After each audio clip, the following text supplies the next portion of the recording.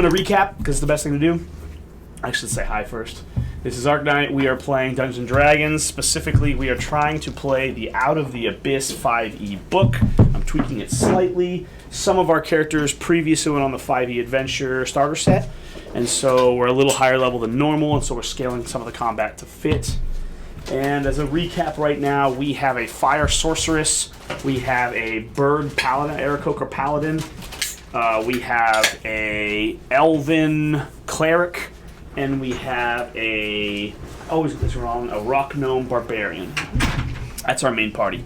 One of the oddities of Out of the Abyss is that you are showered with NPC allies, and it's written kind of open-ended, where any number of them could live or die. It doesn't really matter, but the ones that survive can give you inns to all these various cities as you travel around. So we right now are floating in the Dark Lake. We have a boat full of people, and somehow attached to that boat we have a string, a chain, a rope, something, a little grappling hook. We then have the big top cap of a mushroom that's its own little boat, but the main boat can paddle better, so we're pulling one behind the other. We have 3 Kuo-toa guides, which do not look like Kuo-toa. They look like lizard men, but these are Kuo-toa. What is it? And now that the Kuo-toa are gone, winter. we should swap those minis out with real Kuo-toa. I know I found even more Kuo-toa in this Thanks. pile. But when you have a minute... No. Those are not Kuo-toa. The fish people, the weird little... The Murlocs. I know we've got them. They're in our books. The things we fought last time, remember? Yeah. No, she doesn't remember. There's one. They're out. You don't need to go through the sheets because they're out. We fought them, so they must be standing there. They're out. Then give me the books over there. Yeah. Well, here's one. And here's our books. Quick little plug of our own product. We make flat plastic miniatures, and you can get a little book like this, and you can fill it with flat plastic miniatures. Yeah, that's sweet. We're having success failure at the moment because we have 10,000 miniatures, which is very fun. But now on stream we want to use some, and so we are enjoying the clutter. That is not what I want. I want like this guy. We didn't We get had those only guys like out. 2 of those Okay. last week. Oh, So it's in these things, I think? Nope. Nope. There's a merman. well, There's 2 more right here at the top. So if you just want to pop them out, pop them on. You're on there. Didn't know what? I said, oh, how embarrassing. I didn't know that. The difference between them. They all look the This is a same. mermaid. But it's a This moon. is a Yeah. fish. And the mermaid eats the fish, right? Is that the hierarchy in the Yes, food chain? mermaid eat fish, absolutely. So we'll switch out these lizard men for Kuo-toa. So we have 3 Kuo-toa guides, and they are just regular Kuo-toa that are guiding us on the boat. Here is Garnet. She is our fire sorceress. Here is Ren. This is our rock gnome barbarian. Who else have we got here? These are guys. my character out there. You don't have your character out. This is our Aarakocra paladin, who is constantly flying now that his wings are fixed. Oh! Uno. Uno, dos, and I need tres coma. I need a little base. Just pop one of these off.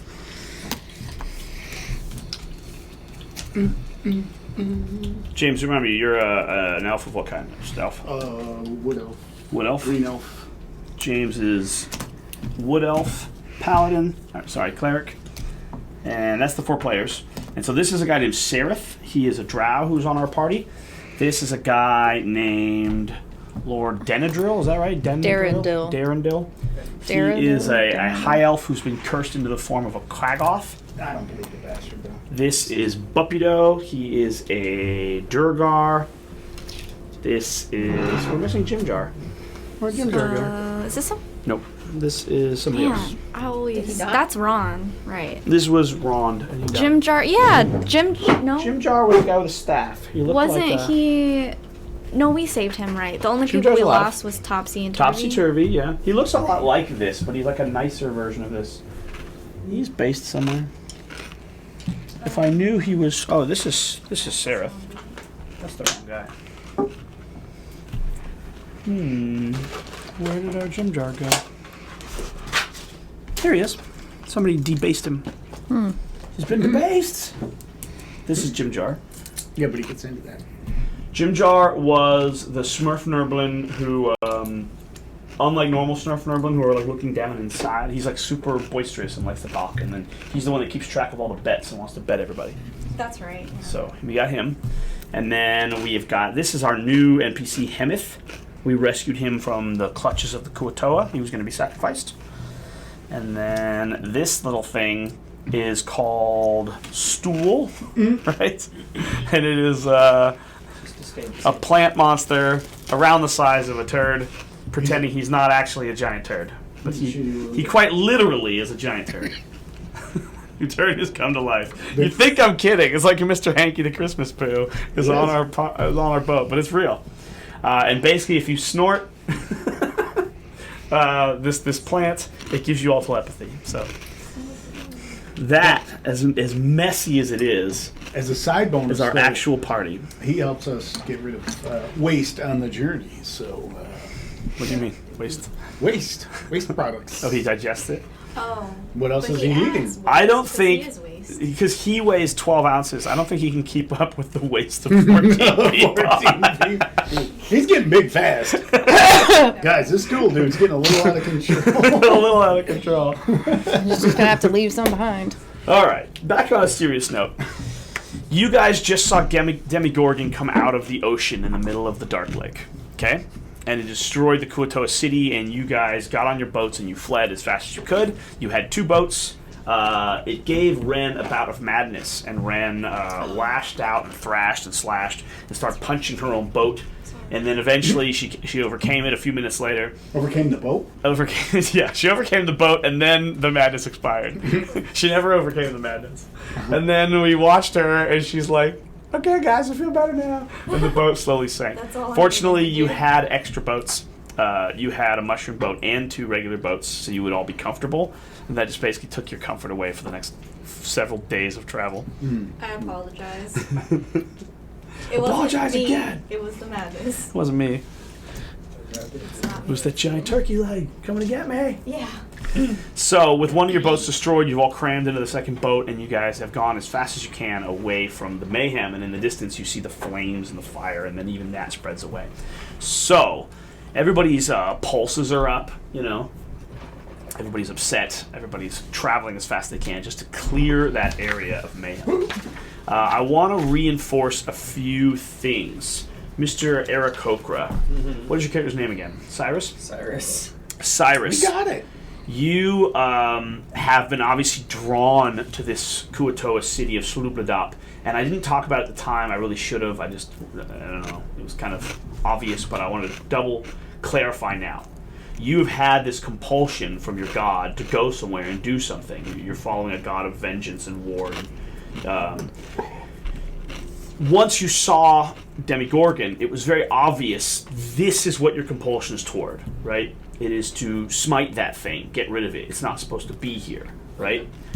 But also, the practicality of it is you ran away from it because you're basically being told by your god, go punch that fire, right? So you have to rationalize that in some way. Like, wow, you didn't mean go kill myself pointlessly. You want me to kill it. You don't want me to fail to kill it. Right. But that is still a conflict of your chest and your stomach. It hurts to be going the wrong way. I feel the pain.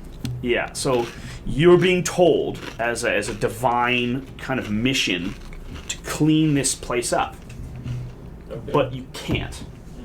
You're on a boat sailing away from your divine objective. And I just want to I want to let you have an opportunity to say something, or I'll just say it. You don't like it, right? You can't like it. Not enjoying this would be like not being a vengeance paladin, right? Right. But unless you believe right now you can go fight Demigorgon, I understand why you've left. But that's the topic at hand, right? You don't have the power to do what it is you're being quested to do. Yeah, that's unfortunate. My Birdman's. I'm an angry bird. And, really hoping to get. Hey, Was that a knock there's on a the knock back at door? the door. That's the wrong door to be knocking at. Did the guy go around? That office in the back. Yeah, he actually followed the instructions to the letter. Office and back, so we went around to get to the office and back. Well, we should open the back bay door and say hi to him. Do we need to pause? That's probably what he's doing. No, just one of you get up and, well, he's already I'll gone. wait for it. No, James doesn't need to hear this.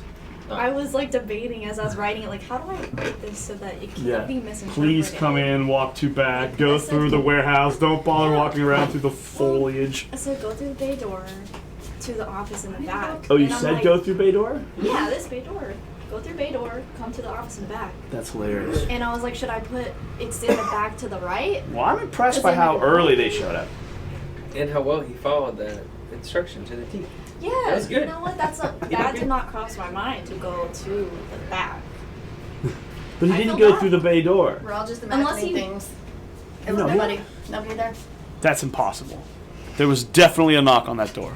Could have been our neighbors doing something in the back. I suppose that's possible. Who knocked on that? Someone knocked on the No, table. I just heard another.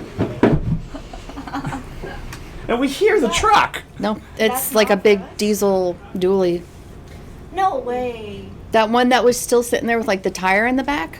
That is loud. It is. That's All right, creepy. then never mind. Huh, okay. So on that turn, where did James go? He's trying to figure out what's going on. He's like Maybe that guy had to move he's scanning the perimeter. Yeah. All right, so Someone's out there. if you could take that So bag anyways, and put it my as guy- close to the mic as you can, and then crinkle it. This mic over here. Yeah, that one. Oh, okay, yeah. I'll make sure to keep it as far away from there as All right, possible. possible. Don't worry about Right those here. right there that are next to your face. That's That's fine. actually useful, but yeah. Right. Cool. This guy. No, I mean the bag. Just like this. You rolled a 1. No wait. Hello. It's over there. You don't even know the I camera's don't know going what camera on. we're on right now. Way to go, cameraman. Dang it. I call you camera boy. That's it. Camera kid. Camera bird. Bird brain. All right. All right, so bird brain. Lamo, I'm pissed off. We're not killing the Gummy Gorgon. Brr. But here we go. I can't kill him anyway. But the conversation would naturally come up of how are we going to get stronger, right? How are we going to deal with this? Because we can't deal with this, right? Bless you. Thank you. James, this probably relates to you as well. You had felt a desire to go to the city. There's a reason you guys and your escort had gone to the Kuatoa village. You Yep. were drawn to Sloobadop. It was your mission to go to Sloobadop. Sure. And then Demigorgon arrives. So that's what you're thinking, right? It's a set of bone dice. we I had no point thinking I have to handle him myself. so- Sure, sure. But your I don't know. Your objective has been kind of a little clarified. Okay. Okay. You guys are maybe 10, 15 minutes down river, down lake. And you hear this chattering between the Murlocs. Not the Murloc, the Kuatoa, which are totally Murloc, but not non-IP Murlocs. Just piss all the D&D people off. Because Murlocs are non-IP Kuatoa. With the telepathy shrooms in their brains, they can speak to each other and to you fluidly, right? Which normally they can't do. Normally they just gurgle at each other and they know what they're talking about, but you don't. But with this clarity in your heads, instead of talking like bubbles and like blah, blah, blah, blah, you guys hear this nice, concise conversation from them. And in their brains, they sound more like surfer dudes. They're like calm and rational. And they're like, hey, we're doing this all wrong.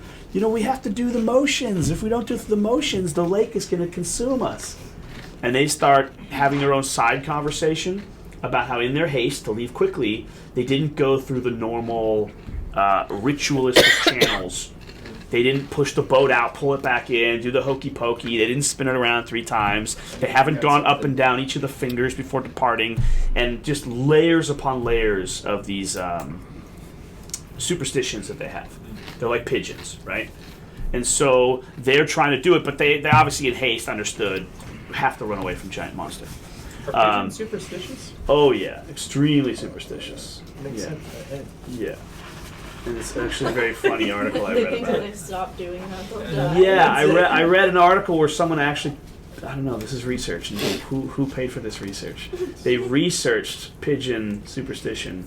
This is actually the guy who proposed it that I read, and I was like, this makes enough sense that I'm just going to buy it. I'm just going to take it on. Yeah, this is true now. And he said what we're noticing is that like a pigeon will be fed on a Wednesday, and then he'll think that whatever he had been doing before being fed is the reason he got fed, and so they keep trying to reenact the thing they had done the last time they get fed, and they start ingraining superstitions. He translated as, we think this is them being superstitious.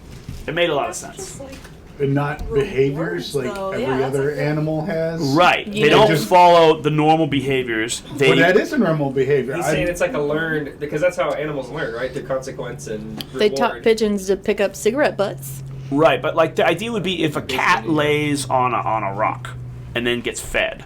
The cat isn't going to keep going to that rock to get fed. He's going to go to the area where he gets fed, but not necessarily the thing he had just been doing. And the pigeons, in the study, I absolutely disagree. I I know. don't care. I'm telling you what the study said. The pigeons will like take the same number of Sure. steps forward and step back and turn left and then think they're going to get fed again. And so, anyway, the conclusion of this story was they're superstitious. That's still. As an owner of 2 naked cats, do you feel like your cats stay naked because they get more rewards Yes. as a result of superstitions? That That's with why they fur, didn't grow They may hair. starve to death. They shout at the windows in the winter because they're not getting the same effect they get in the summer. So, I'm just I think saying, it's still a behavior. if you not write an a article on it, superstition. somebody might believe it. Go, Josh. I think cats could also be superstitious. I'm only just trying Very to make that sound though that the cats make. What's Can that? you reenact the sound of No. them yelling at the windows? I can, but I'm not going to. That's it. Come on. Okay. All right, Totally fun can. side note there. Good job. But they're having their little side chatter of if we don't go back and do the superstitions, we're going to get eaten by the lake. And during this distraction, movement is coming toward the boat that the Kuoto would normally notice, and they're slow to notice it because they're in a discussion over whether they need to head back to Demigorgon to set off the right way. I tell them they should. They should go back. Precision, droplets for amateurs. So, 3 bases, So please. it's Got so some bases. inconsistent. That's right. You just, it's all there. Read every drop of branch. Just grow. Just saving the environment over here, y'all. I mean, think about how much ranch you waste The carbon when you footprint. pour it onto the plate. If you do that every time, You got measured ranch amounts. on the plate. That's it. It's just a bottle. Getting her an eye droplet. It's very smart. Very Make a little sensible. mini spoon. Thank you. Yeah. Everyone else is judging me. And if for you it. calculate the value of that I was, ranch, I was appreciating I it. mean, it's like 2 cents. You know, but you'll end up over Take into time, over your whole consideration. lifetime, you probably wasted at least a whole bottle of ranch of like what you left on your plate. This is like the Okay. discussions with people that don't flush the toilet because you're going to waste so much water over time. And if you only No. flush every 3rd time, that's 150 gallons a year. Oh god. That angers me on a personal No. level. I don't want to see anybody's leftovers in there. Only every 3rd time. All right. You guys hear a noise coming from the water. Okay. Perception checks. It's pretty obvious what it is. It's a noise coming from the water. This miss. 9. 10. Only the no. You have the best. Gnome, because they've relegated you to the back boat. Oh. You add go. to it, it'd be- Guys, there's something in the water. Oh, perception, actually. And 3 things are approaching the water from underneath rather quickly. We haven't got the rest from last week, correct? What did you cast before the last rest? Bunch Oh, of the stuff. spells you cast during the big scene? Yep. No, you have not slept on the boat. Cool. I don't think anyone's hurt, but yeah, you may not have your spell casts. I know what I did.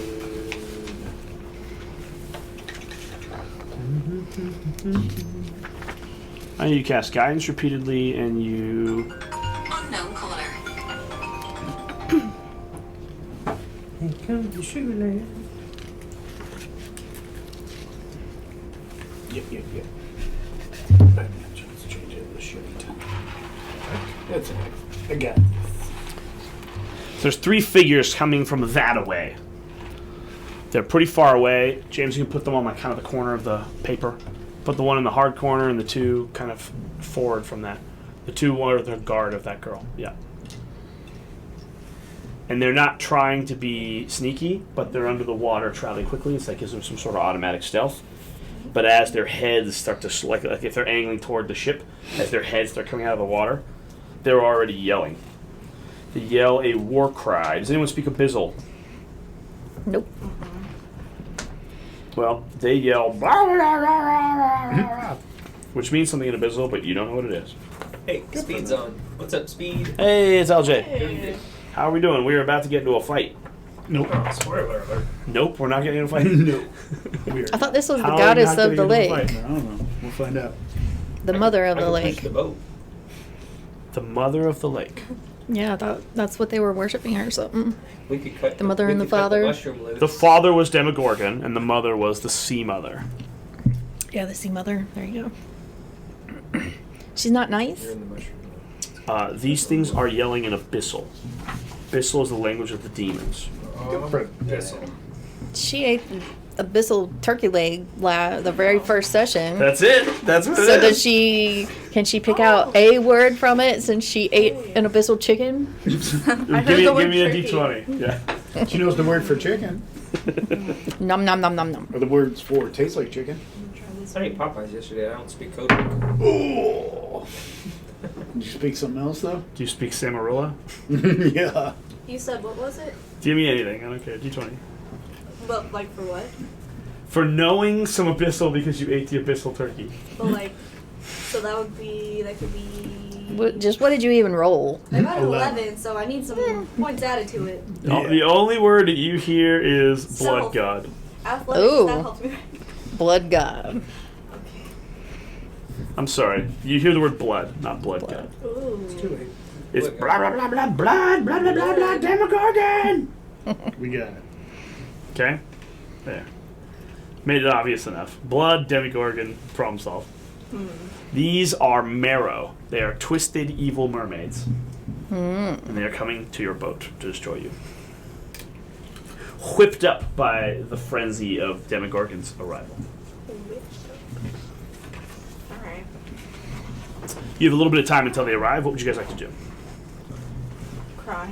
They are not making their presence hidden. They're Cut the making their mushroom presence loose as a loudly distraction known as they we can. Sail away. I'm sure I could fit on the boat. I'm tiny. You could put on the boat. We could throw another one of those.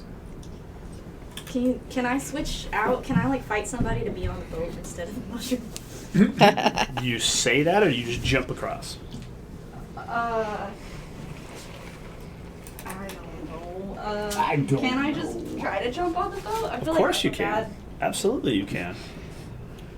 You can just yell, switch! And just jump on the Change boat. over. It's my turn to be in a boat. Okay. You've been on this I do it. mushroom for like 20 minutes. We are just tired. getting What's the guy started. from? You guys have sailed as fast as you can into the pitch black dark light. You know what? We Can And you we finally can't see the Justin- fire. can we So you're- telepathically Screams talk of, to like, our Leroy people Jenkins. and be like, Leroy it. "Hey, who are these people, and what's the best way to fight them?" We're gonna ask the Kuo-toa? Kuo-toa. As you bring in our them mind. to the Kuo-toa's attention, they go, Yeah. see, we were right. We should have done the superstitions. He goes, Marrow, we have Marrow. And he mentions that these are evil. Oh, I'm sorry. This is telepathical communications? Yeah. Oh, I no, mean, we should have done the superstitions. I told you guys. These are Marrow. Oh, they're a pain to fight. These are evil mermaid. They eat fish. Like Well, weird fish. fuck. Well, we could just toss them overboard, right? Thanks for Hey, the hat. it's true. I'm serious. I feel like throwing them in the mushroom and cutting the mushroom loose is a Ooh. honorable sacrifice to the mer people. Mm. I cast aid on Rin and Cyrus and myself. Is that like Super Bless? 5 bonus hit points. Oh, okay.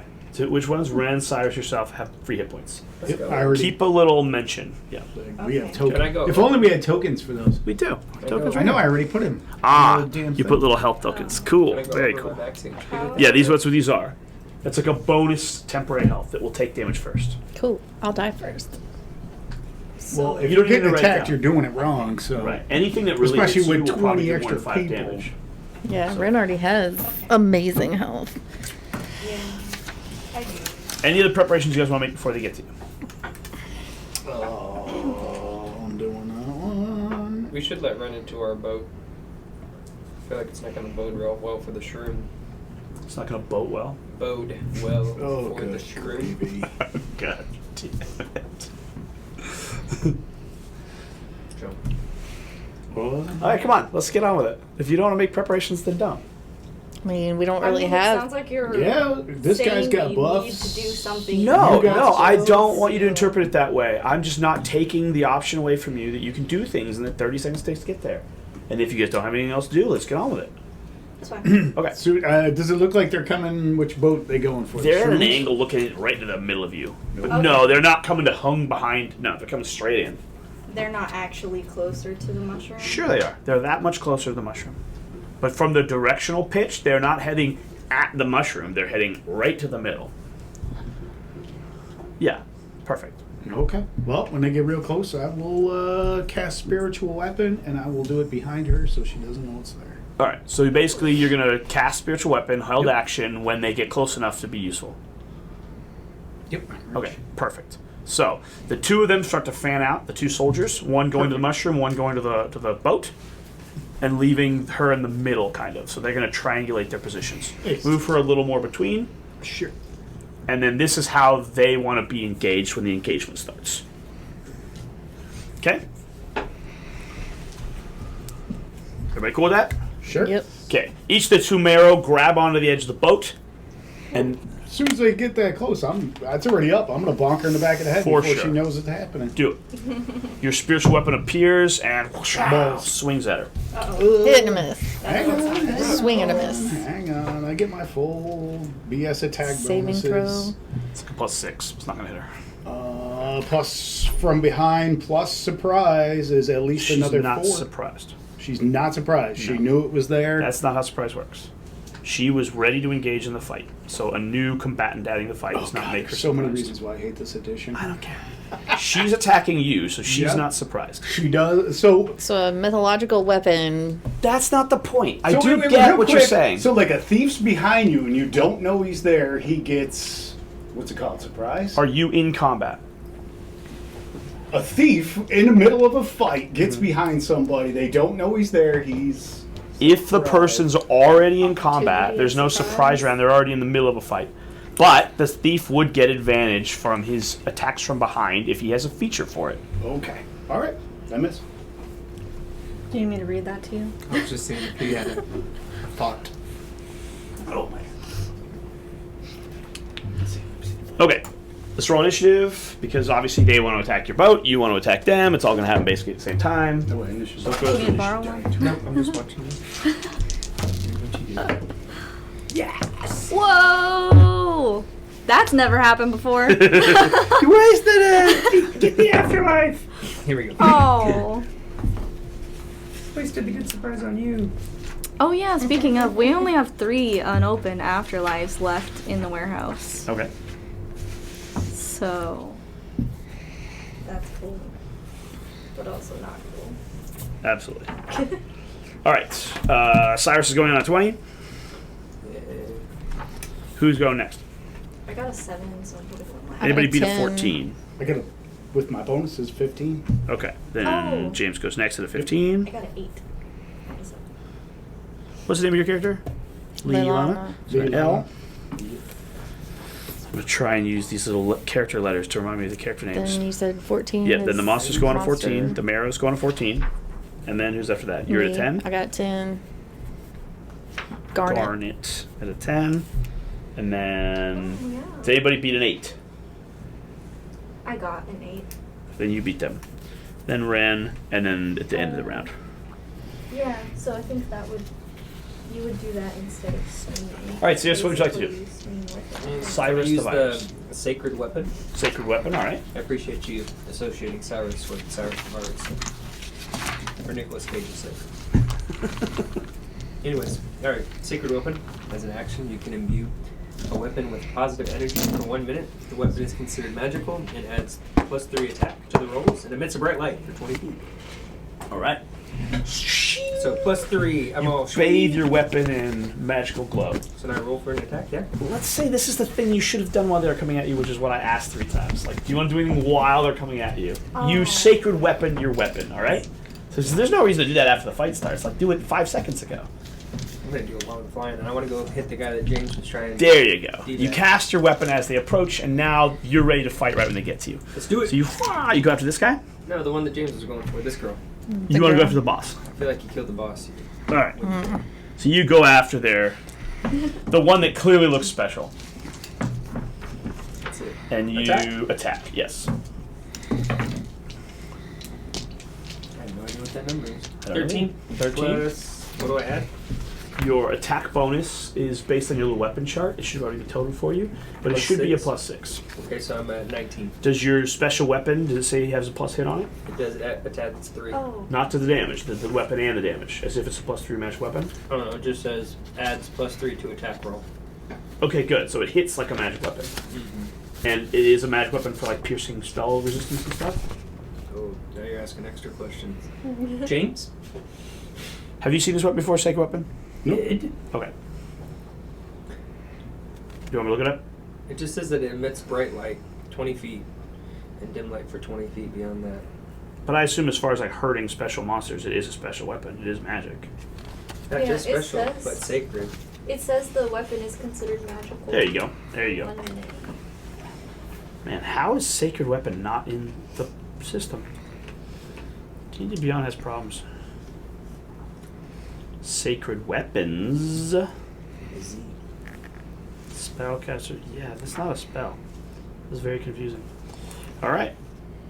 If that's what it says it does, that makes perfect sense. It has a +3 to hit and it counts as a magic weapon. Totally get it. Okay. Alright, you smash into this person. How much damage do you do? Alright, so I'm going to use my 1d4 plus 4. Your claws? You're not using your weapon? No, it's my, I have a dagger, right? I think you have a short sword. Which is D6 plus your strength. D6 plus my strength. You have the long Alright. sword is D8 plus 4. That's his like starting character stuff, but we've never refound long Oh. swords Those since. items. Alright, so I'm going with the D6 and I'm going to add 4 to it. Okay. 5. Hey. Dude, I'm telling you that afterlife hits different. 9 damage. 9. Plus Alright. the 3. Well, it Right. says +3 to attack, so you gotta tell me what the spell is, because I can't find this Here. spell. I've read it 3 times. I know, but I can't find the weapon in the actual internet. What is it? Supposedly Sacred Weapon. Sacred. As an action, you can imbue a weapon. So this might just be a paladin Yeah, feature. it's a feature, not a spell. Alright, that's why I can't find it. +3 to attack roll. So no, it doesn't do more damage. It makes perfect sense as a feature of your vengefulness. That way, you're never going to be caught without a magic weapon when you need to fight special enemies, because you can just make the weapon magical. So what am I adding plus 3 to? Your attack rolls to hit him, which you did, and you hit him. And then your damage is now 9 damage. Are you smiting by burning a spell slot to smite? Oh, I am going to smite them. Okay, how many spell slots have you got left? 2. Level 1 or 2 spells? Level Oh, just 1. level 1s, right, exactly. Okay, so add 2 more d8 to the damage. I'm going to go with the bone.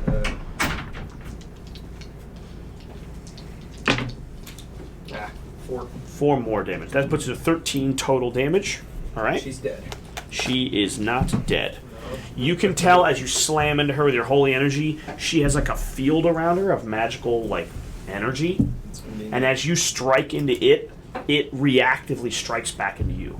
And you take 15 cold damage. Ooh. That's convenient as well. 5 of it gets eaten up by your bubble that James gave you. Right? You say so. Didn't he give you a temporary hit points of 5? Yeah. So I'm at 26. So 5 of that's eaten up by the temporary hit points, and then you take 10. Okay? Alright. Then who's next? Leilana. So it doesn't get advantage from behind. The weapon does not. It's a magic weapon that gives you extra attacks every turn. Okay.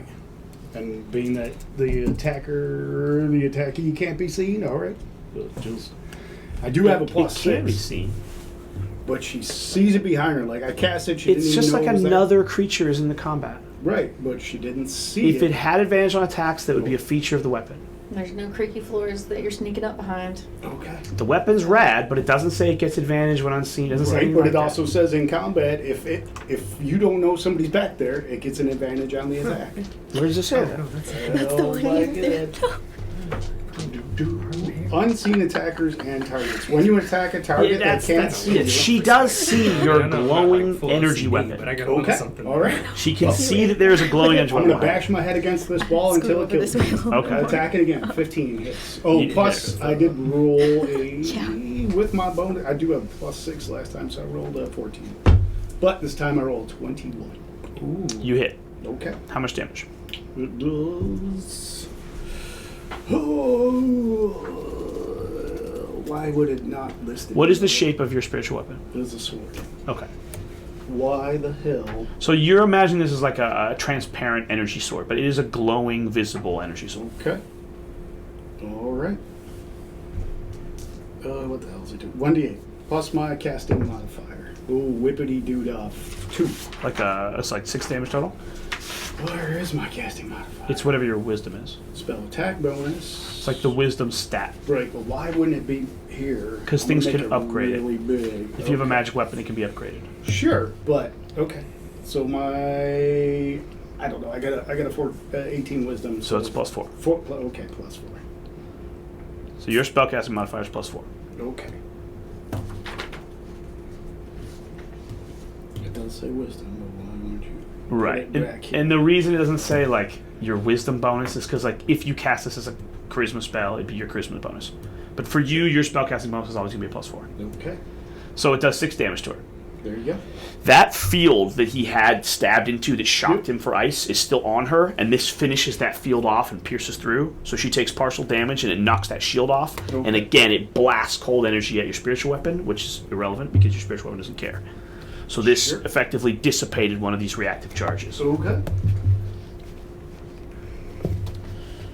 All right. And then what do you want to do with your action? I got nothing. You can do Until they anything. get close. I got nothing until they get close, and I've used most of my spells, so I got nothing until they get close. You can cast cantrips. So I could. I'll use my bow. Can you do anything until they get close? And they are close. These two are like on the boats. So are they? Because I was gonna ask, is that guy 18. like kind of? We rolled Grabbing initiative to up determine and- when exactly. On his turn, he's grabbing the boat, but it's like the initiative means you're going slightly before he gets to the boat. Anyway, 18 with your bow. Yep. Okay, you shoot him for an 18. Doing a whopping, 5 points of And damage. who are you shooting at? Her.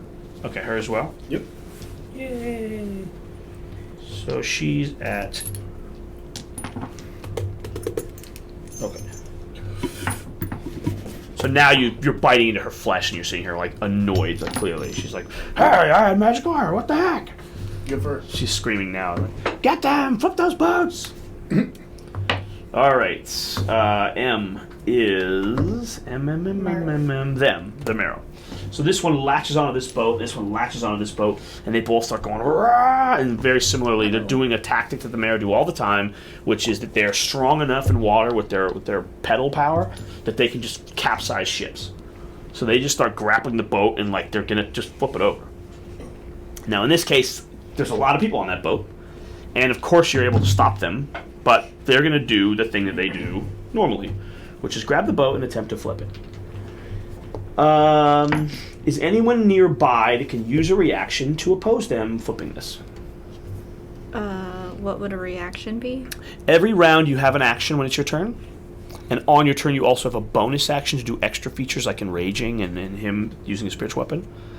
But you also get a reaction, which resets every time it's your turn, that you can do a thing when it's not your turn, such as attack someone who's moving by or do special Like functions. stab his hand to release his grasp. In or this something. case, it's saying, hey, if you have a reaction available, you can try to stop this guy. So the reaction could be any action, basically? No. It's like things that literally need a says- reaction. Yes, and this is saying if anyone has their reaction available, they can use it. And you, of course, do have your reaction. So do you want to try and grab this guy and stop him? He's right in your face trying to flip your mushroom. Yeah. Okay, do it. Anyone in the boat can thwart the marrow by using your reaction and make a strength check. So you're going to test your strength against the marrow's strength, and if you do, you just swat him down and say, "Get off my mushroom." Okay. What is your check? He's at an 8. You have a 4 plus 3, and he got a 4 plus 4. He counts as having 18 strength in the water, so these things are very, very, very strong in water. So you can't stop him from flipping the boat. Hemeth is there. Would he try as well? That's Hemeth. Sure. He's also got a whopping 8. Yeah. Well, Well- he rolled an 8. Okay, so there was actually a choice for him. He could have either taken his own roll or given her advantage, but yeah, either way. So they both are wrestling this guy, and he's like, "I don't care! I'm a merman!" So yeah, both of you are like grabbing his arms, and he's just gonna just ignore you and flip it anyway. The Quagla's gonna Yes, definitely. Quaggas has He's laying a in there. much better chance. 18 plus whatever strength modifier. He beats it.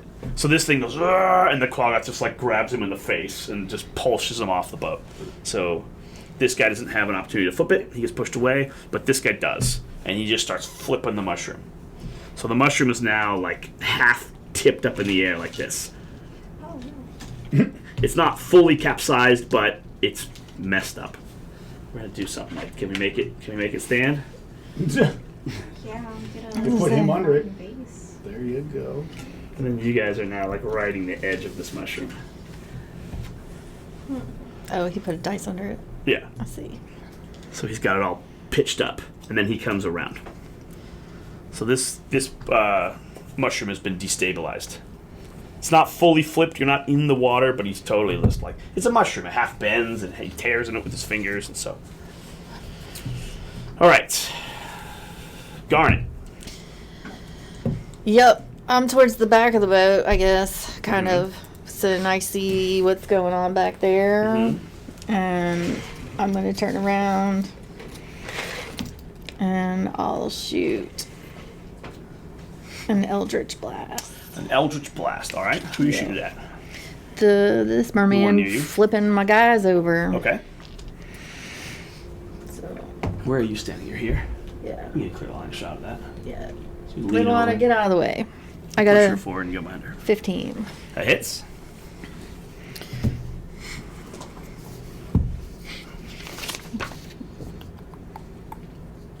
One D10 force.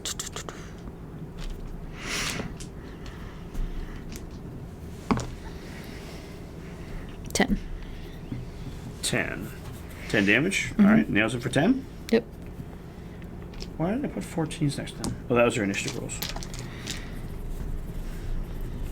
All right, the first one takes 10 damage. This one is now number 1, and this one is now number 2 forever. Alright. 10 damage is solid. What else should I do? Ren, you're up. Your mushroom has begun to flip out underneath you, and you are now sliding down into the water. Alright. So he's not close enough to me that I can use a sword.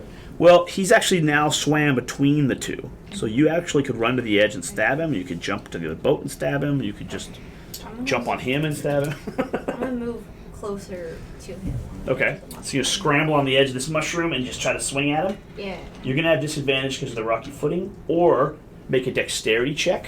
And if you pass the dexterity check, you'll be fine-footed, but then you run the risk of falling entirely. I know it's kind of a weird choice, but I don't mind either way you want to resolve it, but those are kind of your choices. Fine-footed does what? Will do what to me? I'm either going to just make you take disadvantage on your attack roll, or you can say, no, I want to like get secure footing, and then attack him stably, but you Oh. could slip. I mean, mushrooms are kind of slippy sometimes. I'll just do the roll. Just attack with disadvantage. Yep. Okay. Do you want to attack recklessly? Because that gives you advantage again. Oh, so Negating your now? disadvantage. Negating your disadvantage. Oh. When you roll a 7, you're putting that 7 down. Yeah. Okay. If you have disadvantage, you have to roll a second one and take the lower one. If you attack with reckless, that's your roll. Okay. Yeah, then that's like me raging, or reckless is different. Your reckless is different. Every single time you swing, you can tell me whether you want to be reckless. It will give you advantage on the attack, but And they enemy just- attackers will also get advantage. Oh, then no, I won't do that, and I'll just. Just take your disadvantage. All right, roll a second die. All right, you take a 6 and you miss. Wow. Okay. And you barely missed, so you're wondering if that 7 would have worked. Wow.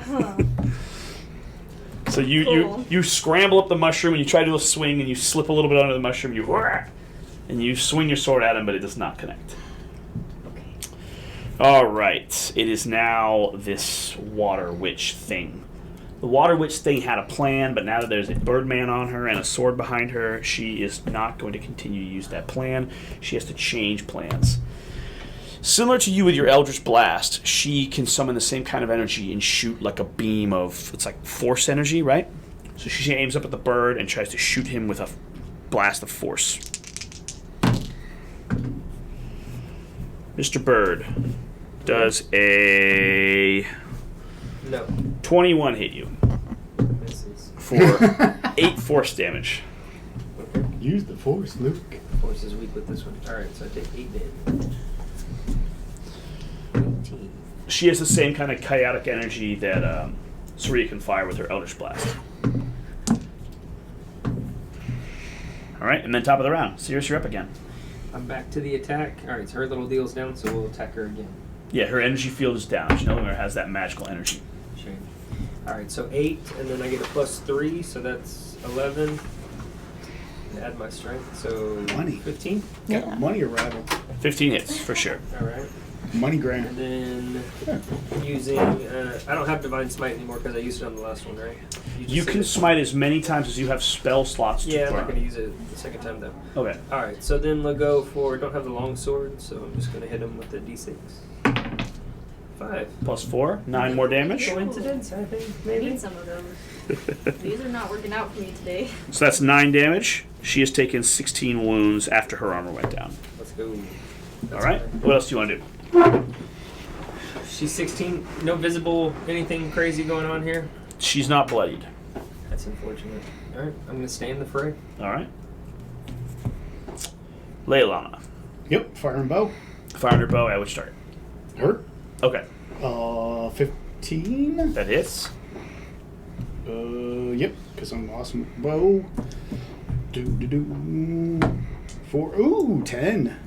10 damage. Jeez. Yep. That nails her. She's taking 26 damage. Still not bloodied. And then my spiritual weapon. I'm sorry, she is bloodied. Yeah. Be 52 at half. Yeah, she's bloodied now.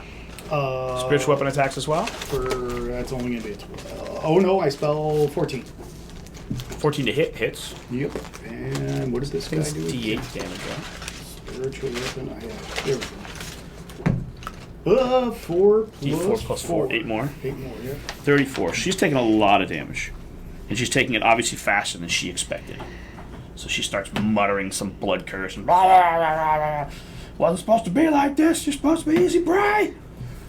So in her anger, Messing with the wrong boat, yeah, really. lady. And everybody just nailed her. She's taking like 4 10s in a row. And her armor got cut through.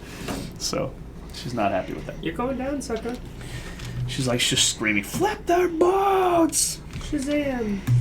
Alright, the marrow. This one has been swung at by But we're not even supposed to be Ren? hearing that, though, are we? Because yeah, I'm just, we don't speak marrow. you can whatever. understand what she's saying. She's saying flip that boat. He's attacking you with advantage.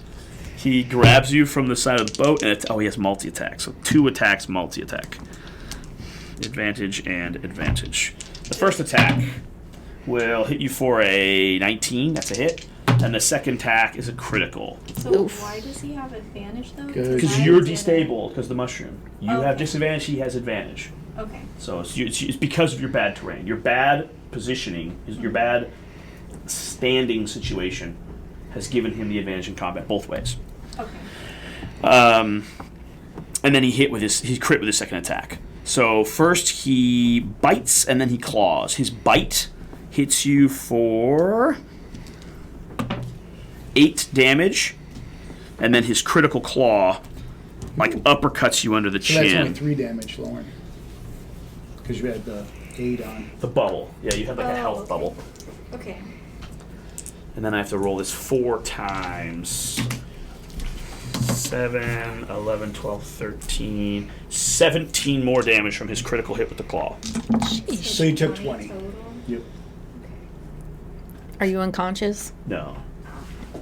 When she's raging, she has 100 health. Shit. She's not raging right now, which definitely sucks. That 20 would have been halved, but Yeah, I should have done that. she can take 100 damage when raging. So she's got a lot of life. Well, if we don't kill it this round, you might want to rage. Okay, that's the first one. And the second one, it's flipping the boat. It got the Quaggoth obviously stopped it. So it instead tries to grab the Quaggoth and just pull him into the water. So it's going to grapple with him. Someone give me a strength check on the Quaggoth. 13 plus the hits. bonuses. 13 plus strength. His strength is probably the same. So, and it fails.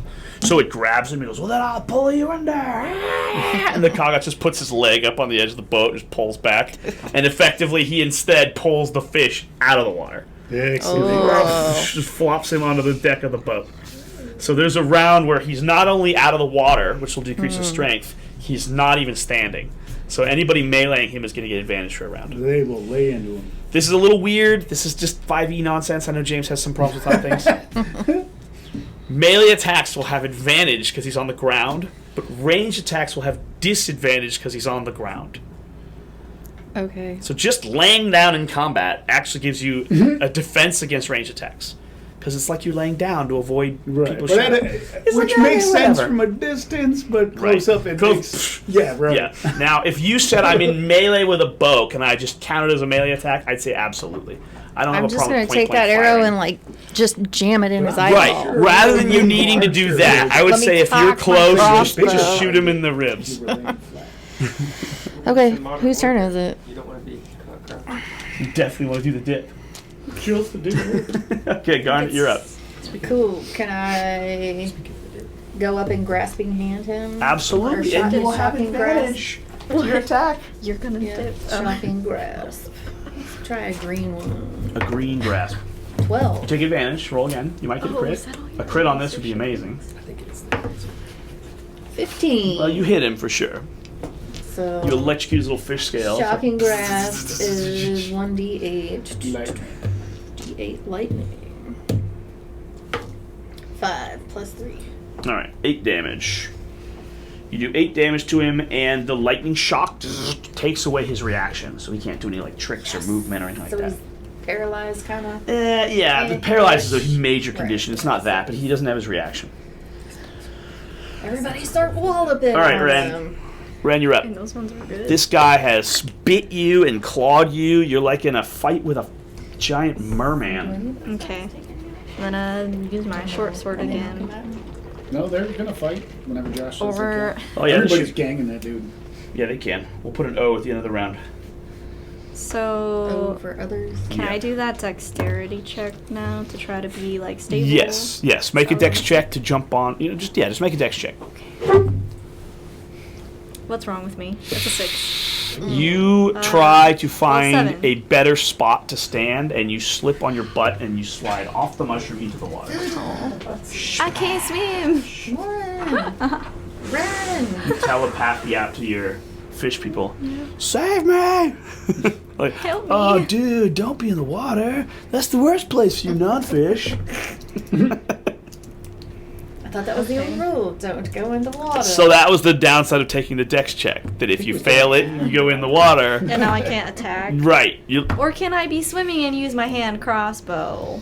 You could have if you just jumped in the Cause- water and there was no problem and you shot your hand crossbow. But attempting to stand in the right place, you went whoop and you crashed into the water. Yeah, but now that I'm in the water, am I not swimming? Correct. You were not. You were on your head drowning. So you, I you did actually not can't go swim. gracefully into the water. Thinking like a You rock. fell on your butt and tumbled into the water. And So I'm drowning. yes, you're being punished by a failed dexterity check. Okay. So your choices were just take the bad situation and swing away, or attempt a dexterity check, which of course you failed, which is the worst scenario. Mm-hmm. I get possible. that, yeah. Yeah. I'm just trying to see how You're not this works drowning, you're because just not when you swimming fall at in the moment. water, you pretty quickly start swimming again. Right. And then you could pretty quickly, pull out your bow and shoot it. Right. That's Same. absolutely true. And this is that But moment. this is 5e. No. This is that moment when you've just gone on the water and you haven't pretty quickly Right. yet. Okay. You will flip around and pull your crossbow and start firing. Mm-hmm. And that'll be your next turn. Are you wearing chainmail? Because that would sink you down. She's not. Well, I don't know what your medium armor is. Everybody has short swords and some medium Oh, armor. leather armor. Yeah, I think it was a leather, like a heavy leather. So it would be hard for you to tread water. I don't know why you're adding heavy to it. You didn't say it was heavy leather before. No, because the classification of medium armor, leather's light armor. Mm-hmm. So something about that leather must be like a really reinforced, like thick straps or something. Something makes it medium layer. armor as a category. But anyway, we digress. Yeah, we definitely digress. Saltwater So digress. she's just tumbling around in the water trying Yeah. to get her head up. She just decided to go for a swim. She's like, I did that "Guys, on purpose. I see something at the bottom of the water. Actually, perception check. Oh, I might see something. There actually could be something in the water. What's my perception? A -1. Is your Is perception it? really? It is a -1. It's +1. Okay, fine. Then you see something. 16. You fail, and then you're tumbling, and you go down about 15 feet. You swear you see something shimmer underneath the water. Right underneath where you guys were. Okay. For what it's worth. I can't say anything though because I'm underwater. You can Like, telepathically. Yeah. If Oh, you're yeah. like 2 feet from under the water, then yes. But Okay, if you're so I'll actually- telepathically The little tell you bubble guys. guys, I that see something I see under something. when it yeah. pops the sound. Yep. Cartoon style. Yeah. Don't trust the mushrooms! I regret That's nothing. awesome. Shiny. All right, it is the Yeah. bad guy's turn. Sorry about that. She is frustrated, upset. She is going to swim away from you, which gives you an attack of opportunity if you want to take it. Yeah. D20? Yep, D20 attack, all normal stuff. 14. You're gonna get a It's plus a 3 from 10. your special Oh, no, weapon. it's 10 plus the plus 3. It's so 13 plus your strength, which So is it's 17. That's a hit. Okay. And then you roll your D6 plus 4. Oh, 5. 5 more damage. You stab her for another 5 damage. She's 39. on 5 every single time, I know, and man. then that one. She swims straight over. Okay, She's like, not you know, bad. that does that thing that fish do where they go down for a minute and they go, wow, and they jump. You know how she gets some water momentum? And she jumps with an arc that lets her land and go and land on the ship. This guy doesn't get a. It's not a real creature. It just Okay. attacks on every one of your bonus actions. Okay. So it basically doubles your attack potency every I think round. it does it on my reactions. So if I could do a reaction, It's your bonus action. Takes your bonus spiritual action. weapon. You summon it as a bonus and it immediately attacks, and then you can re-attack as every a bonus. action on your turn. Right. Yeah. So Okay. basically lets you use your bonus every round. So it's doubling your uptime. Okay. It's not a. I thought it was a reaction. Yeah, it's very good. It's just not a creature. It doesn't have those other features. So as she lands on the boat, Features. you could take about attack of opportunity against her because she's going to fly past you. 21. That'll hit. Balls, man. I can't do damage. So, 4. Still, 6. Still something. So she jumps over the water and you hit her for another 6. She's very hurt. And then she is going to cast the powerful spell given to her by her unnatural mutation. Here we go. I think I have the right name, but I might get it wrong. It's a very famous spell, but I mess up the name of it sometimes. Okay, I'm not doing this. This is stupid autocorrect. I'm in D&D Beyond, spelling a weird D&D thing, and it keeps saying, "You mean a real word?" I'm like, "No, it's just D&D." Well, even Beyond. even D&D Beyond on the computer will do that, and you're like, "No, I'm spelling it right for Right, once, because it's the bros." browser doing it, right? Yeah, you're like, "Come on." All right. You evoke the power of Hadar, the Dark Hunger. Tendrils of dark energy erupt from you and batter all creatures within 10 feet. Everybody's Which is- getting battered. Basically, except these two, everybody's getting hit by this lashing Fantastic. tendrils. Each creature in the area must make a strength saving throw. It's a good one. Yeah. DC, I think, is Share 15. that one. Yeah, it's the community. Tyler, you got the thingy? We got somebody in there who needs to. Adios. A bot. Oh, Yep. but There's it's a a bot in the low chat. price of promotion. There you go. Oh. Oh, it's just it's just hammered. Boom. Nice. Get out. LJ's a real You can one. delete that out. All right, we everybody needs to make a strength Here, save. hang on, I got it. I think it's easier if you just knock it out. What'd you say it Probably was? not a +7 strength save. No, 10. Oh. Hey, she got a 23. You're not actually within 10 feet of this thing. This Okay, is her good. wrecking this boat. I don't want this. And you're not there either. No, I'm not. Yeah. I got a 3 No, I'm plus not. 2. I'm not logged in as me as us, so I can't. So everybody fails? Yep. Okay. 2d6 necrotic damage, reactions. It goes up to 1d6. So it's 4d6 necrotic damage and can't make reactions for an entire turn. So as these tendrils smash into everything, Cool. they're doing 4d6 necrotic damage to every creature on the boat. I'm dead. So it's 9, 14, 15, 17 necrotic damage. You don't have the glass staff. He took it away at this adventure. Balls. I guess it shattered into many. What's your many total pieces. health? 10. Turd. Oh, Because we 'cause of the haven't rested previous and fight? healed. Yep. Okay, yeah. So These tendrils slam into So you how much and knock damage you was that down. again? what did we just say? 17 or something 17? stupid. 17 to everything. All right. So I took 12. Stool is obviously critically injured. Meh. Everybody's hurt. Even her own friend is hurt. Which Well, at was least his he got life. some damage. What are you trying to do? Yeah, I Just know. get rid of it? I'm just kidding. I don't know. How You to pin the delete this thing? spam comment. Oh. I thought you could. there was Josh, a do you way want access- to? Dogehype.com?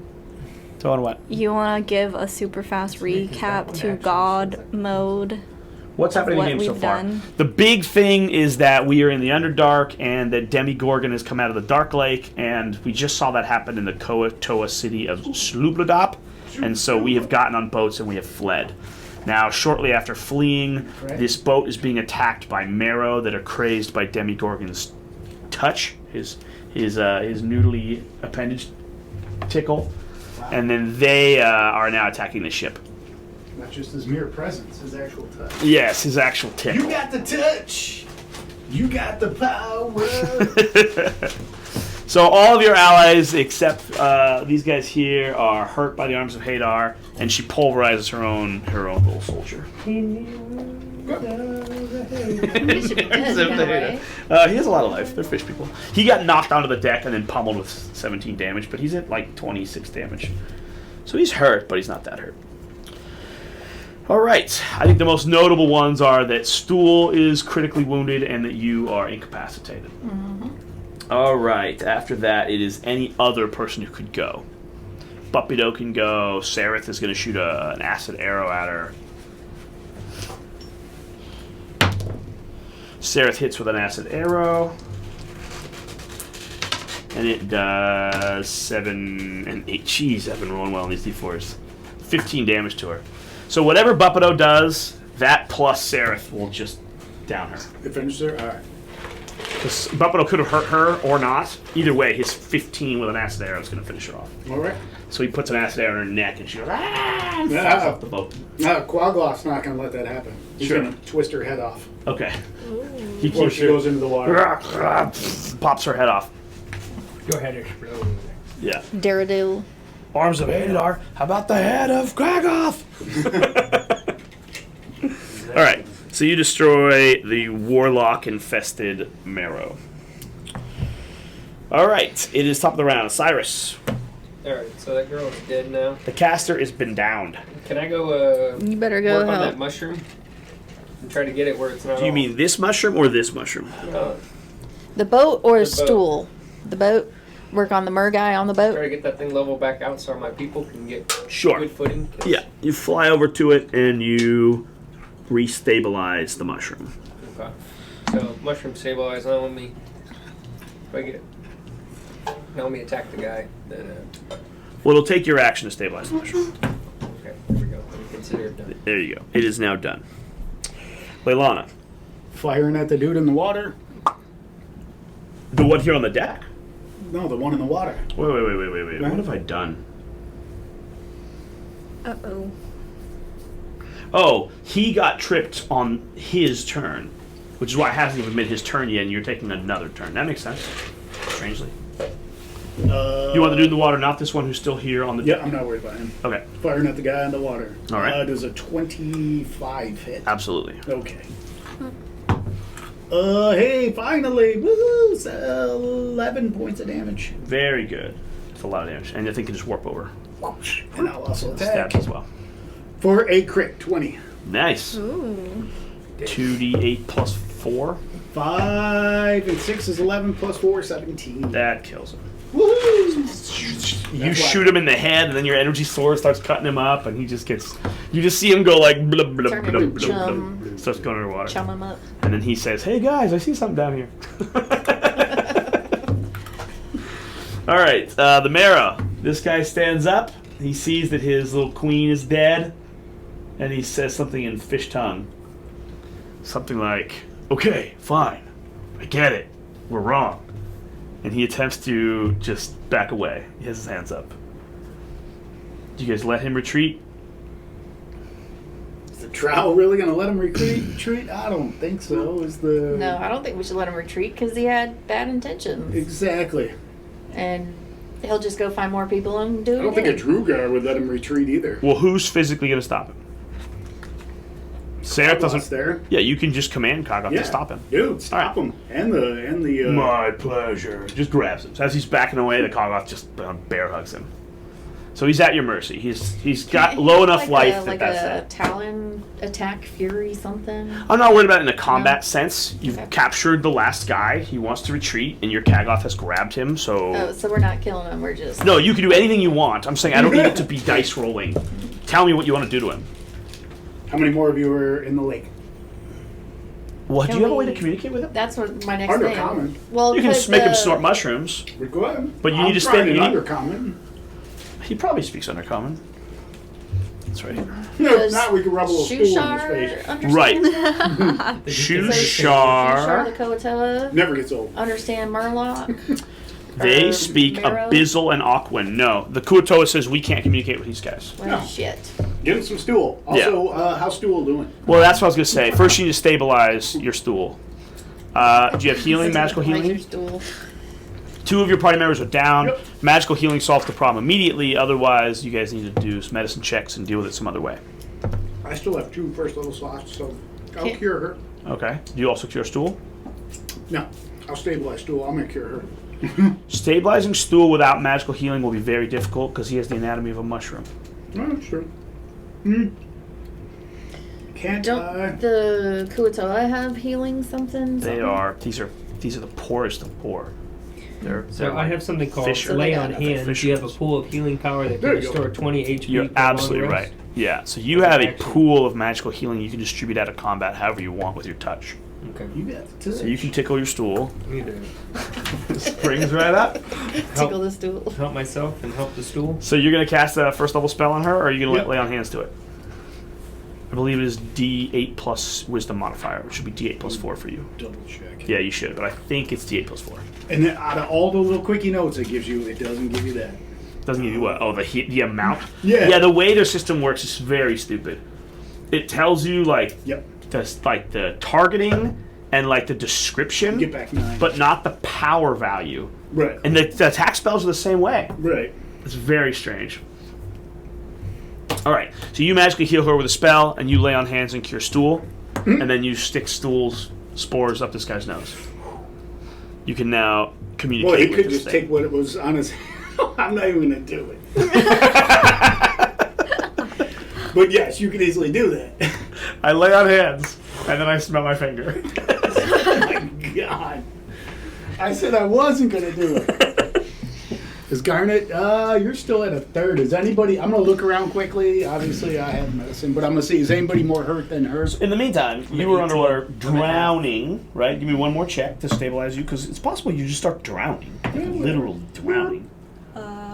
What be? An 11, that's good enough. Yeah. So I you got +3 in like You can- have a you plus can- 1 to dex. athletics. Tread, exactly. tread Athletics water is for good. a couple minutes. So you get a 13, so that's fine. So you're not drowning. You'd have to get like a 4 3 times in a row to drown. If you're in a pool and there's nothing stopping you, in this case you don't just drown for no reason, right? Yeah. All right.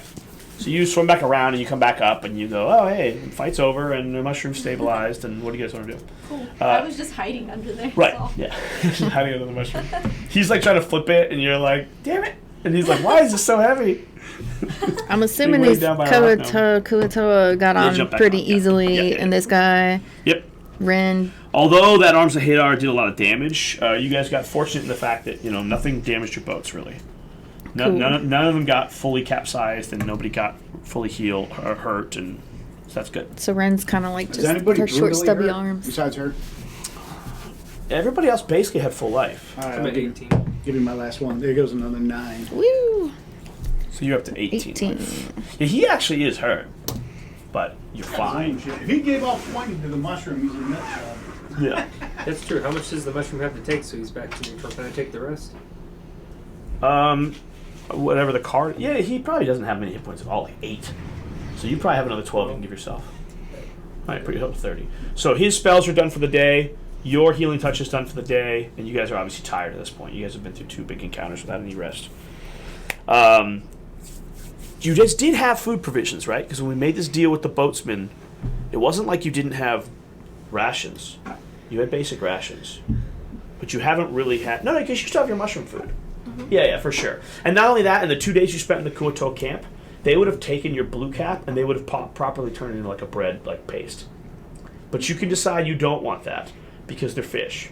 And so their version of cooking the bread is probably to fill it with like mucus and like make it soggy. Ooh. Because that's what they eat. And so actually you might still want your bread to be raw. You might have said, no thank you. But we're going to say, yeah, you guys still have your mushroom provisions, whatever you had before. So you have maybe 2 days of rations Okay. in the open water. Okay, what else do you guys want to do? You have this guy detained, and you can interrogate him. James, obviously said we should get a way to communicate with him, and then we should ask him, questions, right? Yep. Can we do that while we're still moving? Yeah, of course. You just need to tell the fisherman to keep going, and you guys keep going. What do you want to ask him? James, what do you want to ask this thing? How many more peeps? How many more of his people? He says something like, there are dozens of Mara all across the Dark Lake.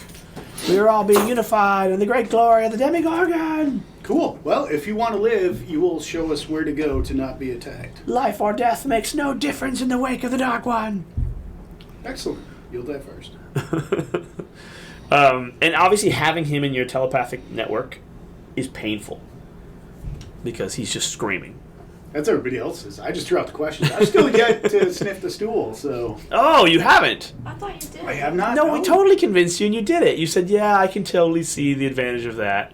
I don't So all you heard was blah, blah, blah, blah, blah, I blah. don't remember. I remember the conversation, and now I'm really curious. Like, are you I don't right? think I did, no. I thought at the end of the day you said, because you can move silently, you said, I absolutely see the utility of moving silently. I saw it, but I don't think I did. Well, I'll allow you to say you have not snorted. I have not. Okay, fair enough. Can we I get the would count replay the on question. that? Yeah. Other people can ask Pretty sure that you did.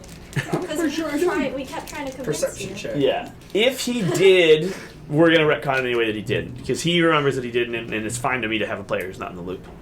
But everybody else has, right? Yep. Yeah. I haven't spent my whole life learning a couple languages to waste it with you people. And Hemeth hasn't done it, because he's new to the party too. So you and Hemeth have your own little clique. Alright, irrelevant though. Okay. Brent, So, but Brent has it's... a question for Okay, what's that? Oh. Do you know what the shiny thing is that I saw under the water? There are shiny things littered across the Dark Lake. There are ancient artifacts and evil cursed magic, and if you go down there, you might be able to investigate and find some treasure. Can we Probably send a protected by Kuo-toa a down water there? weird. Okay. Send one of the Kuo-toa, because they're... Or They can maybe swim. A team of them. You Power mentioned the members. Kuo-toa, that they should go investigate. Yes. They go. I don't know. This is our leader still. Sure. The Kuo-toa go, oh yeah, there's these ancient temples down there everywhere, and they're magically imbued, and they're usually cursed, and we're not going anywhere near that thing. Okay. Okay. We can let's persuade just them. not They're do it. they're aware of it, they're everywhere, but they don't want to take the risk of Well, if they missing out on just a ghost. validated Let's that, just keep moving. let's then. just keep going. Yeah, there's risk and reward, and to the Kuo-toa, it's not worth doing. You could do that 100 times in the Dark Lake. They don't want to do it 100 times; they'll die after 3 tries. All right. Okay, let's keep going. Okay. What else do you want to do with this fish folk? Because, like I said, in the telepathy network, he's just screaming madness at you. Blood for the blood god. Actually, now you can speak him. He says, blood and salt for the prince of demons. That's what his rally cry was. He is trying to... He's like, we've been waiting our entire lives for this moment, and now the Demigorgon is here. We finally get to do something. Does anybody have rope so we can secure You have him rope, and tie him yeah. up? Yeah, you would have had So- rope. Yeah. Yeah. So he's tied up. I keep moving. Sure. Where do we go next? So you're going to keep him tied up? Keep moving. Yep. Okay. He obviously will try to do things like, how annoying can a prisoner be? Bang against the wall, bash his head on stuff, try to capsize the boat through his weight flipping. Cool. But he doesn't weigh enough to really disrupt the thing. But And this he's seems not weigh a in the lot. water, so He's not in the water. he doesn't I will have discuss with super the strength. Quagloth and Okay. Elvish Okay. how to properly fillet him for consumption. Oh, it's quite easy, but strangely, even though my sensibilities are still quite high elven, my body is unfortunately Quaggoth, but there are some strange upsides. I have the appetites of a Quaggoth, and that means I actually prefer to eat them raw. Oh, sushi. It settles my tummy. Excellent. All right. Hemeth wants to speak to you when you have a moment. So okay, let's move this on. So you guys drift for a little bit more. You travel a little more. You let the Kuo-toa do their work, and there's no other immediate events. And after several hours, you guys have some real rest. So you guys should probably take shifts. And over the next 8 hours, we're going to say that everybody at their own leisure has a moment to rest. Shifts. Right, you really do, and you need to somehow figure out how you're going to sleep on this thing. But I mean, you can put like 2 people on the boat and 1 person on the mushroom sleeping at any given time, and do like 2 shifts over the course of like 20 hours. But you need a destination in mind. At the moment, they're just getting away from Sloop-a-Dop, and basically any way you want to go, you got to get a little more into the meat of the Dark Lake. But after that, when you think of the Dark Lake, it's not actually a lake. It's actually like a maze. It's actually more like a series of Durgar tunnels going up and down and rivers and tributaries. And so you find yourselves thinking it's going to be a lake. We're going to be on an open lake. But that's not the way it really is. What it really is like is a series of tunnels and caves that are all just black on black, ground above you and water below you and just worms of tunnels and dirt. And so every time you kind of open your eyes and stretch, you go, oh, are we in like some little side cave? Are we stopping? And they go, no, this is just the way through the Dark Lake. Interesting. And so it's kind of maddening. There's no sense of time. There's no sense of direction. And that's why you're glad you have these Kuo-toa to guide you. And there's danger features every like 2 or 4 hours, but they know how to circumnavigate all of them. So the odds of one actually affecting you are only that like 1 in 100, like a whirlpool that they really have no way to prepare for. Like when whirlpools spring up, that's real danger.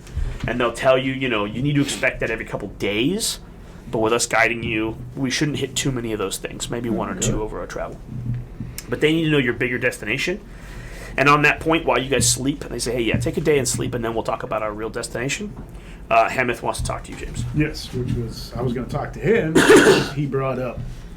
He says, we need to talk in private, and there's only a boat, so how much privacy can we get?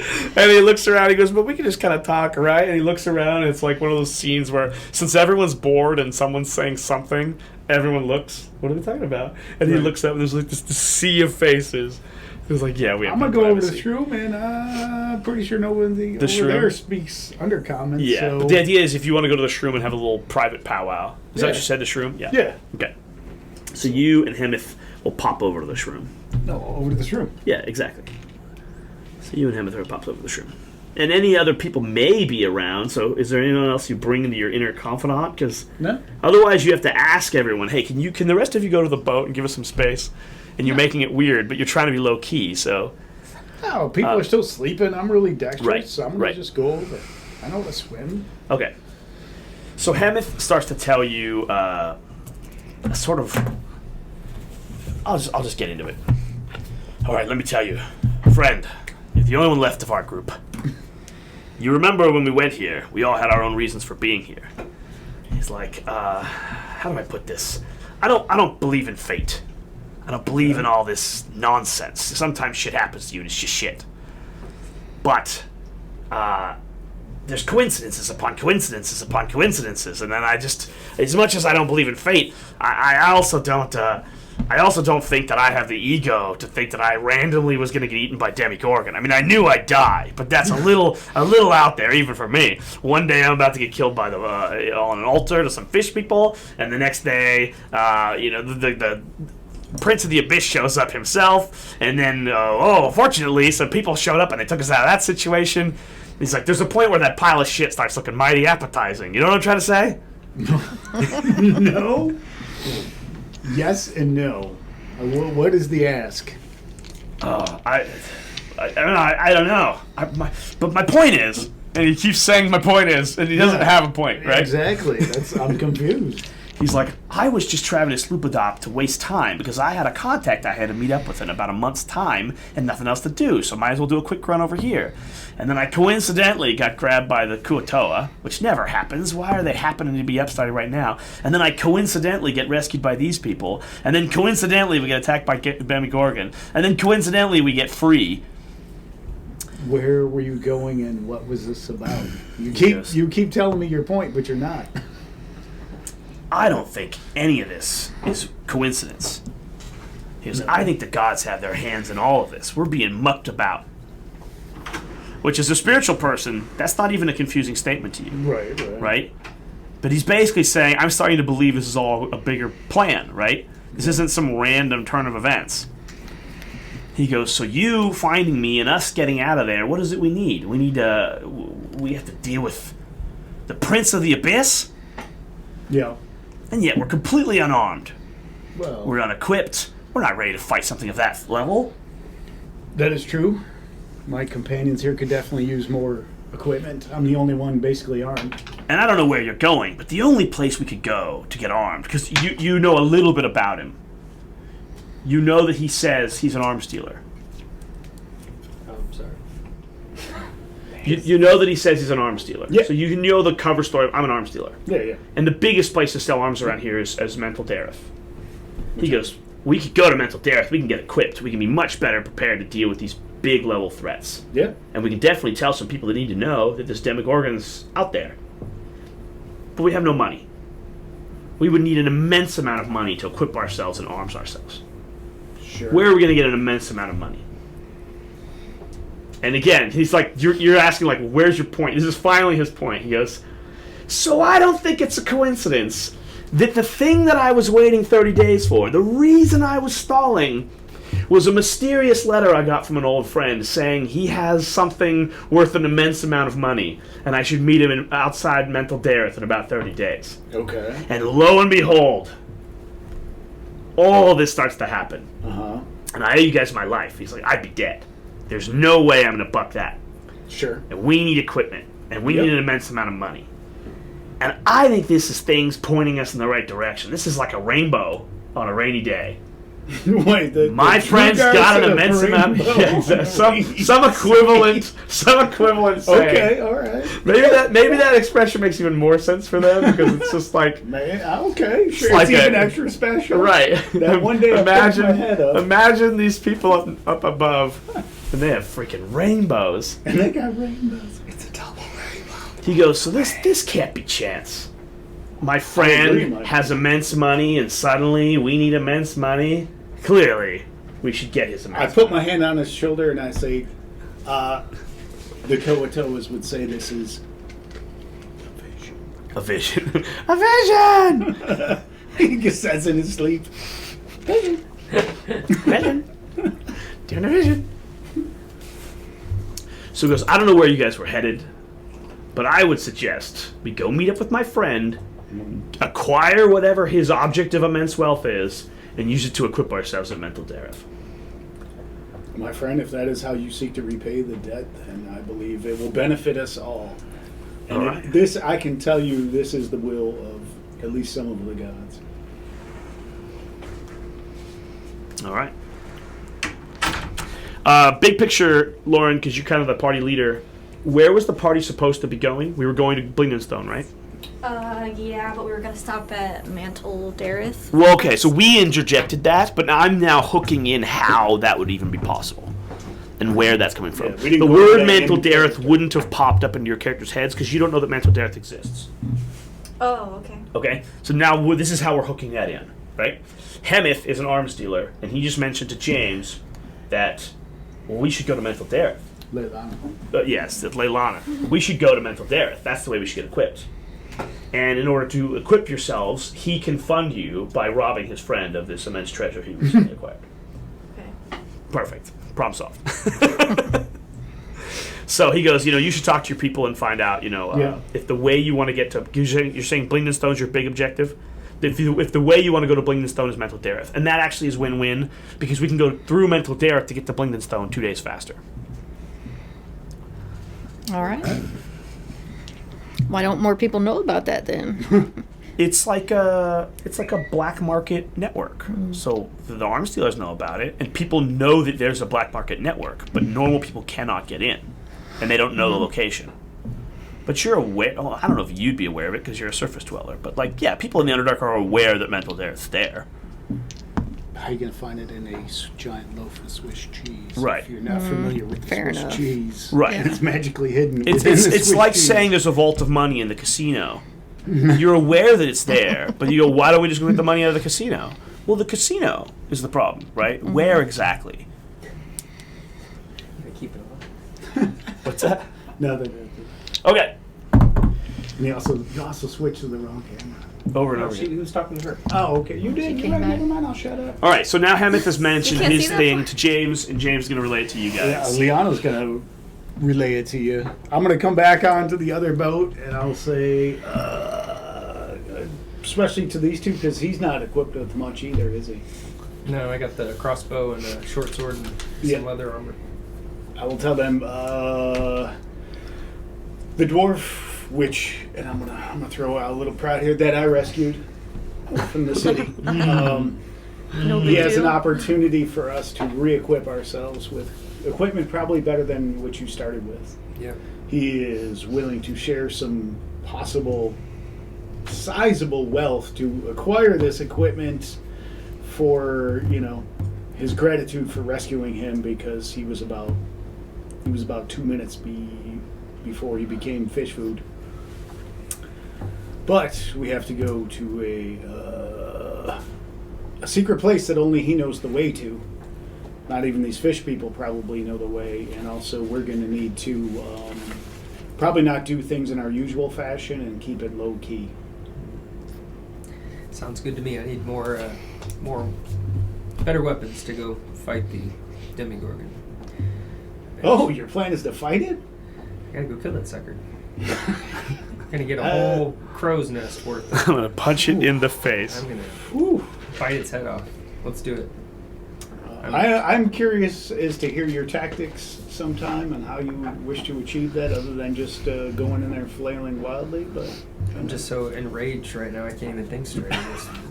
All I can envision If is eating you- his head off. if you plan on Pecking his attacking, eye out. and you know he has 2 heads, so good luck. Many eyes. That's where you'll come in. It's probably one of those you chop one head off to come back in its place. Oh, even better. Hydra Oh, Gorgon. jeez. Yeah. I will talk you off this ledge at a different time. Cannot ease my wrath. Yeah, but I'm all in. All right. Let's do it. Is everybody... So the plan gets floated to go through Mental Dareth, a secret place, and use that to travel to Blingdenstone.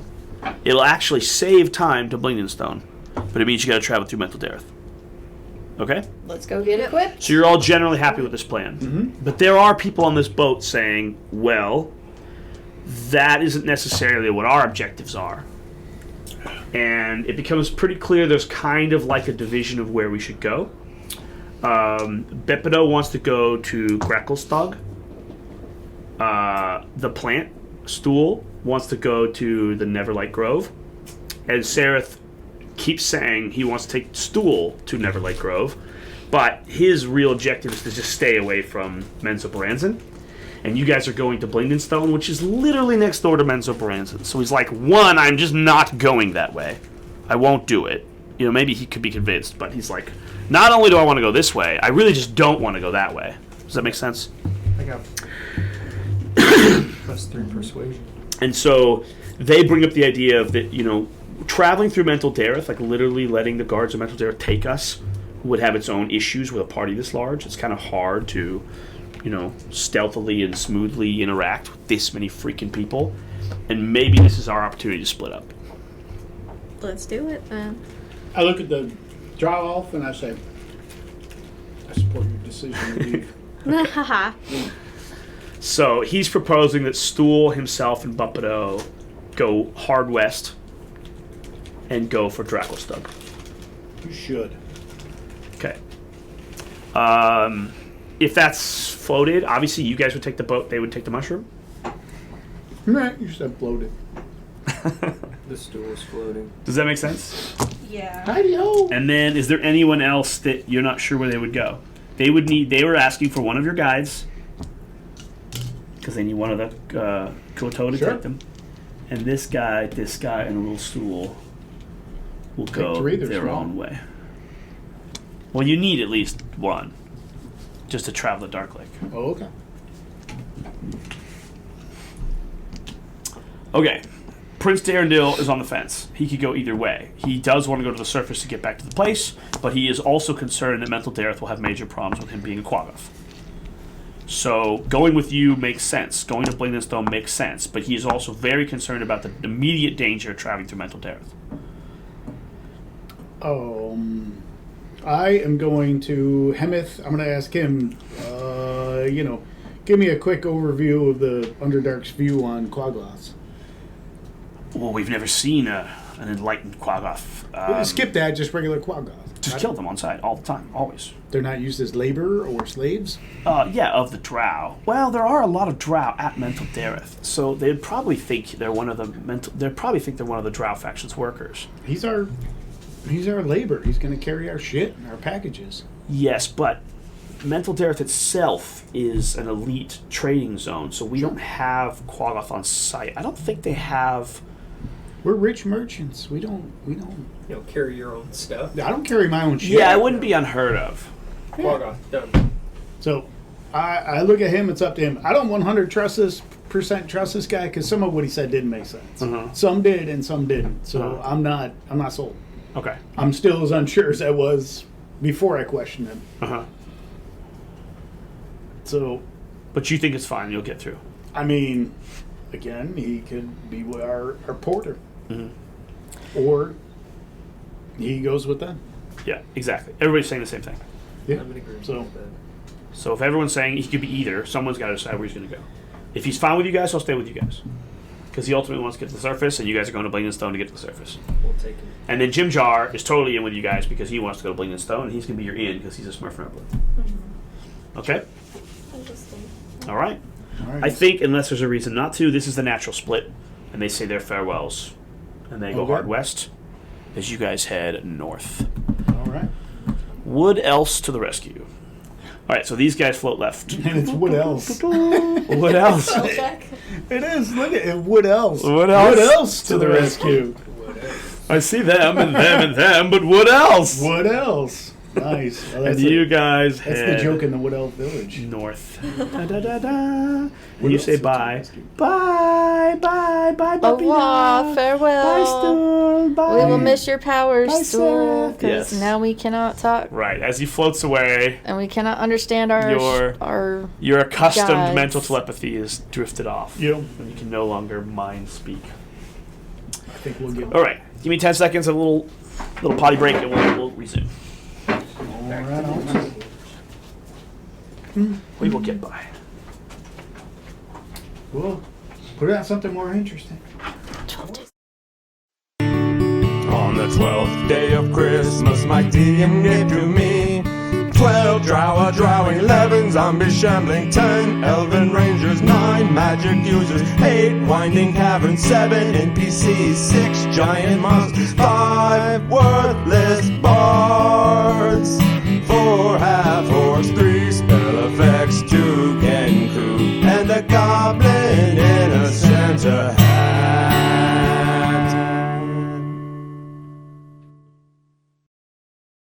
On the 12th day of Christmas, my DM gave to me 12 drow, a drow, 11 zombies shambling, 10 elven rangers, 9 magic users, 8 winding caverns, 7 NPCs, 6 giant monsters, 5 worthless bards, 4 half-orcs, 3 spell effects, 2 Genku, and a goblin in a Santa hat.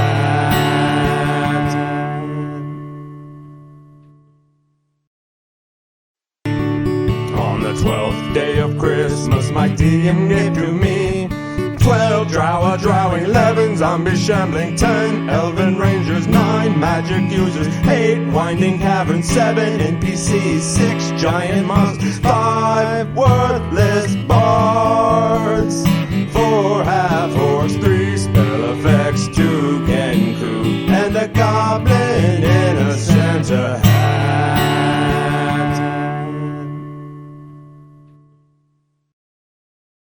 On the 12th day of Christmas, my DM gave to me 12 drow, a drow, 11 zombies shambling, 10 elven rangers, 9 magic users, 8 winding caverns, 7 NPCs, 6 giant monsters, 5 worthless bards, 4 half-orcs, 3 spell effects, 2 Genku, and a goblin in a Santa hat.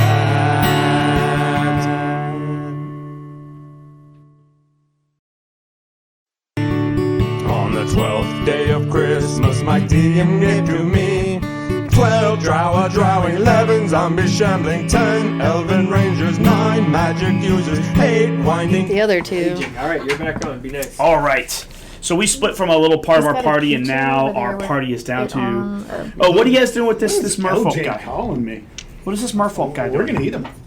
Okay. The Quagla's gonna eat him. How do you do the finer points of murdering him and chopping him in pieces? Well, Quagla said he wanted to eat him fresh. Okay, who kills him? I mean, The it's either that or we Quagga, no, I mean, we hucking him overboard. No, I think eating it. We did really We're well not last hucking time him we ate overboard something. unless he did. We cannibalized the last person that we were getting rid of. It worked out really well for us. Well, who has qualms with that? Nobody. Well, I thought that was true before we got a paladin. Now a paladin's joined. You have no problem eating a merfolk? He's the one that initiated the idea, right? Do you need a cup for this? I'll just pour it in Ooh, nice. Let's keep it Straight out the insulated. water. I mean, I don't know. Thank you. You're the new party member, so it's a very similar conversation as last time. It's even more reasonable you would eat a merfolk than eating a dwarf. I would never eat a dwarf. But they dealt with that without you, and now that you're here, how has that changed the party dynamic? Your character's not opposed to eating sentient creatures? I am, but When you got to do, what you got to do. for me, I feel if the Quagla eats this dude, he's not an elf. So I'm doing this as a litmus test. Well, he did say I he know cursed he his said body it. as a quagga. I know he said it, but Okay. So you're not trying to eat the merfolk. no. I thought that's what you were No, saying. I Let's threw it out all as a chop him joke. up and eat him. Yeah, okay, no, I'm okay. saying that as a joke, also to see if this dude chimes in. I'm like, So Prince Darendale goes like, so what are we gonna do about this guy? And then we're like, well, let's eat him. And he's like, really? Really? We can eat him? Eat him? Really? Everybody eat him? And everybody's like, yep. And he goes, all right. Last time it was dwarf. This time it's merfolk. And you're like, excuse me, what? yeah, right. And he rips the thing's head off. Okay. So he'll barehanded decapitate the thing, Okay. and then he'll be like, all right, let's begin the process. While he's digging into it, I'm like, Well, he's not rude about it. He's like, okay, who wants how much? And if I'm allowed to eat, I'll just eat. And everybody kind of gives him space, gets away from him while he just eats the thing. And he kind of hangs it half off the boat. If nobody, does anyone else actually want to eat the merfolk? I do. Are you guys planning to get real amounts of meat off this thing? Yeah. So the bird and the bear are okay eating the fish. Are you okay Makes eating sense. the Yeah. merfolk? Yeah. And are you I okay? like fish, yeah. So you're the only person who's not like, yes, we're going to chop him up and systematically eat his whole body. Yeah. All right. So he's not even, the Quagga's not even the one doing it. He's just the one with the razor. Right. And they start chopping him into pieces I'm gonna sit right on the boat. I'm gonna sit back with the Drugar and like, dear God, man, don't fall in this party because if you do, they just mentioned something about eating a dwarf.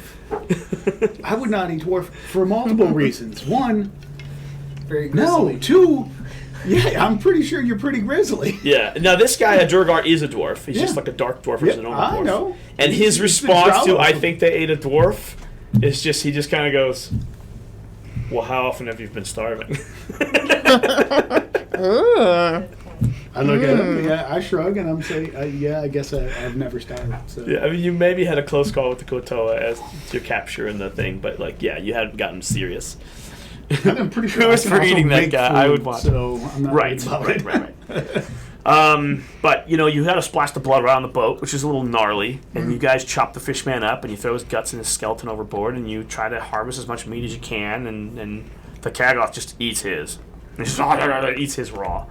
But you guys have fish fillets, I guess, for lack of a better word, for when you have an opportunity to cook them. But We got a fire. I have fire cantrip. Am I going to and start a sheep. fire on a wooden you- boat? Just in the hand, yeah. You're like a walking George Foreman grill. I'll burning hands it. turning hands it. All right, everybody, put your meat on a stick and I'll burning hands. So he And I eats also his have raw. Sacred flame as a cantrip. I don't want these guys now. Sacred Flame is the name of it, but it's radiant energy. It's spiritual energy. It's not going to cook Is it meat. radiant? Oh, Yeah, okay. yeah, it is. So I microwave it. Sort of, yeah. But I mean, to me, there's a whole thing between the physical world and the spiritual world. Like, it's just not going to cook meat. It's spiritual energy. If it's dead objects, Flame. Well, this is the worst wording. awkward. Flame like radiance. Exactly. Come on, bro. right? It feels like light, it feels like fire, but it's spiritual. It's not real fire. It does not cure meat. It doesn't burn things. It actually doesn't. Oh, it does say radiant. Radiant Yeah, that is a flame-like. Mm-hmm. Uh-huh. Oh, flame. Oh, nothing's worse than chilling touch. Chilling touch is not cold. It's necromantic damage. Okay. It hits you with undead life force. It's just called chilling touch to confuse people. And it's not a touch attack. It's a 10-foot range magic energy blast. So they wanted to keep the old chill touch, but yet, Yes. like, completely change it. Yep. No. It's like the worst worded spell there is. Make a difference. Chilling touch, not chilling or a touch. Yeah, you've gotten 0 words wrong. I award you no points to make God have mercy on your soul. We already had one called Necroblast, so we couldn't call it that. Right. Okay. Oh, well, then I won't sing Flame It. Right. Yeah. Anybody need that microwave? Besides asking your God, can I fillet this fish? And he's like, knock it off. I gave you those powers so you could fight evil, not cook bacon. Fish bacon. It's a sushi boat. Sushi boat. Alright, we'll skip past the unpleasantries of trying to eat a fish man. Nope. You guys do have fish and strips. Mm-hmm. And you guys can get little sticks and skewer them and have little kebabs.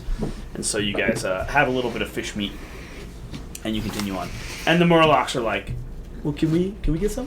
Can we get some? Of course. He's like, they eat us all the time. Oh, I want to return the favor. Plenty of meat to go around. Yeah. Not really. Okay. The usable meat on this thing is not a ton because he's not fat. He's not fatty. These things are incredibly lean and tough, and they're big, but they're strong. And a lot of their body is scales and gills and Well, and fine. actual organs that Yeah. most fish don't. right. So Look at flesh the of chest a of large Drake. man. It's maybe 15 pounds, maybe. And that's if you were very precise and you had good cooking utensils, but you have a guy's fingernail. And he just gives you some strips and just flings the rest over. It's just too much blood, too much mess. Because you don't want to attract all kinds of other monsters in the Underdark, you know? So this is just a recipe for disaster. Your boat is now like a blood beacon. But he does his best. You get some flesh and you move on. All right. So he tells you guys near Mental Dareth, I mess up the name all the time. Can you tell me what it's actually Mental called? Brandon. No. Oh, Mental Dareth. I think you're doing great. Yeah. Mental Dareth. Yeah. Mantle Dareth. Mental dare. Near Mantle Dareth is where he's supposed to meet his friend. And so we're going to have to go there, get him, and then double back to Mantle Dareth. And I'd really just like to get on with it. Yeah. Because we have a plan, and that's what we'll do. So you have an uneventful travel to the rendezvous point with his friend. Mm-hmm. His friend's name is Krimgol Musgart, and he is a Durgar, just like Hemeth. Okay. So you guys... The race of his friend. Yes, it's another Durgar. And so you guys find a lonely beach, and you find a tent and a camp, and it's like one of those things where you set up a fake camp, but that's going to attract monsters and enemies, and then you have your real camp nearby using the fake camp as a waylay. Okay. And so that way the fake camp will actually detract enemies. And so he finds the fake camp on this bench of beach, and he says, okay, then my friend's going to be nearby in a cave, and you guys find your friend. Okay. So you meet Krimgol Musgart, and he is a Durgar. And he's super paranoid and going, hey, who are you? And he goes, hey, it's me, it's Hemeth. And he goes, well, who's all that with you? You guys have a posse. Come and string me up. And he goes, no, these guys are traveling me to Mental Dareth. Let's all go. And so he lures his friend out, and then he boards the boat. Okay. So he supposedly has a treasure of immeasurable value. Oh, yeah. What do you guys want to talk about? I mean, I have a fair amount. I have more trust in Hemeth than I do The new the guy. Quagloth prince. Right. Especially after I saw him licking the bottom of the boat. No, the Kuato would be the one to do that. Yeah, whatever. Why don't you Chewing smell on the blood? bones. Can we lick it? Yeah, picking his teeth with ribs and shit. Right. I don't So trust. he's just asking a million questions. Well, what are we going to do when we get there? How are we going to meet up? Who are you going to sell to? What are we going to do? And he's like, okay, I'll explain it. And he's trying to fill his friend in on all these details. And one is you're going to go to a secret location with a secret sluice way. You're going to find a little micro beach, and you're going to start traveling up to a secret passage wall, and we're going to make our way into Mental Dareth. Okay? And he basically tells all of you guys just, stay behind us and just go with the flow. And there will be some procedures. And we're going to have to, turn ourselves over to security forces for the second half of the transit in. But he knows the secret way in. The other thing he wants to tell you guys is he goes, look, I want to be clear about my position here. In Mental Dareth, there are these different factions. And we all meet up and we trade. Okay? There's a faction of Smurf Nerblins. There's a faction of Drow. There's a faction of the Zentarum. And there's a faction of... I know there's 4. What's the 4th faction? Oh, there used to only be 3. It's the Drow, the Durgar? Zentarum, the Durgar, and the Smurf Nerblin. Yeah, exactly. That's it. He's like, so a few people like myself, we're agents that are in the middle. If I was part of any given faction, I could get in and out of Mental Dareth myself. But then none of the other factions would deal with me because they'd be afraid that I'm there to swindle them. So I am one of the few neutral intermediaries that people are aware of, which means while I can get us there, I then have to be very public about the fact that, hey, a neutral agent's coming and they're going to detain me and they're going to walk me through, and I don't know the inner passages in and out. They walk us through. And so we're going to turn ourselves over to those forces, and that's the way we're going to get in. But I know how to get in the outer door. He's like, but I'm not part of their Durgar faction. I'm an independent representative, so I can be a liaison between these groups. Okay? Okay. All right. And then he tells you, just in passing, James, he's like, there's a guy I really want you to meet when we get there. He is an agent of the Zentarum, and he's the one that really coordinates transport to the surface and back. Okay. So since you guys are going to the surface, you guys should at least say hi to him. You should at least know who he is. Okay. His name is Gazrim Dulok. Okay. I guess he'll tell Lauren. Is he, Lauren, there's a guy named Gazrim Dulok, and he is Mental Dareth's like chief exporter and importer who goes to the surface and back all the time. is he related to Picklock? Yeah, I hope not. It's going sideways fast. Because that guy was a gobbleganger. Bandit ship. Okay. Yeah, really.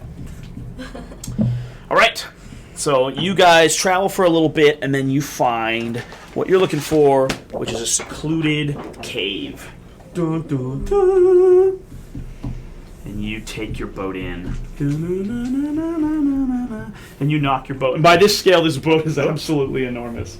And you get off your boat. What do you guys want to do with the boat? What are you guys going to do with the Kuatoa? They obviously feel like their part of this job is done. They want to get out of here. They don't want to protect our boat? Well, do you think you need to come back and get your boat? You never know. The plan's not to come back. All right. All right. They just want to take the boat and go back? Go back, yeah. They want to find out what happened to their families. Sure. They Yeah. still lived in a city that was recently attacked by Demogorgon. I mean, But or we wanna would know they what swim happened. back faster? But I guess they don't want to swim because the No, other man. ones. I don't want to lose my boat. Yeah, How am I going to get another one? I have to kill another Durgar raiding party. yeah, The yeah. Durgar's Just like, what? take the boat and go Wait, back. what? Take the These boat. aren't and these go back. aren't fish boats. These are Durgar boats. Oh, okay. So they eyeball you.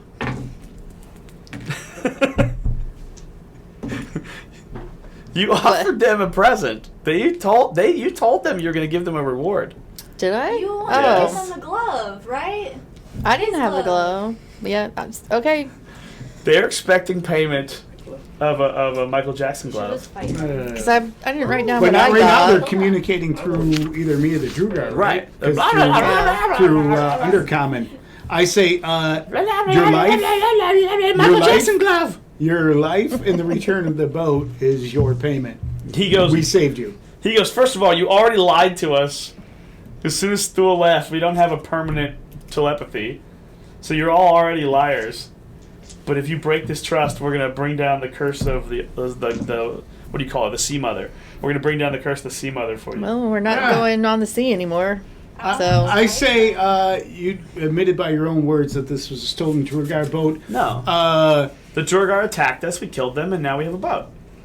We didn't steal it. Excellent. They attacked Well, our city. You guys do your own thing and have a safe journey. Tell the sea mother to come find us. They're not asking for much. They're asking for the payment they were told they'd get. Exactly. They're not getting- And we saved our lives. We saved their lives. So you shoot them away. Yeah. They don't get I shit. just walk away. Yeah. Just start walking. We literally saved their lives. There's nothing they can do about it. They can't fight you. But they're Exactly. pissed. They start throwing pebbles. Exactly. All right. You know what? I will use my light cantrip right in front of them to blind them for a few minutes so they stop annoying me. Just walk away. They'll scream and sail their boats away. So you guys screwed over your Tuakoa. I can't even speak. Kuatoa guides. Let it be a lesson. Yeah, don't trust you guys. I'm not screwing them over. You're We totally saved their screwing them over. lives. No, they saved your lives. They could have sailed away from Demogorgon without you. I didn't promise them shit. I know, but she did. Yeah, well, it's their fault for being lesser races. I can be a racist though. Are you a fishist? Yeah, I am a racist. You're a vicious fishist. All right. Well, if no one wants to compensate them, they just get screwed. Yeah. We could just give them Garnet since she's the one that likes. You could give them anything. You could just.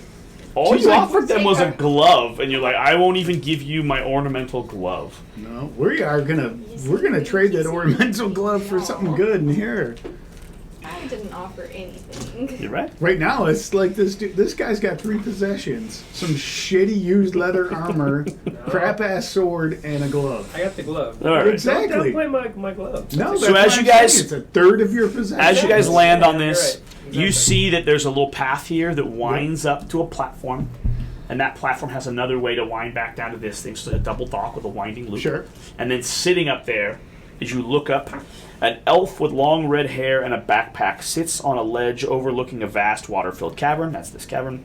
The elf is dressed in the finest attire and dipping his bare feet in the murky water. I guess it's pretty low then. Care to join me? He asks with a wry smile as you guys approach up the little in ramp. common. It just says he asks, and he's Alright. elven, so he would probably ask in undercommon because that's the common Sure, tongue of sure. the underworld. But he's elven, so maybe he would say, "Excuse me, do you speak undercommon or elven? Okay, I'm just wondering like how he dresses. Dip your feet with me." I don't know why. It's just reading what it says to read. I got you. Voice. I'm just gonna look at Hemeth. I mean, we're following this man's leads. He has extremely fine attire in a very awkward place because he's like in the muck, in a swamp, in the underdark, on an Wearing edge, gold dipping thread. his feet in muck, and he's pristine. He's not even dirty. Sure. Is this the guy that you were supposed to meet? No, I don't know. With the money. I don't know who this guy Eat is. him. That's the solution. Eat him. He speaks common, elvish, and undercommon. Well, Daredevil. Ask this guy where he's from in Elven. I don't know. That's right. Do you let Prince Darendil go speak up the conversation? I'm letting Hemeth take the lead. I mean, he just said, "Follow me." There's procedures, so Right. I'm just deferring to the dude. I'm not even gonna speak up. And So there's So we're a just gonna landing. ignore him. No. I'm Especially Prince Darendil is going to walk up and talk to him. I wish my little landing didn't have so much. There's an Oscar movie.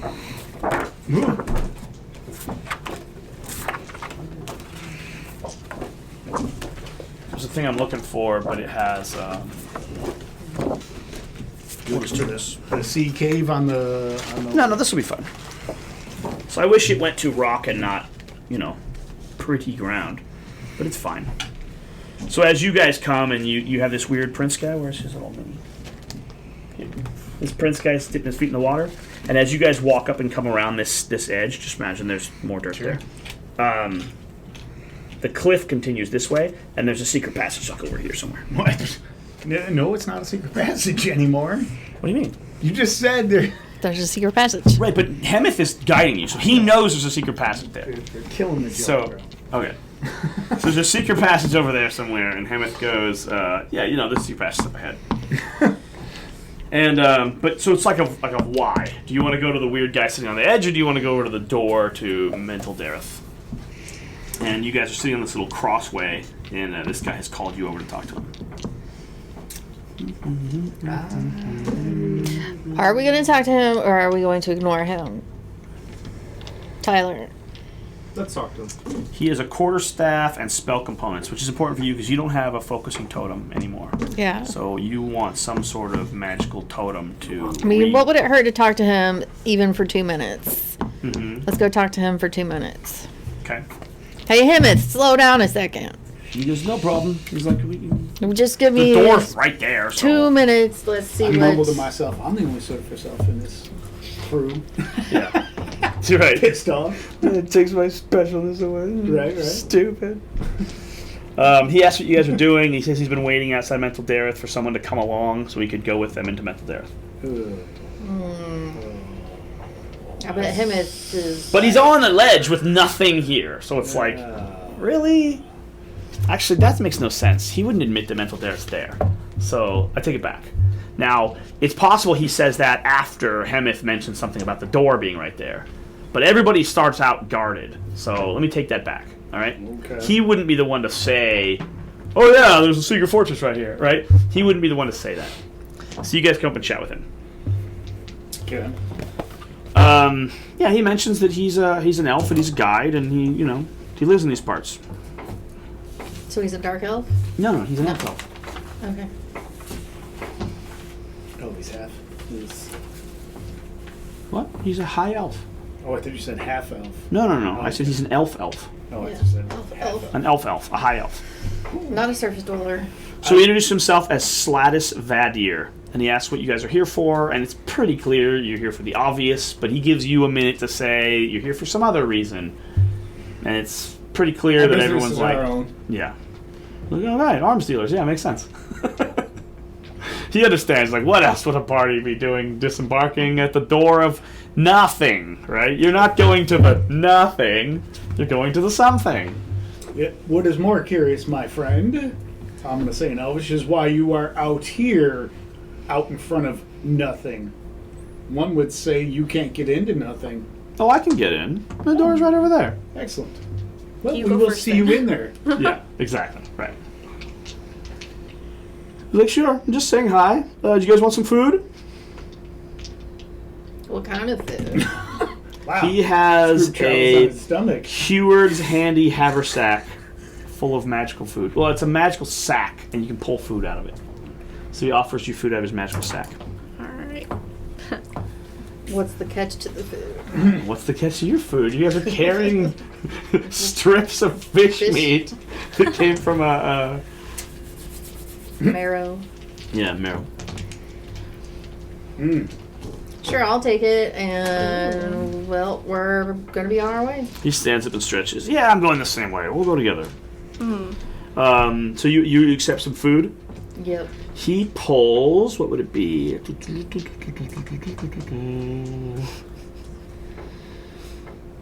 It looks like a piece of an arm. Ooh. It looks like the Well- same kind of food you're eating. Like where you kill whatever you come across and then you chop it up and eat it. It looks like that's exactly what he's doing. Chopping up whatever he comes across and putting it in his magic sack. Except it's magic. So he's like, Does it make it taste like chocolate cake? it makes it not ever rot and never spoil.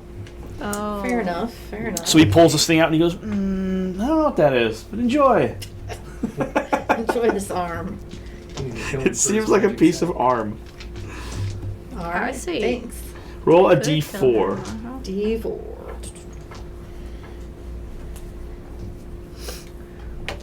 Two. You have not found nothing that you've fought looks like that.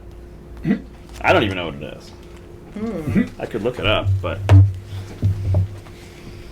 Phone. yeah, really.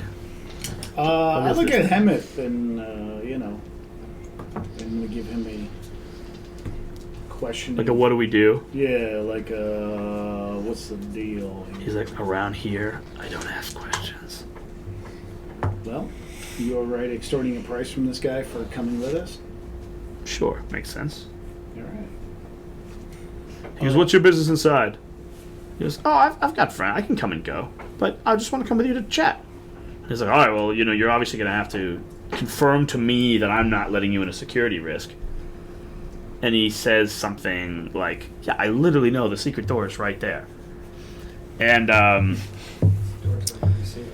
right, not to you and not to this guy.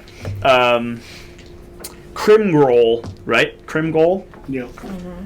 Crimgol goes up to the secret door and he goes, haha, and I know the password.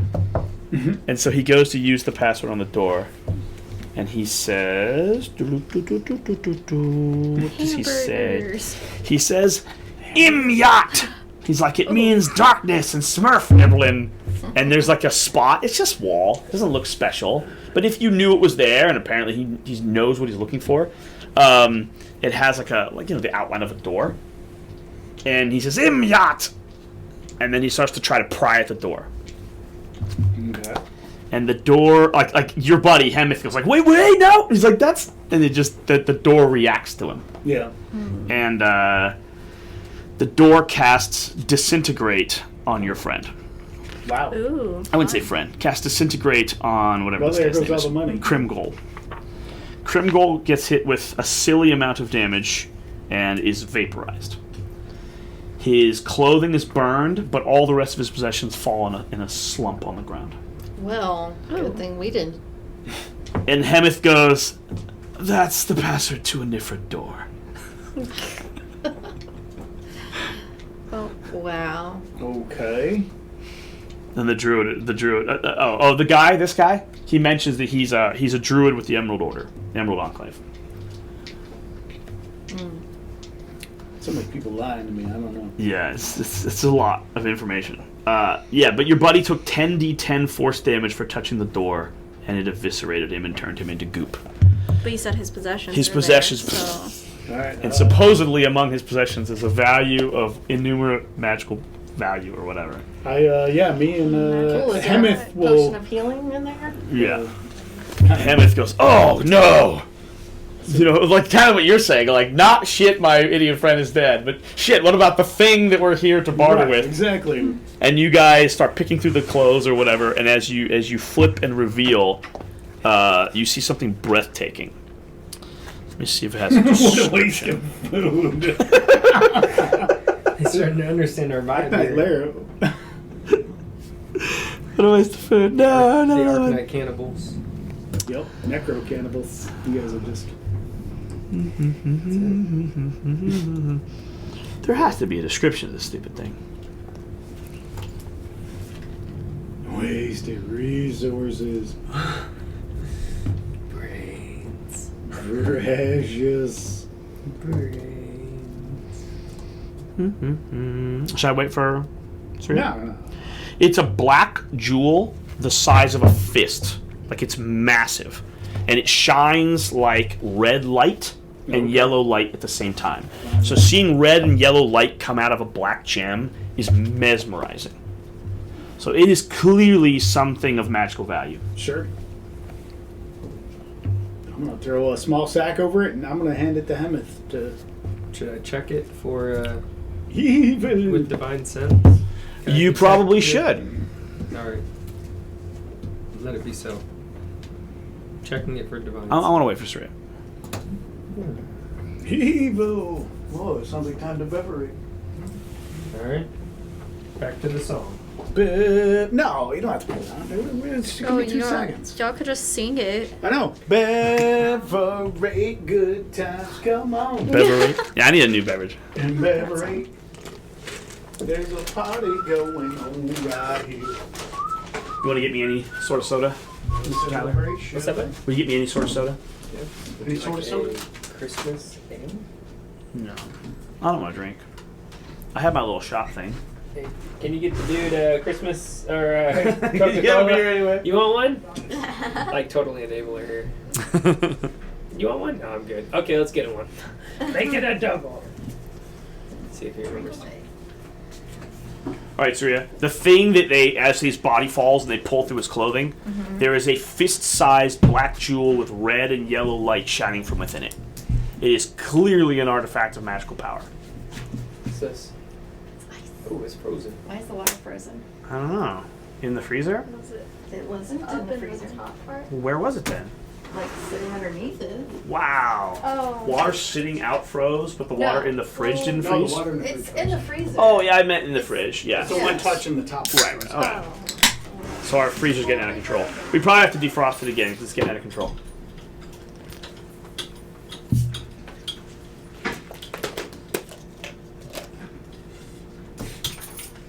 Not even close. You can't do like the thing where they like on TikTok, but they're like, ding. Oh, and not All right, use so yeah. the bottle opener. So this gem falls to the ground. Okay, and it's emitting a light. It's emitting a light. Use the bottle opener. It's obviously magical in nature. And everyone can plainly feel this energy from it. And you know that if you took the orb, you would get incredible power. The angle. Okay. It's the angle of the. Unlimited power. Unlimited power. It's a secret. So it's just on the ground for the taking right now? Basically, if anybody went, I'd grab it, that nothing would stop them. James has fluffed the clothing, and James has a plan to like safely wrap it. Or cloth. Liliana. So you said you want to do divine sense. Yes. How does that work? Exactly. It says as an action, you can detect good and evil until the end of your turn. You can sense anything affected by the hollow spell or know the location of any celestial fiend or undead within 60 feet.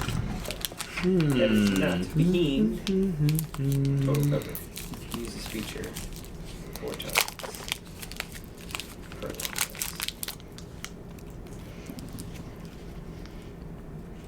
I just want to know if it's got some bad juju on it. Hmm.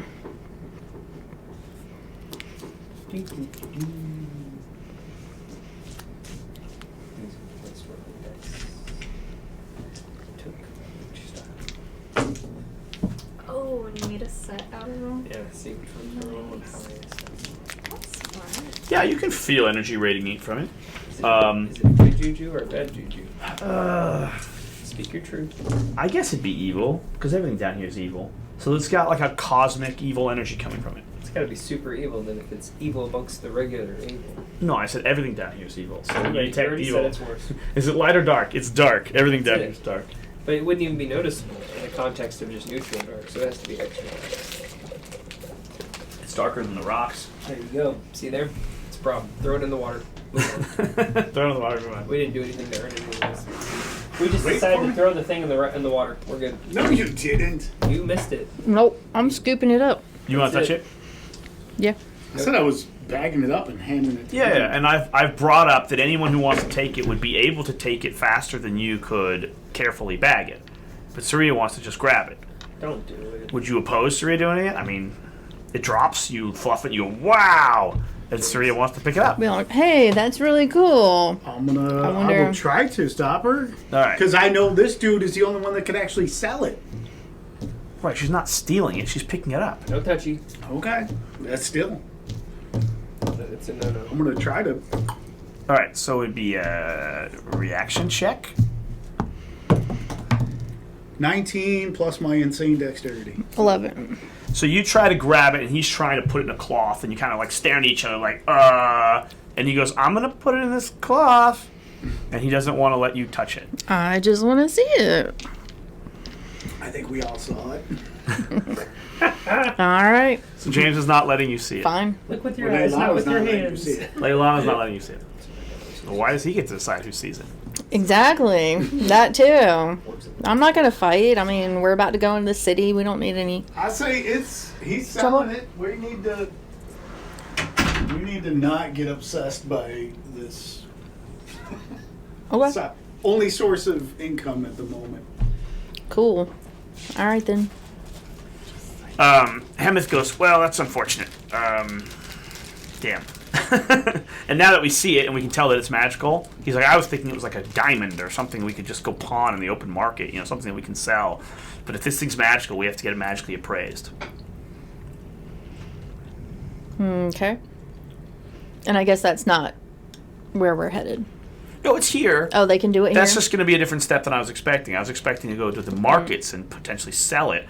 We're going to now have to go to somewhere I Actually, know. well, They can if magically you look at appraise the drool in the corner of the mage's mouth, I'm pretty sure it's got a pretty decent value. Yeah, everyone can sense its value. Its value is large. He goes, well, I guess it doesn't really change our objective, our immediate, objectives. We're still going in the door. Sell something and buy some He weapons. says a different magical phrase, which is says Susun, which is a drow word for light, and the door opens up. Idiot friend. I'm gonna remember that word. Yeah, Susun. And the other guy said Imyat was the word to a different one of these secret doors. So you have the names of 2 secret doors.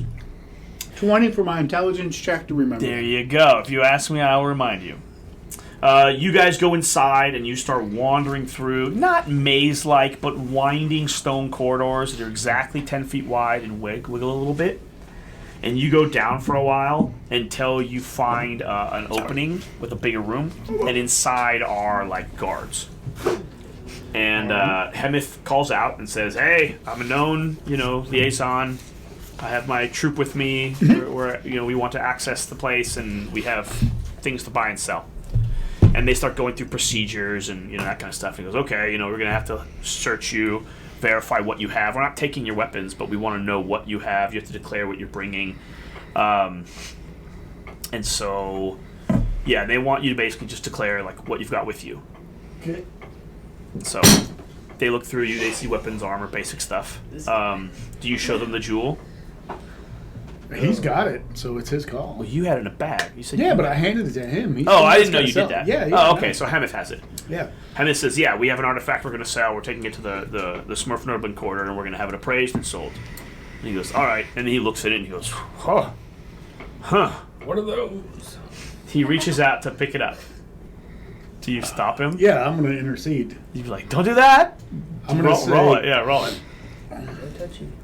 I think we're going to play on a pretty obvious thing. 2. The natural instinct of everybody is to touch it. Yeah. So the guard goes, I don't stop him. Whew. That thing gives me the creeps, and puts it back. He goes, "Man, that thing, yeah, good luck." I'm gonna say the last person that held it was disintegrated. He's like drooling, like he said. Everybody's like, "Oh, man. I'm not gonna lie. I'm gonna say the last person that held it was disintegrated. There you go. He's like, "Well, I hope better fate for me." So there's about 12 guards. They're wearing like formatted black armor, and they say, "I'm sorry, but we have to do one small inconvenience, and that's that we have to. I don't know how you do it. Like if they're gonna say the code word for this next door, you can't hear it.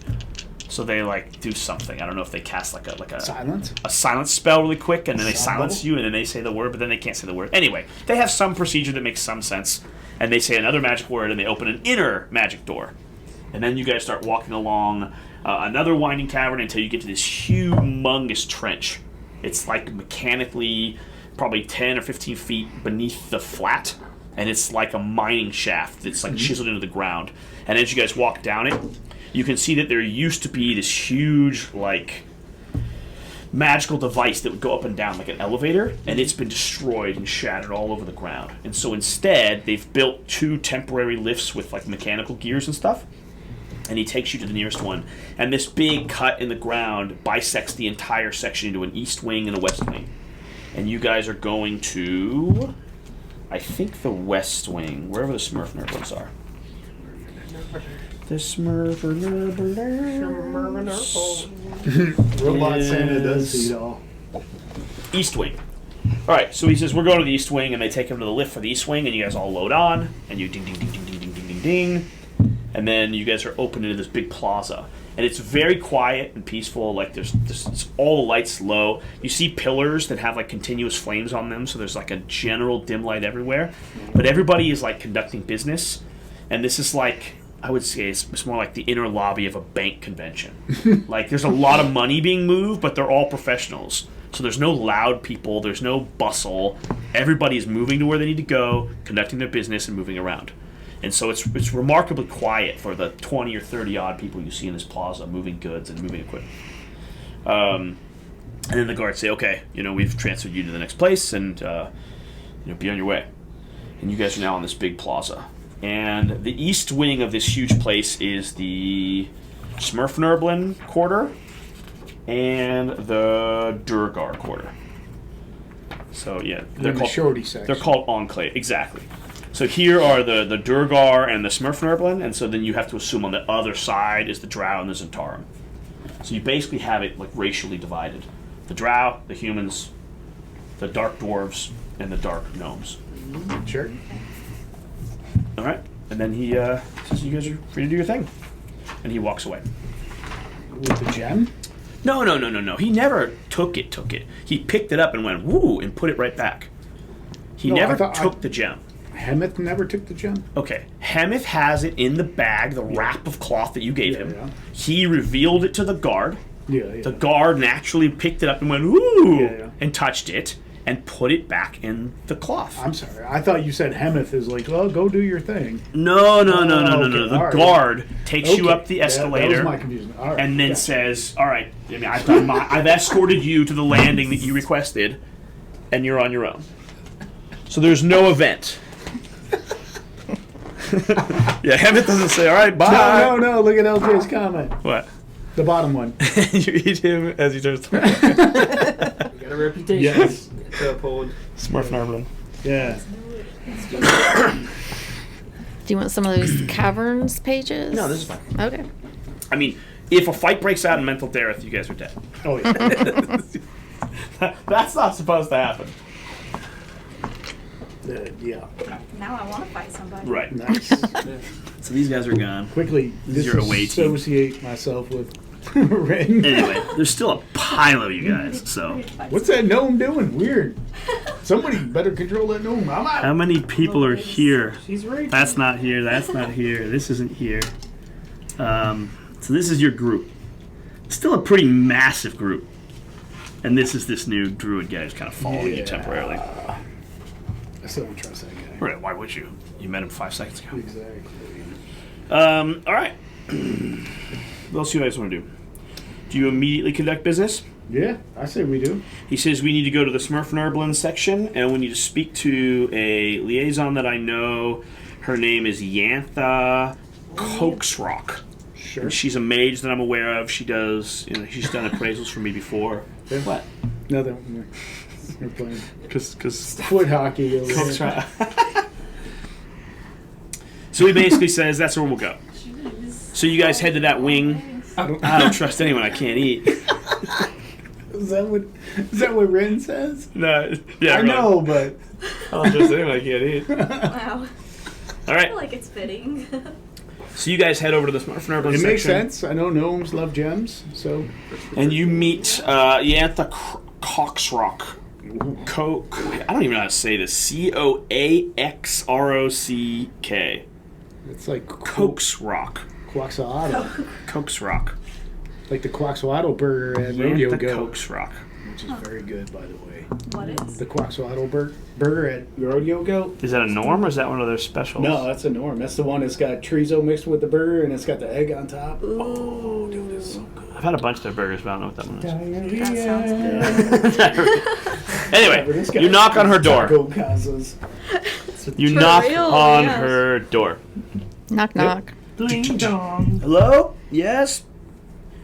Coaxrock residence, come on in. Residents, all right. She has permanent residence here.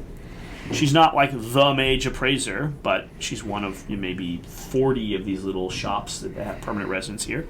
And she works directly with Mental Dareth to appraise things for the Smurf Norblin Who's Enclave. our most charismatic? I actually have a pretty healthy amount of. It should be probably you and Charisma. her. Yeah. Yeah. Who's going to speak for the party? Well, not you. You have -1. Yeah. +3. Oh, wow. I got a +1. She opens her little shutter. Who are you? I whisper to the bird and I say, tell her we have an item of immense power and we are offering to trade it first to her before we bring it to the drow. We've come to make you an offer you can't refuse. So I laid this egg last week. She and I'll looks at come this to sell pile of just weird misfits. That's right. Smurf Nerblins? She sees that Jim Jar is a Smurf Nerblin, and Hemeth goes, I've traded with you before. And she goes, oh, yes, okay, I know you. We have at least one Smurf Nerblin. It's like she's checking the boxes, you know? Sure. She's like, but several of you look off my list. She's just a quack off. Right. And she goes, I say, what he's is our that porter, and Yeah. I point to the druid and I say, he's not actually with us. one? Oh, yeah, the druid wouldn't... He's hanging on. he's just hanging out. Yeah. He's like, well, I mean, I don't see any reason why I couldn't come in and talk to her. I've spoken to her before. You can do that in your own time. Yeah. But she goes, yeah, I know him. I don't care about him. I don't want this dude knowing how much money we have. Fair enough. Fuck. She goes, yes, if this is official business, please piss off. And he goes, yeah, no problem. If you guys see me later in the courtyard, say hi. Or if you're traveling out of town, come say hi, and I'll we can share food again or something. He's nice, but you're right, he's pointless. So he has no reason to stick around. He's not sticking himself into the party. So he walks away. And then she lets the rest of you guys in, but she says the Kagoth has to stay by the door. Okay. It's not saying stay outside, but it's Sure. don't come mess around with my stuff because you're a monster. Right. And she lets all of you guys in. And this is that quintessential alchemy lab with just stuff everywhere. It's not particularly huge, but it's cool. It's big. Ooh. It's like a 30 by 40 little micro warehouse full of magical stuff and equipment. Gigantic for someone who's 3 feet tall. Mm-hmm. Exactly. It's a pretty good sized little spot. And I wouldn't say she has direct guards, but like I said, this whole place is so professional, and there's patrols of guards in the common ways moving things, and so she just has to yell, and 20 Smurf Nerblins will come and back her up, and that's pretty common. Okay. But from reputation, this place doesn't deal with problems often because it's so professional. Everyone knows what they're doing. Yeah. And so she goes, yeah, what do you need? Well, we come to trade a magic gemstone Okay. because we need weapons to continue on our adventure. All right. Show it to me. Put it on the So- table. She has a basic appraisal table. She goes and stands behind it, gets a little eyepiece. So Set it what? down. Hemeth has it. So Hemeth will set it there and just open it. And Hemeth does the thing where it's like, at the very least, his body language is going to be like, Right. I was gonna say do the So- dramatic just reveal. so dramatic. Yeah. And she, like a typical professional, just starts, it's all bullet points. Okay, we got a rock. It looks black. It's about 4 inches wide. It's got a blue glow and a red glow. So, okay, it's pretty interesting. It definitely has value. What do you guys want for it? Just all mechanical. She doesn't seem surprised or shocked. Or anything. It's a gem. Does this rock have a name that you've heard of, or Oh, I would have to appraise it. You think it's magical? that's what we want to know? I give her a look like, bitch, please. All right. Well, obviously, I'll have to take a small percentage just off the top if I'm going to do a full magical appraisal on the thing. Do you want a hasty one or a thorough one? And then Hemeth cuts in and he goes, we're well aware you're going to have to go through a magical process to determine what it is. Because you have to appraise it. So he's like, obviously, we're not talking about small change here. He's like, and we don't know what it's worth yet because you haven't appraised it. He's like, but we're putting this down. This obviously is worth something. And out of that something, we're going to be taking equipment. And then when we eventually find out what it's really worth, you're going to ledger us and owe us the remainder. And he talks about how whether it's worth this or this, it's more than the value of the equipment we need to take today regardless. So you're going to front us the equipment either way. And so they start this negotiation. Okay? If it doesn't seem to be going in our favor, I will eventually pipe up and say, we also have the potential to take this to the Drow. And Yeah. they can equip us with Drow-made equipment Right. as well. And she goes, no, there should be no problem. Obviously, I have to appraise it. There's going to be a percentage. I just need you to agree to the basics. I need a 1%, appraisal fee on the value of the thing. And if it turns out to not be worth much, I've wasted my time. But otherwise, you're going to compensate me for my values because there's risks involved and blah, blah, blah. And so he goes, yeah. Let's get past all that. Yeah. And so really the question is, is it going well? Is it going to happen for a while? When she finally says, this is what I think it's worth, is when that conversation is going to happen. But she goes, all right, we'll undock it. It's clearly, but she admits it. She goes, oh, okay, you're right. Let's cut through the chaff. It's clearly valuable. And she says she's going to begin appraising it. Okay. Cool. So, in the meantime, on standing value, because this is worth something, Hemet tells you whatever you guys want, you can take. And mundane equipment, like non-magical equipment, you can get whatever you want. So are we getting it from her house, or do we go to other vendors? Yes, she's and now in say- possession of something worth an unknown amount of value. So she is fronting. So maybe she'll give us like $100 or something, knowing that it's worth 1,000. That's the idea. Yeah. Okay. And so you can take anything you want assuming it's worth a lot. Okay. And she goes, I don't know what it's worth. We're going to find out what it's worth. But of course you can Right. take anything you need.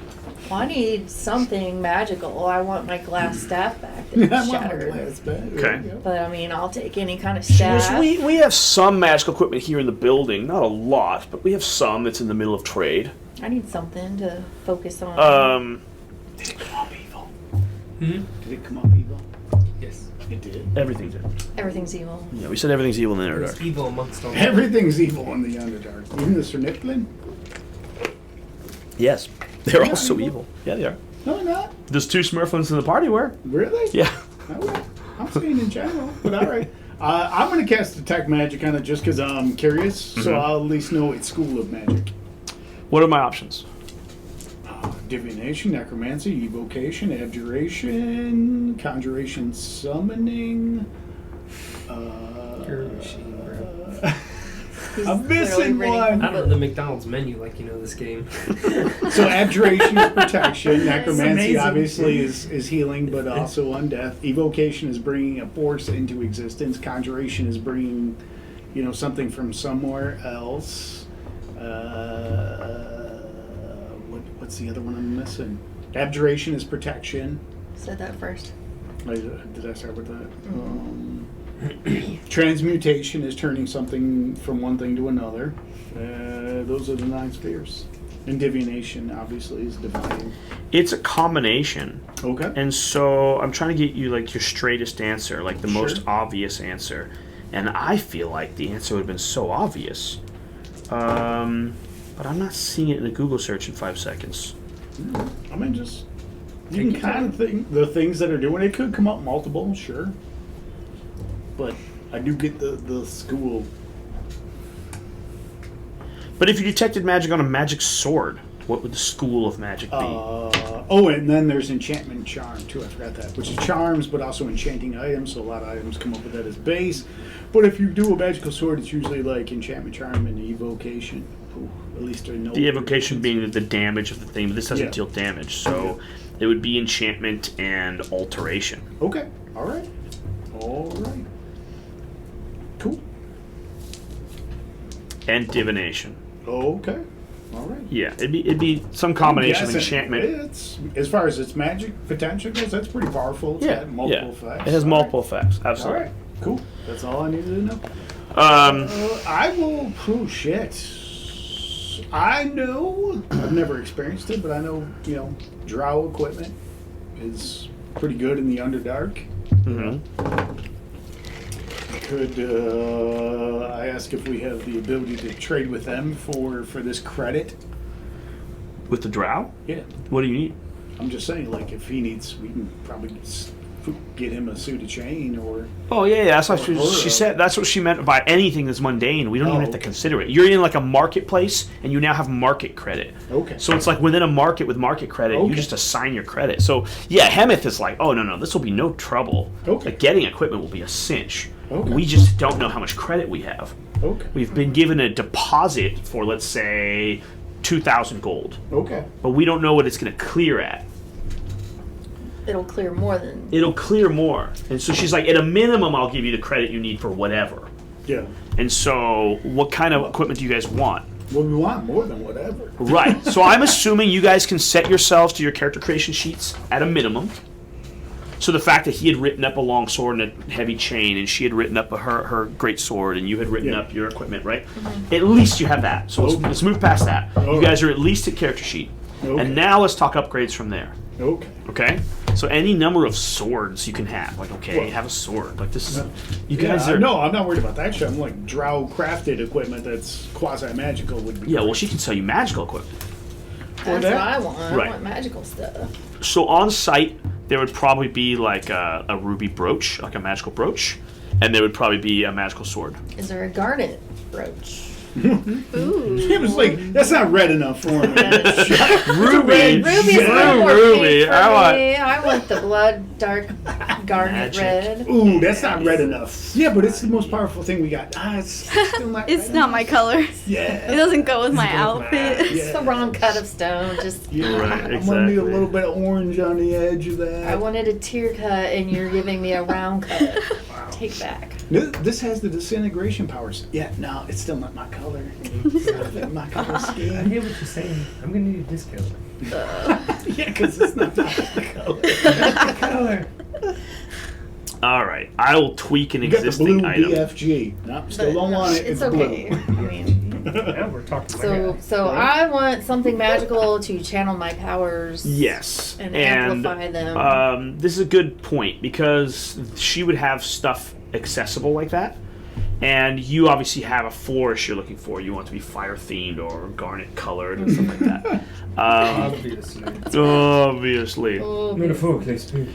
And she says, I don't have something like that, but I have another magic item that I could trade on the exchange for someone else's magic item, and I'm pretty sure so-and-so has exactly what you're looking for, and so in a couple hours I'll have the swap made. And then I can show you this thing. All right. But it's basically a magic necklace that is all fire accoutramented, right? Which is like, Okay. yes, I'm listening. Let's go. And is a deviation of what's called an amulet of health, which normally you wear, and it raises your constitution, your ability to take I pain. like that one. But that what this does in a tweak on that is it adds a fire motif, and it has some basic fire spells built into it. So it's kind of like an eye of flaming something. I'll take two of those. Yeah, I'll take two. So when this thing arrives, you're like, this is exactly what I want. And it's the amulet of health is normally set your constitution to 19. This will only set your constitution to 18, so it's slightly worse than an amulet of health. But instead, it gives you like a fire eye, and it'll let you like. Does it shoot fire out of its eyeball? No, because it's an eye. So the idea of an eye is it gives you like detection and divination and ability to seek things out. So it lets you, Okay, so- it lets you like searchlight. It lets you like use the powers of fire to like try to get the answer, which to most people makes no sense, right? But to you, you go, that's exactly how I look for answers, right? So it's like commune by fire, right? Cool. So it'll give you the powers of a lesser amulet of health. It'll set your constitution to 18, and it'll let you cast commune by fire once per day. Back here. Commune. It's by whatever. It's effectively Oh. divination. It lets you basically use like a mid-level divination spell, but it's through fire.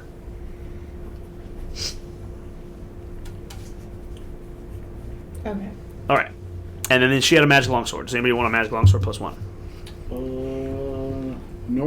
Longsword's my normal jam. I don't know about Cirrus. I'm the same.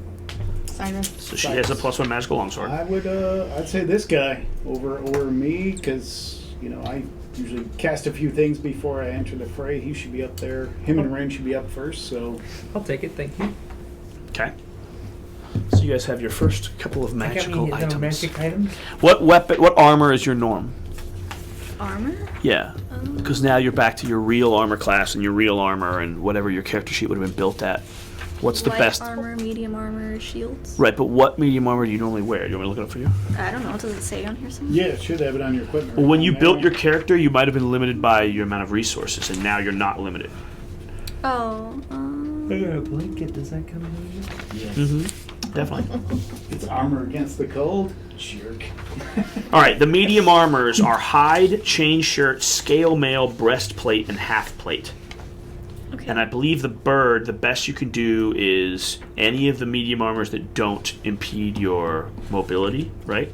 Yeah, it But says all I of them got have dex chainmail ones, too. on my equipment. So I'm chainmail. you can't use scale mail or half plate without messing with your disadvantage. So the best armor for you is breastplate. Or chain. No, breastplate's better than chain shirt. So you can have a breastplate, which will be 14 plus dex, and your dex is +2, so you put your armor to 16. But you have a. Let me see your character sheet. It is 16. Yeah, right. So what did you have written in originally? You had. Chain. You had chainmail, but why is it wrong? It's a full suit, not a chain shirt. It says chainmail. Oh, so he was wearing a heavy armor. So you just have this categorically wrong. See, You couldn't have worn this chainmail without losing your ability to fly. And so instead of chainmail, just update it to breastplate. It's going to be the exact same armor class, not going to change anything. Rest. Now, that armor class is Checking assuming that- a shield. That all important breast meat. Yeah, exactly. Breastplate. For birds, Did huh? you have a shield? That's the most Yeah. important part. You put that you have a shield because you have +2 AC. Does your character want a shield? Where's my +2 AC? I'm just looking at an 18 armor class. You know, that when came he from a falls, shield. I will eat him. Yeah. He's just a bird. Just a bird. He's just a bird. I can fly with my shield, I guess. I think so. Yeah. When Yeah, the you bird have a dies, shield. I'll Yeah, it says I eat got a 6-pound, and the name is Sensor. Okay, so now you have that sensor. So you are actually at 18 armor class. Okay, what's the best armor class for you? We said you have a +1, and you don't have any restrictions, right? Oh, you have to I'm wear not sure what wear you're- medium. Do you want a disadvantage to your stealth? So, Just in general, you can either have a 14 Oh. armor class plus your dex or a 15 armor class plus your dex. And to get the half plate, which will give you 15 plus your dex, you will have disadvantage on your stealth. So basically, +3. do you want the best normal armor? No, +1. Do you want the best normal armor, or do you want to then add even more plates to that and tighten up? But lose the ability to sneak around. right, that's what I'm saying. My stealth is really good, so I don't really want to. Right, so then you want a breastplate as well. She's a professional. Okay. Wherever your armor says the armor you're wearing, you want to be breastplate. This is What what are you you can talking equip. about? Yeah, so like there's in a spot. here? Yes. There's a spot where your equipment list mentions all your stuff. Close. Clothes. There you go. You have clothes. Where's your armor? You have no That's what armor? I'm saying, I don't, yeah. Oh, okay. You have a feature as a barbarian that lets you just ignore the armor because you're just going to use your natural armor. That's why. Okay. For rage. Where My is rage it? is my armor. No, your rage is something else as well. You have a feature called unarmored defense. Oh, yeah. While not wearing armor, your armor class is 10 plus dex plus con. Okay, so you want to keep using that because your con's high. 10. So you're 10 plus dex Oh. plus con. All right, so you don't want armor. So how do we appeal to Oh. you? What can we give you? So that's where this 14 comes Mhm. from. 10 plus dex plus con. And that's not going to change until your con or your dex goes up. So how do we appeal to you? She wants a double-sided battle axe. Give me a great sword. Well, you have a I great want my sword. great sword back. Yeah, you already have it. Give her a double-sided That's battle regular. axe. How can we give you something magical to help this out? What do you mean Increases that's their dex or regular? con.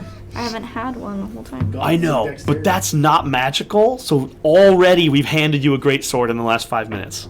Okay. After handing you a great sword, what can we do to give you something magical? We're getting so much money that they're like, just take the bullshit equipment. and- Right. Okay. The bullshit Worry equipment about we're not the even other going to stuff tally. Okay. Yeah. How So- much magical stuff do you What want? So everybody's options kind of are getting magical? a thing, right? Yeah. She got a thing, he got a thing. What can we give you? What can I have? Do you want like a magic ring? Tap for power. If you don't know what you want, then they'll offer some I don't know what basics. there is. I know. Protection wouldn't be bad. It helps your saving throws and your armor class. Since you're unarmored, that'd be great.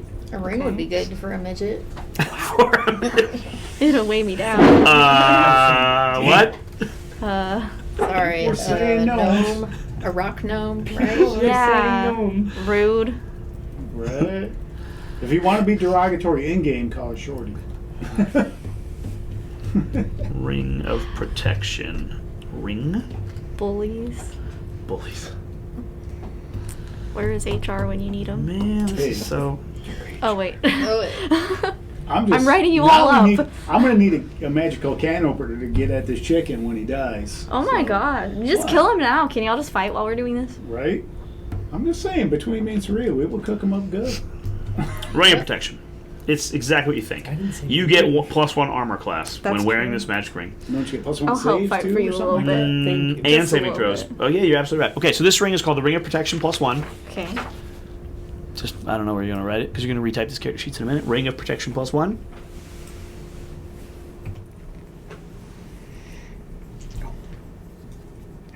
So that +1 is gonna raise your armor class by 1 Okay.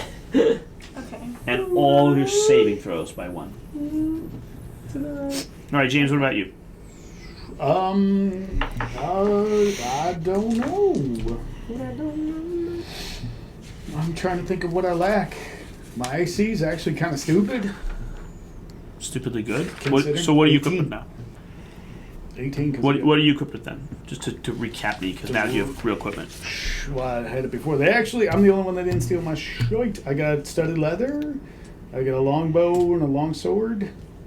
And a shield. So when I your have to fight AC hand-to- your AC's 18 because your dex is very high and you have a shield. Yep. Okay. Yep. Would you like a magic shield? I can offer you a shield of missile attraction. No! Missile attraction. It's a real magic item. Yeah. I cast Yeah. magic missile, and they all It's just called a redirect to magic item. Leilana. I'm gonna pass on the, especially if I know what it is. I'm gonna pass on I can that. give you a cool magic item that I make up. You totally could. All right. I'll give you a magic item that's called a lobbing shield. Okay. Okay. Okay. It's a magical shield. You can throw it as a magical weapon, like throwing a spear or a shield or something like that, right? Okay. Which will temporarily turn off your shield, and then it will just reappear on your arm. So you've Okay. seen like magic throwing daggers you can throw, and they go bam, and then they just reappear in your Yeah. hand. This is a shield that you can throw to do an attack, and then will become a shield again. Okay. Normally throwing it would be a bonus action, but I know that that's a heavy conflict for you because you're already using your bonus action on your spiritual weapon. So what I will allow it to sweeten the punch is, if you want to throw it as your action, it's just an improved attack, right? Okay. And if you want to throw it as your bonus action, it will improve the attack of your spiritual weapon by saying basically it comboed with your spiritual weapon. Okay. So I don't care how you want to spend it, as an action or bonus action, it'll either do more damage than you would have done or improve the damage of your spiritual weapon. So you can effectively feel it's a surge of damage, and then one round later, it reappears on your arm. One round later, or Like- the beginning of the next round? My next action, it appears Yeah, on my hand? exactly. Okay. So if you huck it on your next action, boing, it's back. Okay. So if you want to huck it every single round, Okay. you'll do more damage every single round. You just won't have a shield. And if you don't huck it, you have a shield. So it's a shield that you can fire. Okay.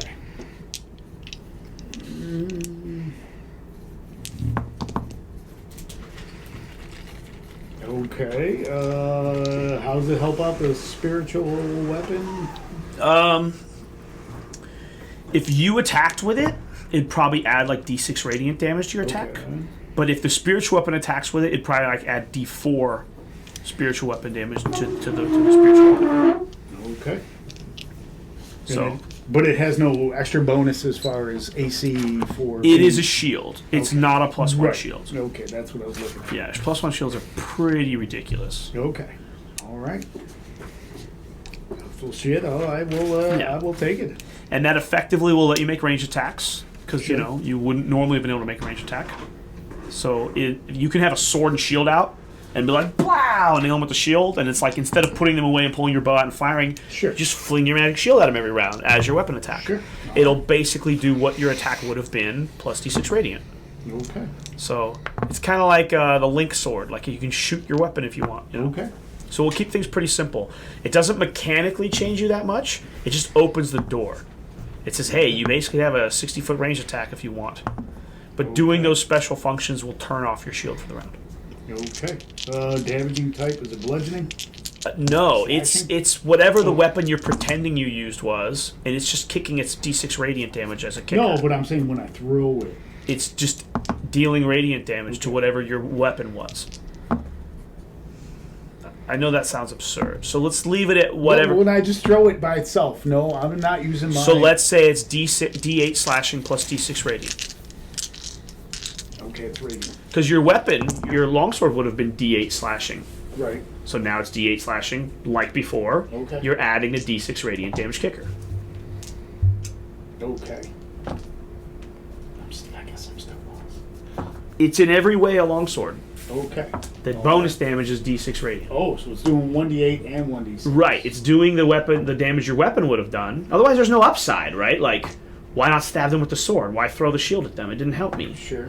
So when you take away the 2 AC for the round, you're getting something. Okay. And what you're getting is the D6 radiant damage on top of what you would have done. All right. I got it now. All right. Okay.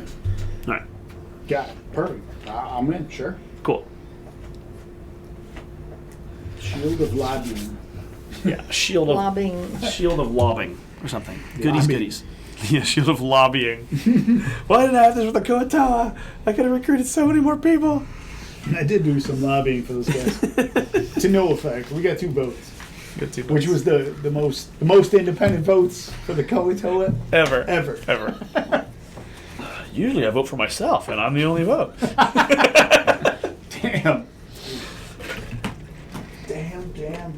You know, you could argue that means he didn't vote for himself because you only got the 2 votes. The high priest for the only votes. Yeah, right? Well, he's on He the did. platform, so He still gets a vote. he's not going to fine. he Oh, just wait. got 3 No, votes. but he was exiled, so maybe he lost. That's right. He's a was criminal. a doesn't have non-voting votes. felon. There you go. Non-voting felon. So we're The real question is whether you can touch the orb. It's there. I Nothing's wanted stopping. to earlier. I'm saying. So, all right. Now that all this negotiation discussion is happening and the Smurf Nurgle is identifying a thing, at any point you can touch the orb. Yeah. What's Hemsworth getting for himself? Potentially the rest of the money. Oh, this guy. Because he's handed it off. He's hooking you guys up with equipment. You guys are going He to go on your took way. us there. Who's going to come back and get the payment? Sure. So he's like, I mean, eventually there was probably still going to be an outstanding balance. So I want that. But he's not going to argue with you. Whatever he does thinks fair. I mean, I don't want to carry around like 10,000 coins. I mean, but I would Right, like right. some to travel on to eat. Yeah, that makes sense. So some basic coins just for pocket provisions makes sense. Petty So change. like, petty change. there's 4 of Petty you, cash. so like 200 gold, like 50 for each of you in your pockets. Yeah. Okay. So he's basically just tallying. We've taken this, we've taken this, we've taken this, we've taken this, and she says like, well, whoa, you're up to like 10,000 gold now, and he's just like, do we have to get into the same art? Like, this is worth more than that. Right. And she goes, yeah, all right, yeah, obviously it's worth more than that.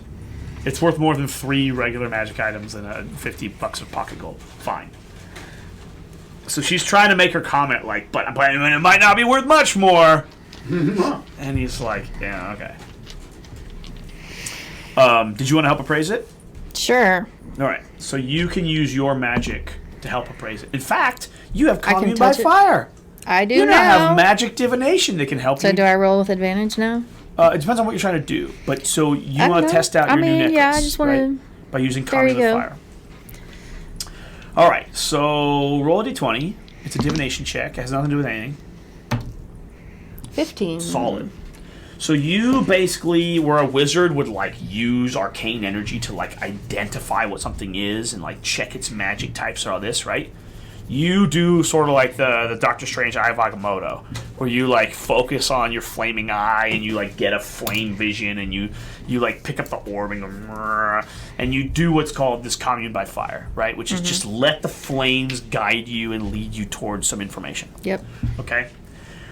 And so you see a vision, basically. A vision! And so now you can get visions on demand that can guide you and give Wow. you information and tell you things. But again, it's Where was this through the last one? fire. Where was this last one? The vision enthusiasm. Yeah. And so what this vision shows you is, and it's all surreal. It's like a psychedelic dream, right? Okay. The psychedelic dream shows you a demon, and in your psychedelic dream, like the house is on fire, and like the walls are collapsing, and that No! what? No, That was a fucking fuzzy taco wrapper on the ground. That was the fuzziest of That was fuzzy fuzzy, tacos. fuzzy. Very fuzzy taco.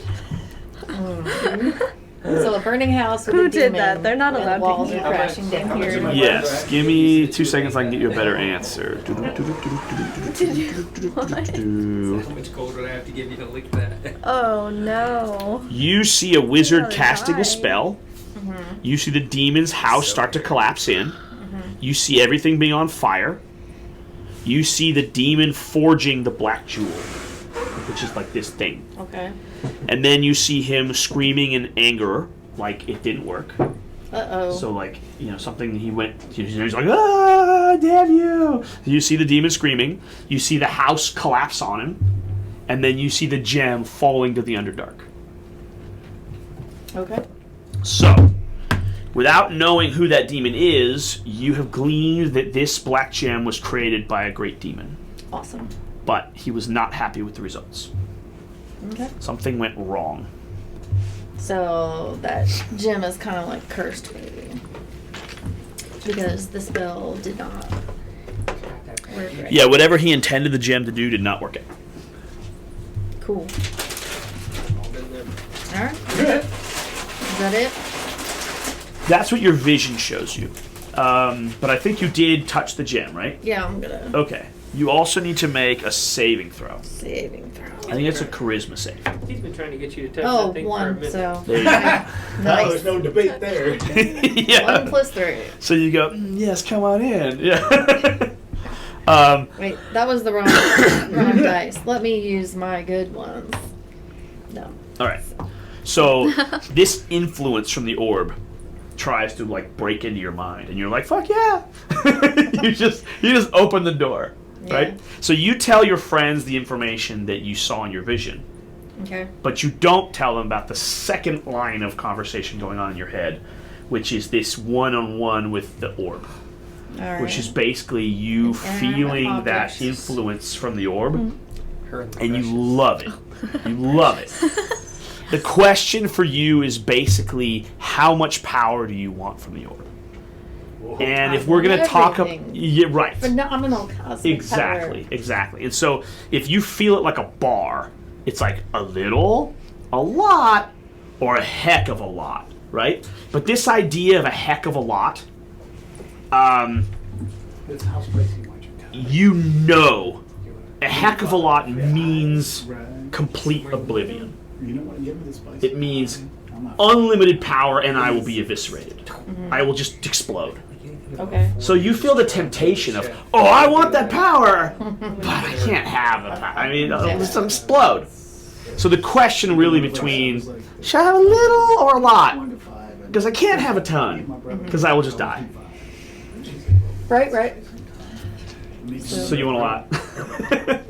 Yeah, I want a lot. I, think don't want so. just a little. I Right. want a lot. That so be- am functionally- I gonna, like, knock a piece off of it and No, put it in my no, pocket? no. This is a mental energy. This is a feeling. This is all in your head. As you touch the thing, Things you don't even understand. it's whispering to you, like, how much power do you want? And you go, a lot. And he goes, a lot? And you go, no, because I'll blow up. So a lot? Yes, a lot. And he goes, okay, deal. And so you've basically made a deal with a mental force to give you power. Alright. I know he. And from here, while you feel that the gem is valuable, you don't need it. You don't care to possess it. Like, it's already, like, talking to you.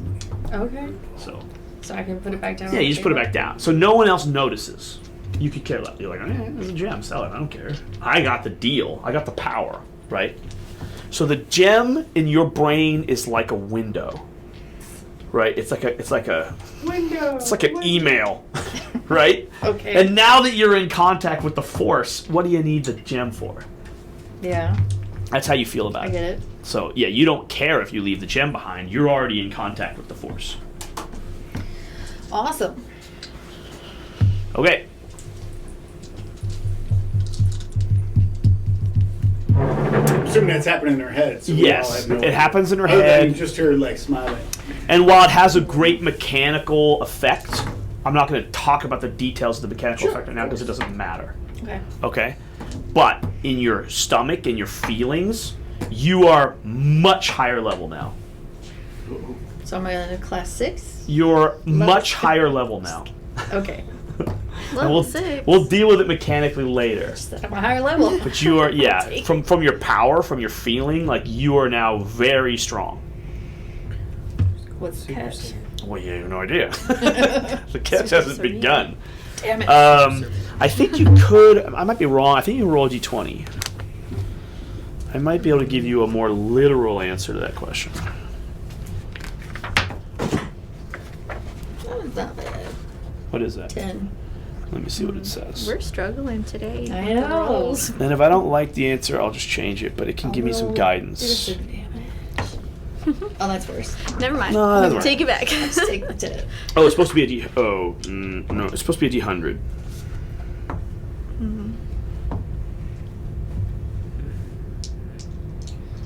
Yeah, it just breaks into 20s. This just might as well just be a d10 and they say 1, 2, 3, 4, 5, 6, whatever. 2. A 2 on a D100. Oh, a 20. 2 on a D, so a 20. 20.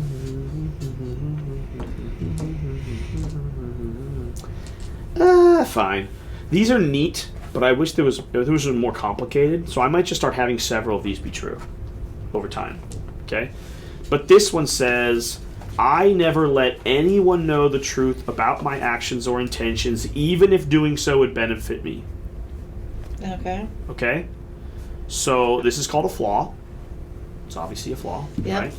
And this is not just a little quirk about your character.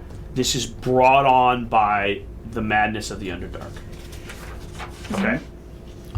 So you can't let anyone know the truth about your actions or intentions, even if doing so would be beneficial. Which means you don't have to lie to people, but you won't admit what you're up to, period. Ever. In any way. Like, hey, what are you doing? Nothing. Like, you were just going to the bathroom. You just be like, I'm just going to the bathroom. And that would have been, no, you're going to make things awkward because you're not telling them shit. Like, I'm not telling you nothing. This directly applies to the fact that you have now touched this orb and, like, gotten magical communications with it. You're not going to tell them. You're not going to tell them. Right. Like, maybe they could help you, but you're not going to tell them. Yep. So, to start things off, you won't even admit that you've done it. Okay. All right, cool.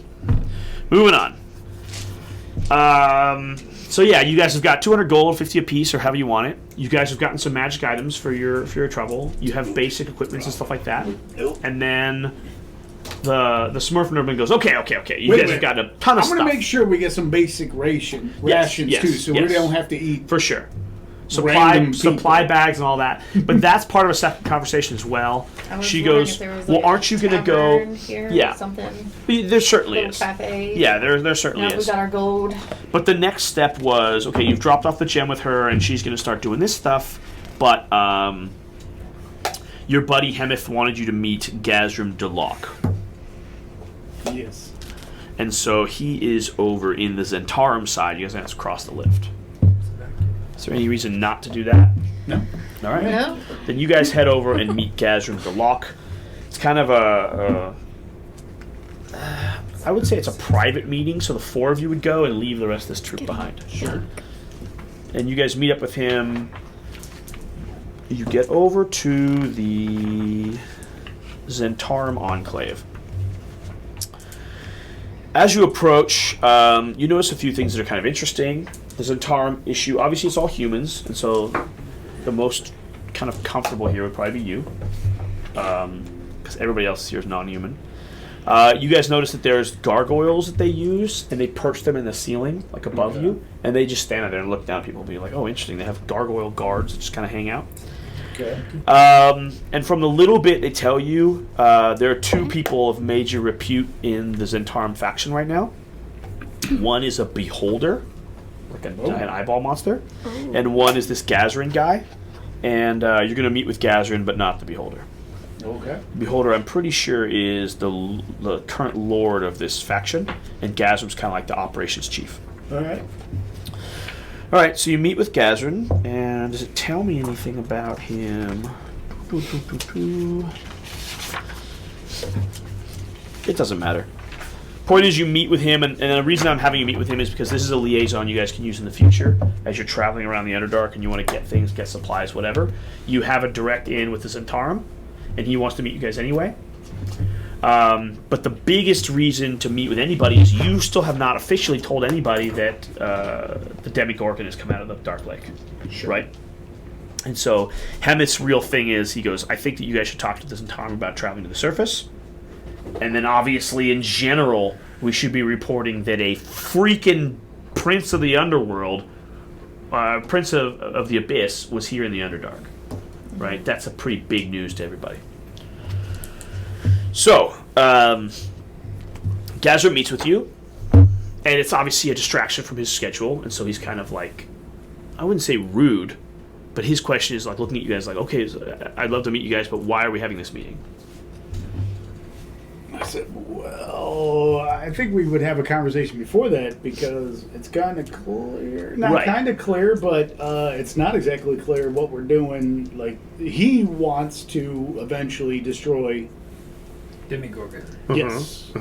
I want to get to the bottom of this and why these demons are possibly loose down here, and you know, my God said this is very important for me to get here. Right. Where I got the impression these two just want to get the freaking home and get the hell out of this lightless world, especially probably the humans. Yeah. Walking around seeing about 4 feet in front of her. I'm gonna bridge the gap and say the that past couple basically months. all of you guys have ultimately been sent down here to verify the what. Now the what is crystal clear. The what is that there's a demon prince in the Underdark. Okay? So then you have to get that information back to your people. That's why in my head you came down here in the first place and why you're then looking for a way back up. You're trying to relay that information back to your individual factions. Okay. So, yes, a letter can do, but you going and telling your people there's a freaking demon prince in the Underdark, we have to deal with this, is what I thought the mission is right Or now. do we? I mean, I I don't don't go into the Underdark normally. Well, yeah, we don't know why I you guys did it, I don't but care if he eats everybody, all the mole people. yeah, Right. right. But, But that was the original yeah. thing, because Well- you guys used to work with Gungren, and you had some reasons you were hanging out and doing stuff, and the idea was, whatever reason you decided to come down to the Underdark, all you remember is that weird fever dream where she ate a turkey leg and you got super drunk and you woke up down here. So, but the idea was you're sent Sounds to good, investigate sounds the good. what, Tuesday. and now you know what the what is. Yep. So yeah, your little agent, his little agent chat, and they say, okay, you got to meet with this guy, and now he's face to face with you guys, going, okay, what's this meeting about? Why do we have to talk? Well, again, this still leads back to we need to have this conversation before, because are they looking to get out? Okay. I know he's not looking to get out, but I'm not looking to do what he's doing. I'm looking to thwart these plans. I'm not looking to fight a demon prince, Right. because I'm realistic. He's not. And he can be as zealot as he wants. Blinded by rage. Exactly. And I hope, I secretly hope that he throws himself at it, and that gives me time to get away. If you fight it again. Yeah, I just have to run faster. Okay. Than he, The betrayal of a bird. yeah. He can die, as long as it just takes him long enough to die for me to get away. Right. So. But again, I don't still know their intentions, you know. So, are we looking to get out? Because I know we were talking about going to Blingdenstone to possibly get them to get us out, but it appears this guy actually can get us that information and maybe a guide, or are we sticking around to solve this problem for everybody else? I know his position, which is full on destroy. My position is I would like to see a resolution for the greater good, but I don't think my resolutions is as extreme as his. I would like to throw a little more intelligence at it. Well, we saw it wreck the Schlubderblock. Exactly. And these people are right on the lake too, right? Pretty close? Yeah. You know, Yeah. So, but I mean, what is your personal feelings about this and your intentions? I'm guessing if we go in there and we don't know, this guy can be like, "That's great, okay, thanks, adios." There's the door, you know. yeah. So let's get concise here. Now that we're ready and slightly magically equipped, are we gonna try We're to gonna see go- some sort of resolution behind this? Poke the Demigorgon in the lake? Is that what you're asking? Ooh, we're not ready for that. I was going to say, I don't feel like we're ready for that yet. Maybe we need to go pick up a side quest we need to go farm some XP. Saying that in character would be Nice. like more like we need to find out the reason of what. This guy just doesn't show up for the hell of it. Right. Yeah. He just That's doesn't fair. like, you know, even their piddly sacrifices on the side is not enough to bring this guy out. Right, of right. that. They turned his head. He was in the Dark Lake, and they turned his head. But why was he in the Dark Lake? Right. Yeah, they didn't summon him to the Dark Lake by throwing themselves into the I quivers. know they didn't have enough power. I Right. said their priest like lacked any serious clerical power. Right. All her clerical power came from Demigorgon in the first place. Right, but even that, it still pretty much lacked. Like, she should have been able to just...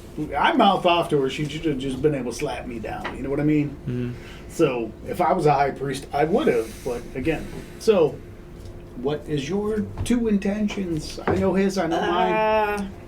I can't tell you my true intention.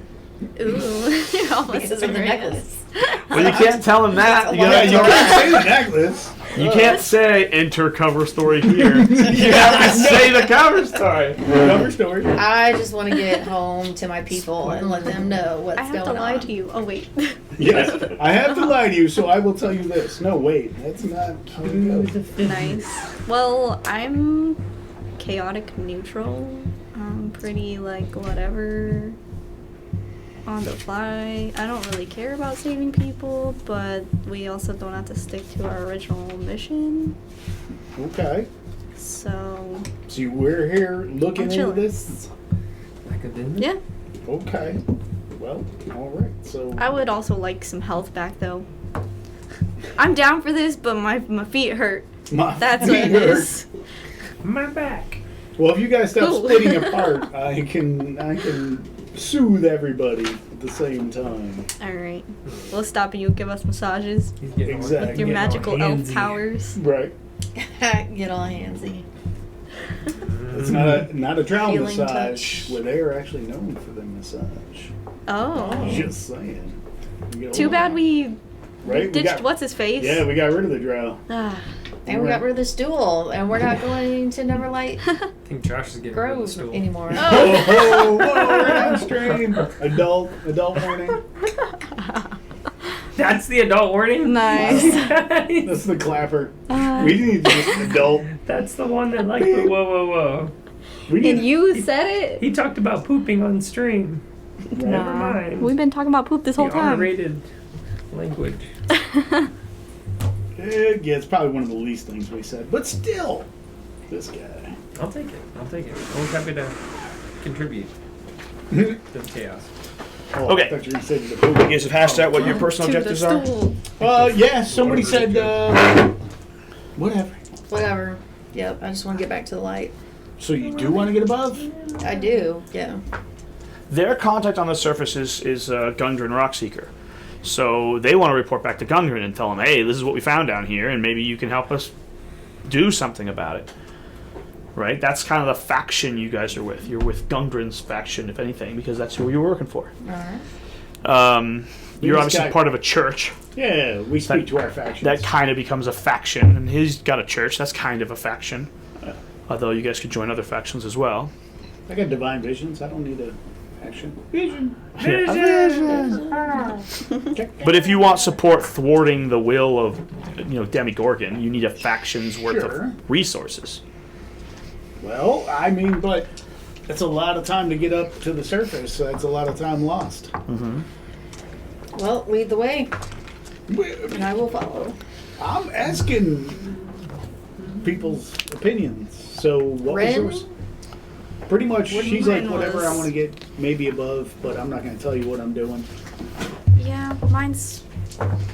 I'm in between. We can do this, but afterwards, yeah, let's still, Oh, yeah, try to yeah. survive and go. Okay. Yeah, I'm wilting down here. I'm not going to lie. Yeah, Yeah. it's not fun. Nope. Okay, so you guys have your little pre-chat, and then you're going to have your meeting with Gazram. Yep. Now we're having it with him. Yes. All right, so like a meeting with a very powerful person, they sit you down for a minute, and basically you're giving the impression that you'll have a few minutes of his time, except what you have to say is extremely important. So you're hoping that once he hears what you have to say, you have as much time as you want. But Sure. the feeling as you sit down is, okay, he's decided to have it. He's decided to take your meeting, Yep. and then you sit down at this little table. Yep. All right, what do you guys have to say to him?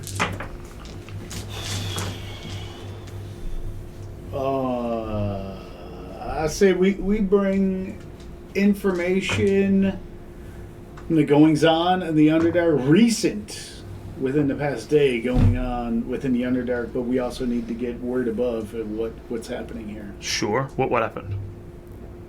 I say this information holds with it a certain amount of leverage that you say could leverage against your fellows Okay. down here. I mean, do I have a basic understanding of the Zentarum? Yes. Okay. Yeah, you know who the Zentarum are, for Okay. sure. All right. I know they're out for themselves, humans. I say, can only give you this information if you could get word up above. Certainly, I'm an information broker. I can get word above. this information is let's just say we want this at no cost to us. Okay. He's just like, what's the information? The Koatoa have mistakenly began worshiping a demon. Sure, I've heard of this. The Koatoa just Yeah. ripped their city apart. Yeah. Well, did you hear what actually Right. So destroyed it? his version of his scouts report Right. is that the city's in shambles. Yeah. Okay. Do you know how it was destroyed? He's waiting for you to tell. I know. Do you know how it was destroyed? Ask him. No, we don't know anything. All right. We just heard initial reports that the city's destroyed. Either it was the most incredible illusion ever, or the demon prince himself emerged from the water and destroyed the city. Well, just to clarify, there are many demon princes, but this Right. is a demon prince. Yes. All right, so you tell him that the demon prince Demigorgon is in I'm the not going to Underdark. say his name. No. Oh, okay. I will say the two-headed demon prince. So you heavily imply Demigorgon. Yes, but I won't say his name. All right, he'll fill the name. And he goes, Demigorgon? I just do that when he mentions his name. Yes. All right, so does anyone say anything else, or is this like the narrative? The narrative is the two-headed demon prince of the Abyss destroyed the Kuato village of Supladop. That's how I saw it. Right? That's the information. Yep. He kind of like breathes. He goes, okay, so you're saying Demigorgon is in the Underdark, in the Dark Lake, and destroyed Slupladop. Yes. He goes, well, that is very pressing news. Like, is. that's huge. It's like, not to be insulting. Who witnessed it? All of us and our companions. How many people? All of us and our companions. Any of them of repute? I give him a dirty look, like Nice. I'm an elf noble and he's a filthy human. I'm going to give him a dirty If look. I sent a letter to the surface saying that Demigorgon's in the Abyss, I mean, in the Underdark and not in the Abyss, they're going to ask, says who? And I need to understand who, or I have no way to back up this information. All right, we'll pull out a can. Actually, I got a. I can only make radiant. I can't make heat. It's a simple question. He doesn't need proof. He just wants to know. I will. I'm a noble. I got a signet ring. Okay. All I will right. put a little thing and I say, seal your letter with this. Okay. So And one send of this the to the elves at Ardeep, and they will take care of it. okay. So one of the people claiming they've seen it is a noble elf from Ardeep. Okay. What else? Because I know some of these party members have no a quack off. Right. You know, Yeah, right. an arms dealer. What is his name? Helmsworth. Yeah, Hemeth can't. He's like, I He have saw no. it. Yeah, he saw it, but he has no public anything. Like, who the hell's he? All right. It's going to come down to obviously the four of you and not the NPCs, because the NPCs are kind of Right. meaningless I in that saw way. it. Yeah, I definitely. And saw it. who are you? I'm Cyrus the Virus. Cyrus the Virus. All right, so he basically says, all right, I would love to know who saw it, and we would love to know, because people are going to immediately want audiences with you, right? Anyone that we tell, hey, like your own people, I'll send them this letter that your guy says that Demigorgon's in the Underdark. They're going to want to meet with you and appraise the validity of this. And he goes, and this is not to question you. It's that we are continuously dealing with growing madness down here. We're all aware of it. The madness has been on full, rampant growth. You don't think these are related? I think they're definitely related. Okay. But we have to dispel that obvious problem. They're going to say, oh, that makes perfect sense. Or there was a maddening event. And the maddening event could have been anything. And so that's the problem we're dealing with. By the very definition of the madness spreading, we don't know if this means what we think it means. Well, what do you think? What's your theory? No, I think you're right. He's like, I believe you guys. Hey, my scouts have no idea what tore the city apart. We figured it was their civil war. A demon prince showing up, it makes more sense than the fish were so mad they burned their village down, and tore their village apart. He's like, we saw the aftermath of the tear. He's like, I can validate it. But I just want to know what to back up our letter to the surface with. Okay. I said, okay, well, this is very useful information, and obviously I have to send this information to certain people. The Zentarum are going to, they're going to need to know, so I'm going to send missives to the Zentarum. I'll send missives to Ardeep. I don't even know you. You mentioned your contact. I don't know him. Oh, I have a criminal contact. Is there anyone else who'd like me to tell? You guys are also. What was his name? Something with a G, some sort of dwarf. Oh. Gundren Rockseeker? Gundren, yeah. Yeah. Does he care? Bob. Does your... Is that... I don't think I have that on here. No. Well, you remember the story with Phandelver, right? Yeah. This guy. Nice. So you guys unearthed the Soul Well, or whatever the heck it was called. Well of Souls. And so Gundren's now in possession of a great magical artifact that he's trying to get to understand when you guys disappeared with your fever dream. But yeah, you guys could tell your faction head, which is, you know, let Gundren know something's going down in the Underdark. Yeah. Okay. Okay. So he says, all right, I'll send people that can, you know. I think the Zentarum had a contact right there in Phandelver, didn't they? Yep.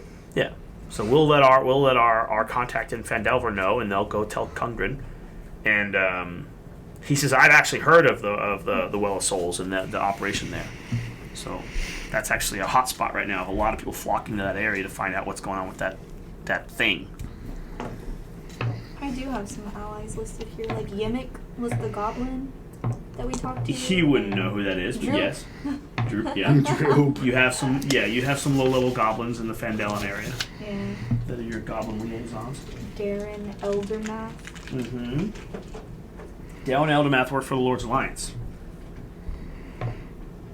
Yeah. These guys will not let them.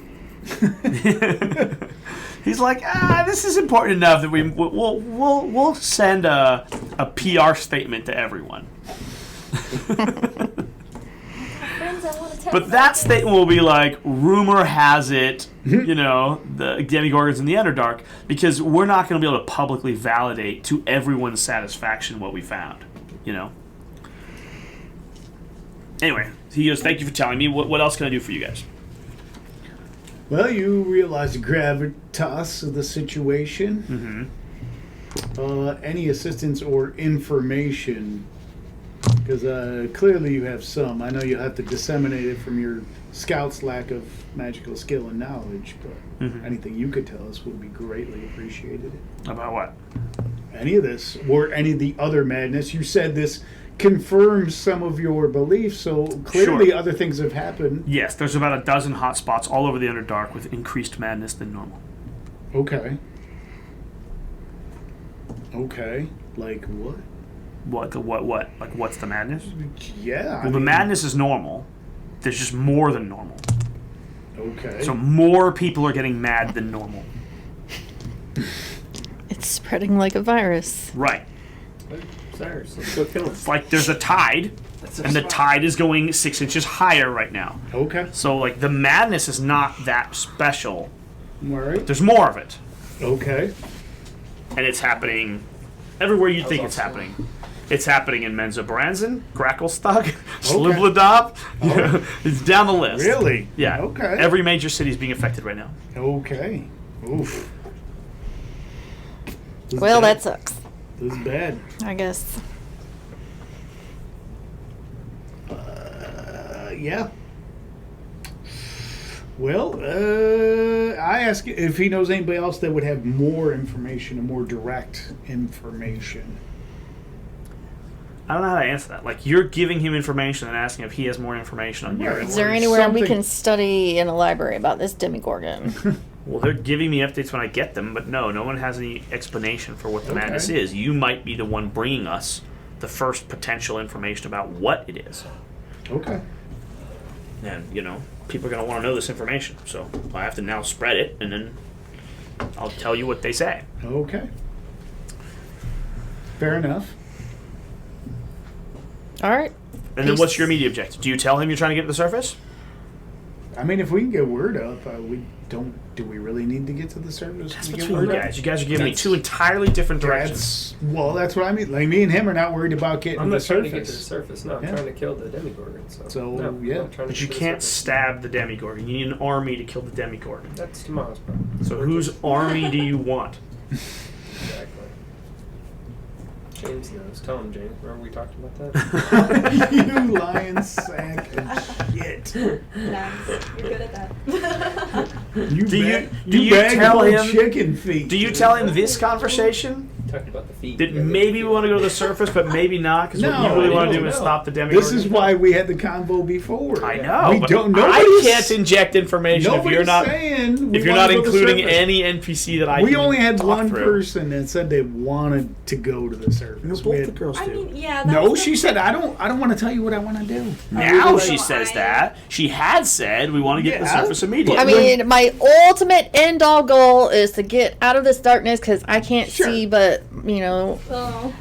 4 feet in front of me. I am Right. blind down in these caverns. So ultimately, my goal is I don't want to go alone Sure. because Yeah. of the dangers in the Underdark. So I guess I'm stuck with y'all till we get to Blingden Stone because that's our next destination. Let me just say, to get to Blingdenstone was to get to the surface. right. Everybody So wants to go to right, Blingdenstone so let's- to get to the surface. we're done with this place and we're heading out towards Blingden Stone. I'm not looking to necessarily get there unless they have more information. Oh, I'm going to ask him what's the next biggest hotspot for this madness. And don't say the M word. Let me be specific. Recent stuff was Schlubadop, which makes sense, Sure. right? Benzo Branson, Mm. Gracklestug. I think that's the three. Okay. Places? The three cities that have had recent major spikes in madness. Oh. Are the Mind Flayers suffering from this madness? We don't know. Okay. From the name, it sounds Drugar. Dracostug's the Gugar city. That's the known. The Drugar, yeah. Blingden The Stone is dark. the- Yeah. Blingdenstone is the Smurfnarblins, Yeah. which is the gnomes, and Drugar is the dark dwarves, right? Is that the Drugar? Yep. Yeah. And then there's the dwarf place, which is way to the west. What's that one called? Gauntlegum? Yeah, Gauntlbrim. Gauntlgrim. Oh. That's dwarves, yeah. Yeah, I wrote down that's some the of this. that's the surface dwarves. Well, I mean, it's not all. Are we one- gonna go back and get the final appraisal from? That could take weeks, months. Well, we could wait on that and wait on word from the surface. You can. He's like, definitely. I can get. I can send magical missives and then wait for I think a this first is that magical important. response. Yeah. Well, yeah. He's saying if you want to wait to see if I get an immediate response through magical means, then we'll wait for a bit. I'm cool with that because we can wait for our appraisal at least a couple days. Mm-hmm. Hang out. I'm cool with Let's that. find a tavern. Okay. Sit down. Yeah, he tells you can I'll tell my people that you guys are about and you guys can move freely through the Zentarn Quarter. Okay. Obviously, I mean in the public areas. Like, don't. Sure. He's like, we have no official association with you, so please do not enter any Zentarn warehouses. Please do not get caught on Zentarn property, or it's a violation of our situation. But be in the public areas, use our food, use our taverns, hang out. If you need lodging, we can give you lodging, that kind of stuff. Yep. Okay. Let's go eat and rest. All right, you guys eat and rest. Yeah, I mean, it's not going to kill us to wait a day or two to see For sure. we get some sort For sure. of response back. All right. What else do you guys want to do? Just wait for the response? I think so. Chill, heal up. Rest Yeah. your Yeah. legs. You guys can chill and heal up and rest. You have When I food, get everybody everything you together, need. I'll do the old, what is that group heal? Healing word or something? No. You don't need to worry about it. You're in town. You can heal. Yeah. Prayer of healing. That's it.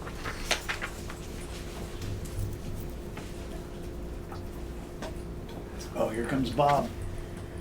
Oh no. It's this camera, bro. Nope, it's that one. That one. Ready? No, it was actually coming up. There he is. Oh, no. He's not in focus. Yep, there you go. There you go. So, two baboon heads. Does he have 6 hours later. Does he have the baboon butt? Is really Nice. the question.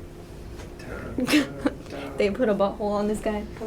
Hey, if it was a Kingdom Death I was figure, gonna say that or Cthulhu. no, Probably have you- teeth in the butt. Have you really? No. Have you really? The Kingdom Death ones are way worse. That thing is so obnoxious. The stupid game. Eggnog? Ooh, eggnog's disgusting. Dude, do you drink eggnog? The nog. LJ, you drink eggnog? Oh. Any of you drink eggnog? That's a no-go there. Sometimes. Oh. Like, I've had it and been like, this is good eggnog. And then it's very alcoholic. And it's usually, it basically boils down to, what's that alcohol that's like almond flavored? Starts with an A. Oh. Amaretto. It tastes like milk and amaretto, but bad eggnog tastes like rotten milk and amaretto. So, the best it can be is amaretto flavor. You might as well just drink the amaretto. Right? Here, here. Brr. Brr. No way. All right. Yep, we're waiting out. So we'll the- rebrief Lauren when she gets back in. Yeah. So the big picture is all of your faction heads want to meet with you. Of course. They want to validate your information. They want to debrief you. They want to give you resources and supplies. They want to retask you. All that shit. Okay. Hey, they want to meet us. We're gonna start acting important. Yeah. We got important info.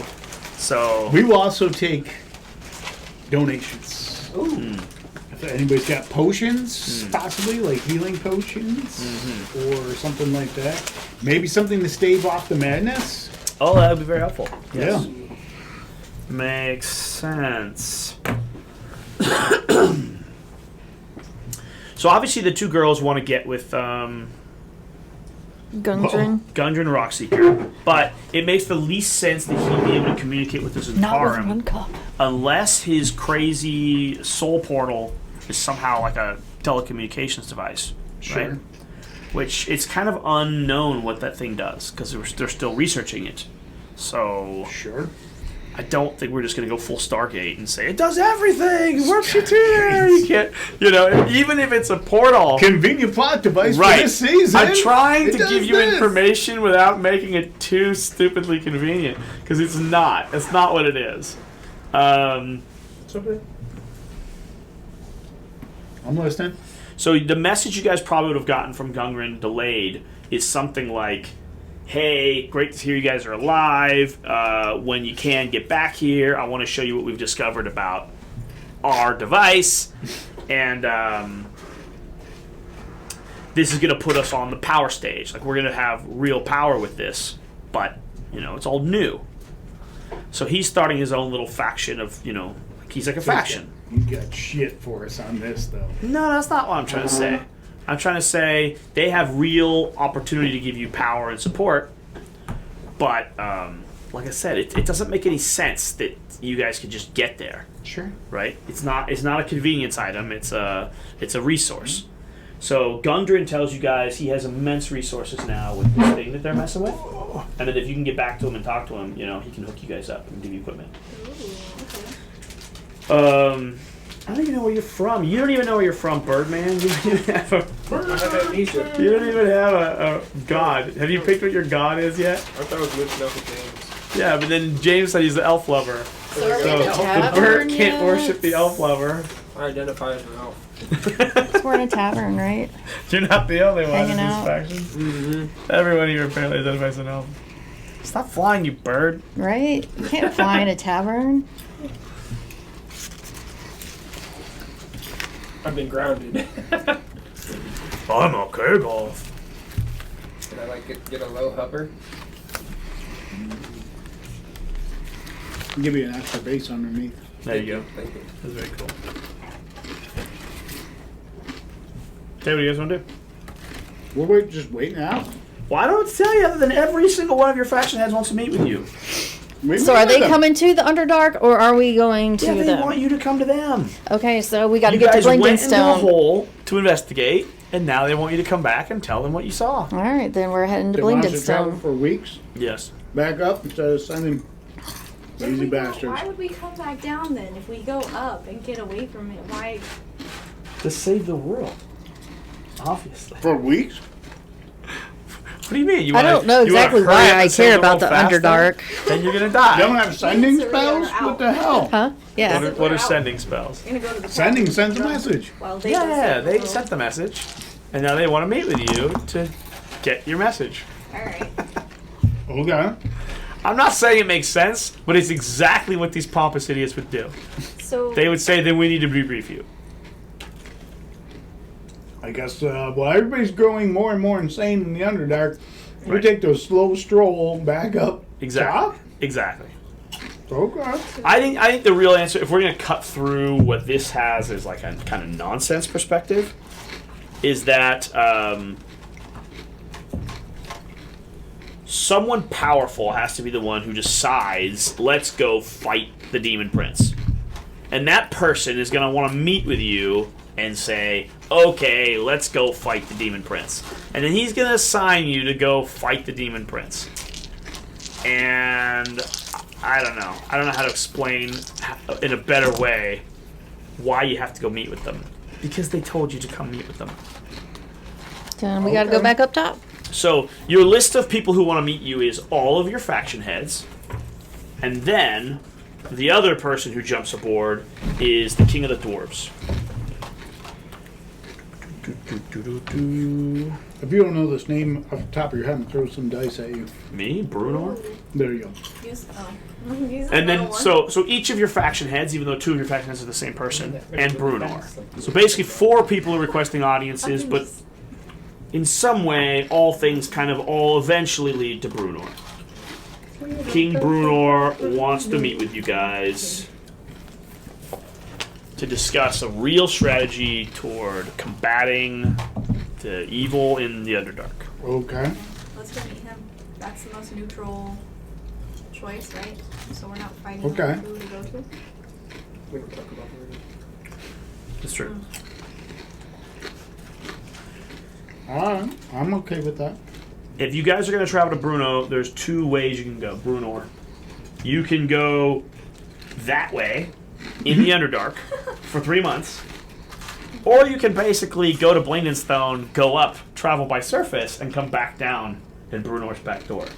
And then the same 3 months are basically being spent, but one is 3 months in the Underdark and one is 3 months not in the Underdark. Boom. Surface it is. I don't know. Underdark sounds pretty tempting. Yeah. You guys can, I mean, it's been a culinary delight down here. Right? That actually explains why you would go back up and come back down, because that would solve all of the issues, right? You're being summoned by Brunor. You have to travel 3 months anyway. Okay. I think it's more like 40 days. Okay. Let's go. Because And we're that'll let you still go through Blandenstone. And then you can still even meet with your faction heads on the surface, because you might as well. Okay. Okay. So Well, I say we go back to these human bastards then your immediate objective is still to get to Blandenstone and get to the surface. and tell them Back on track. to have our people meet us in In a reasonable place. no, just meet us at the same time in Guadalajara. Or not in Guadalajara. Gontal. Have them send representatives to Gauntlgrim. Gauntlgrim as well? Yes. Okay, fair enough. So there's going to be a major powwow in Gauntlgrim. All right. Then for all the preparations involved, that's what we'll say is 3 months. They're planning in 90 days, everyone's going to meet in Gauntlgrim, and we're going to make a big plan. Okay. All right? And so King Brunor has invited you guys to Gauntlgrim. You're going to expect it's going to take a month and a half, even if you rush there. And so double that amount of time, and we're all going to meet up. Okay. So you all have a date set in Gauntlgrim 3 months from now. All right. Ooh. And the smoothest pass would be to get to the surface, travel on the surface, and then go back down in the Dwarven Yep. passageways. Yep. I like it. And that'll then take us to Blandenstone. We're in. All right? The long walk. What a It is. journey. Okay, so now that what you need is more clear, how can your Zentarum contact help you? Get us to Blandenstone as quickly and as safely as possible with as little engagement as possible. That should be no problem at all. He can send you with 2 guides that are very proficient, and they'll take you straight to Blingdenstone. Okay. Okay? And then Blingdenstone's its own hot mess. So the guides will get you there, and they'll do what they can, but, you know, the passageways in Blingdenstone have their own issues, Sure. so you have to deal with those. His Yeah. guides can't help you there. We got a deep gnome with us. Okay? Sounds good. No, it's not. No, we got. Jim Jar. Yep. Yep. So this guy, I don't know who he is. You have no reason to bring him along, right? He's with us. Okay. And then Hemeth is going to stay. I mean, he said he lives down here, so I'm Yeah. not looking to save his ass, bring him up top. Exactly. It makes no sense. He's a door in for another character, but we have no reason to. Hemeth is coming. He's going to stay. Hemeth has no reason to go further. He's in his Yeah. base operations. He can help Yeah. manage things here. So you have 2 points of contact here. Well, 3 actually. You have the Smurf Nurblin who's working on appraising the gem. You have Hemeth, who's an arms dealer, and you have the Zentarum camp lead. Sure. Yep. And who's going with you guys? I mean, Jim Jar's going to come as a Smurf Nurblin, yep, that's it. and maybe Prince Darendel. I still don't trust the dude, but he doesn't seem outright evil, so He's like, if you're going to the surface, I want to get to the Elven Kingdom. let's do it. All right. I will eventually. I'll get the bird alone, and I'll be like, "Hey, can you tell if?" Oh, we could Actually- speak Undercommon together. Oh, we can, but I think. Car. Caca. You could I think just I have go detective to a evil. I don't even know why I'm table messing around there. off in the corner. Oh, he already detected you. Yeah, Yeah, I'm gonna everyone do was evil. detect evil on the Yeah, quad yeah, he'd already done that as well. Yeah, I'm doing on it. I'm still reaffirming it for myself. I'm doing on the quad dude. Yeah, he's Is he evil. Yeah, Oh, excellent. everyone's down here. And I said the same thing to him as a joke. You detect evil, and you look around the room. He's evil. He's evil. Oh, he's not. He's a paladin, but he's basically evil. He's evil. She's evil. She's evil, and he's evil. Everyone's evil. What? There was like No, one not I'm evil. neutral. Well, who was it? I'm neutral. Not evil. What was happening then? Because you were eating a dwarf. That's pretty evil. Yeah. Like everyone was evil, but like one person. I think. But I didn't. feel I like. didn't see And it. it was Yeah. him. Right. So. So I guess what's the only surprising factor then will be that she comes up as evil as well. Okay. Which I don't know if you knew that.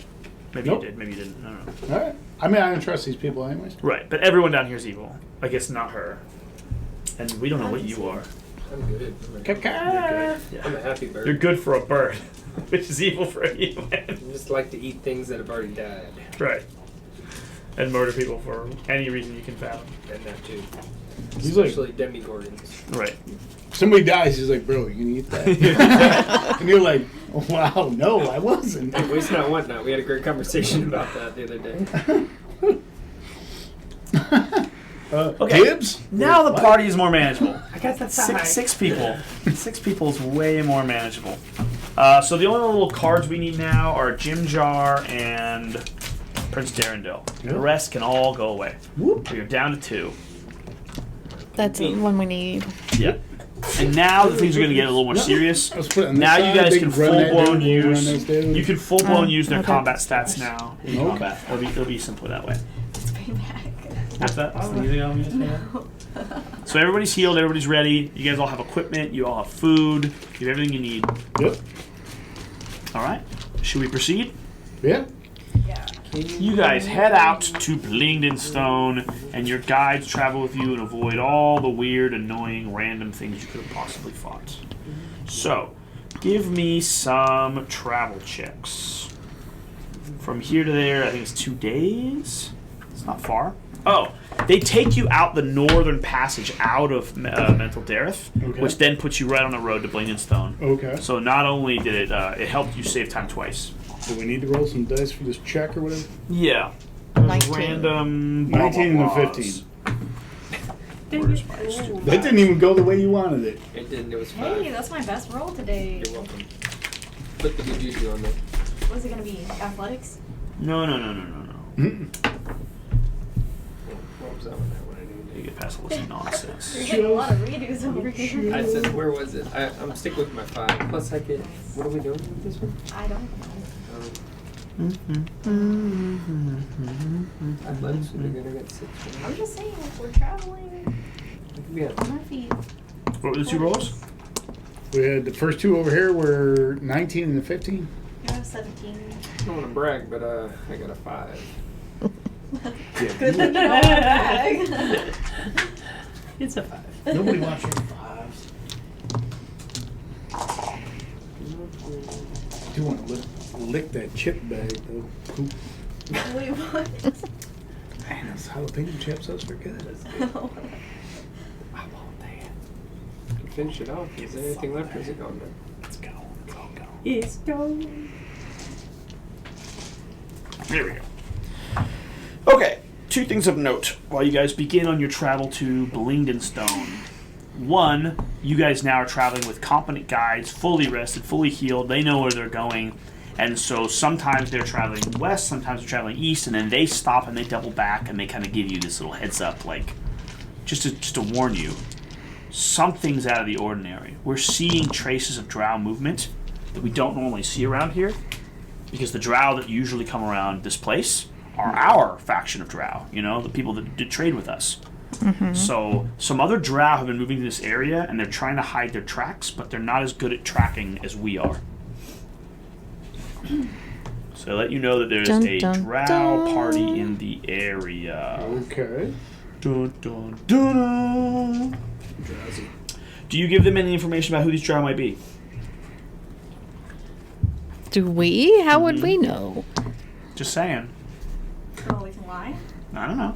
Yeah, they're good drow. They're, they want to carry all our stuff for us. I'm gonna go full surface elf and say the only good drop. No. Wait. Is a dead drow. We sent our drow friend off, Sereth, with Stool to go to Neverlight, So you don't know any other drow. unless it's Sereth and Stool. You don't know any other drow. Nope. Okay, we'll leave it at that. We do. Yeah, the fact that you guys have been hunted by a drow raiding party since you broke out of prison. They have. I know. I haven't. I don't If you know. don't mention it, they go, oh, okay. I don't know. It seems like there's drow in the area, and We slowed them down so bad that, They gave up. they gave up. but you guys don't. That's right. mention We it got either. down to 0. So. All right. So as you travel, they can obviously they say, well, they're not as good as travelers as we are. So whatever they're up to, we can avoid them. We're just gonna have little delays while we move around them. When we see signs of them, we're gonna go the other way. But they're mounted on spiders and they're traveling pretty fast on mounted spiders. So we have a pack of drow. We've seen signs of them 3 times now. So they give you that heads up. Okay.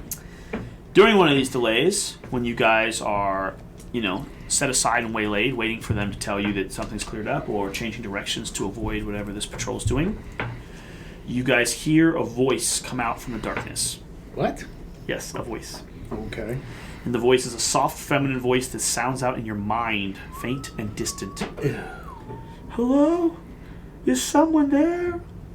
Oh, please, I need your help. I've been trapped in the dark for so long. So very long. Please. Won't you help to free me? Sounds like a scam. Keep It does. walking. It does. If you Let's guys want, split up if you and guys want to investigate. investigate the sound, you can investigate the sound. Leave Taffy It's a alone. voice in my head. It's a telepathic voice in your head that speaks to you as you approach. Kind of go away. No. I'm approaching This a is- different direction. No. You're just Really gonna nope alarming. out of every adventure. No, I'm just something that can probe into my mind. It's no. just something interesting in the Underdark. No. You don't want to see? No. Walk away. We got a 3-month journey. We don't have time to follow voices in the head. We'll be there all day. got time. Got places to be. All right. At the ball of If yarn. nobody wants to investigate the voice, you just leave her down Bye, boys. No. Suck to suck. Something's It's a telepathic. trick. It doesn't need my damn help. there. It's like seeing what do you call it when you're in a space movie? They have like a beacon. It's like please help, Well, please help. Yeah. I know how every Aliens Right. movie ends. Yeah. Yeah. Yeah. Everybody's bad down here, apparently. One of the It's all females evil. is getting away, and that's it. Everybody else dies. There's 3 females. My chances aren't that good. This guy's dying guaranteed. That's it. Yeah, no. Extra crispy. Walking away. It's an ambush. We're avoiding Everything's it. bad in the Underdark. That's what he said. Don't go explore the bad. I said I wanted to get out. I got a mission. I like that when we go on vacation. Oh, you receive an impression of the direction of the entrance to the tomb where the voice is. So you know that if you investigate, there's a tomb nearby where the voice is coming from. Oh, sounds like undead. Yeah, we're still passing on that grass. We just got all kinds of fancy equipment. We can't really carry anything else. All right, so you guys want to skip it? Yep. It's a quick one. All right, never mind then. You don't go in the tomb. Look away. Bye, tomb. Bye. Bye, tomb. Do you want to tell us what would have happened? All kinds of cool stuff in the tomb. Cool stuff. He says that now. Yeah. We'll get knocked almost dead. That's pretty cool. There'd be some magic in there, There would be some magic in there. Might get But- that other glove that you need. right? Matching Probably sock, in there. possibly. No, these people want to get out of the Underdark. We're on a So mission. All right. You got Demigorgons. The gloves So can- ditching that and ditching the Drow patrols, which you're quite able to do, you guys head to Blingden Stone. Chapter 6, Blingden Stone. It's 3 o'clock. All right. Once called the City of Speaking Stones, you guys are on the outskirts of Blingden Stone. There's so much in Blingden Stone. I didn't think we'd do it today, so I haven't read a lot of this stuff. But I know the basics. As you guys get to Blingden Stone on the outskirts, you find that the city has been not destroyed like this is a surprise. 'Cause I guess in the story at this point, the city had already been destroyed. So Yeah. it's known that it's been destroyed. wait, Blingstone's destroyed? Yeah, it's all torn up. Whoa! Danger world. It's Yeah. a danger. Let me see what I can find out really quick. Does anyone see the light? Where's the light hole? Blingden Stone has a reputation for being a dangerous ruin inhabited only by monsters and other undesirables. Oh. Others think of it as a budding settlement well on its way to recovery. Once the characters reach the gates, they can see that the truth lies somewhere in between. Blingden Wow. Stone was cool, then destroyed, and now being rebuilt. Dum. What? The drow are clumsy. They spray painted the word drow somewhere. Yeah. We're following you. Well, basically, they have like the spider trails that they travel by, and the guy goes, "Those are spider trails of drow patrols." And the drow patrols in this area are our own arms traders, and I would recognize like their movement tactics, but these guys are trying not to be seen. Those clumsy drow. Yeah, With their spiders hanging from the ceiling. that's right.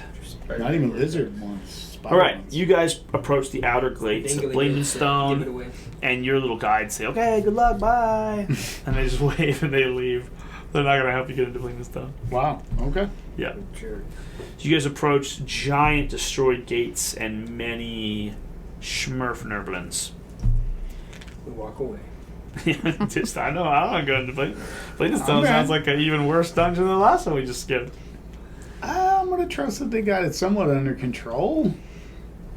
I mean, Okay. they got deep gnome guards, right? Mhm. We got a deep gnome with us. Yep. All right. I'm not Okay, worried Jim about Jar, step forward. Yeah. He goes, "I'm Jim Jar." You go, "What do you want?"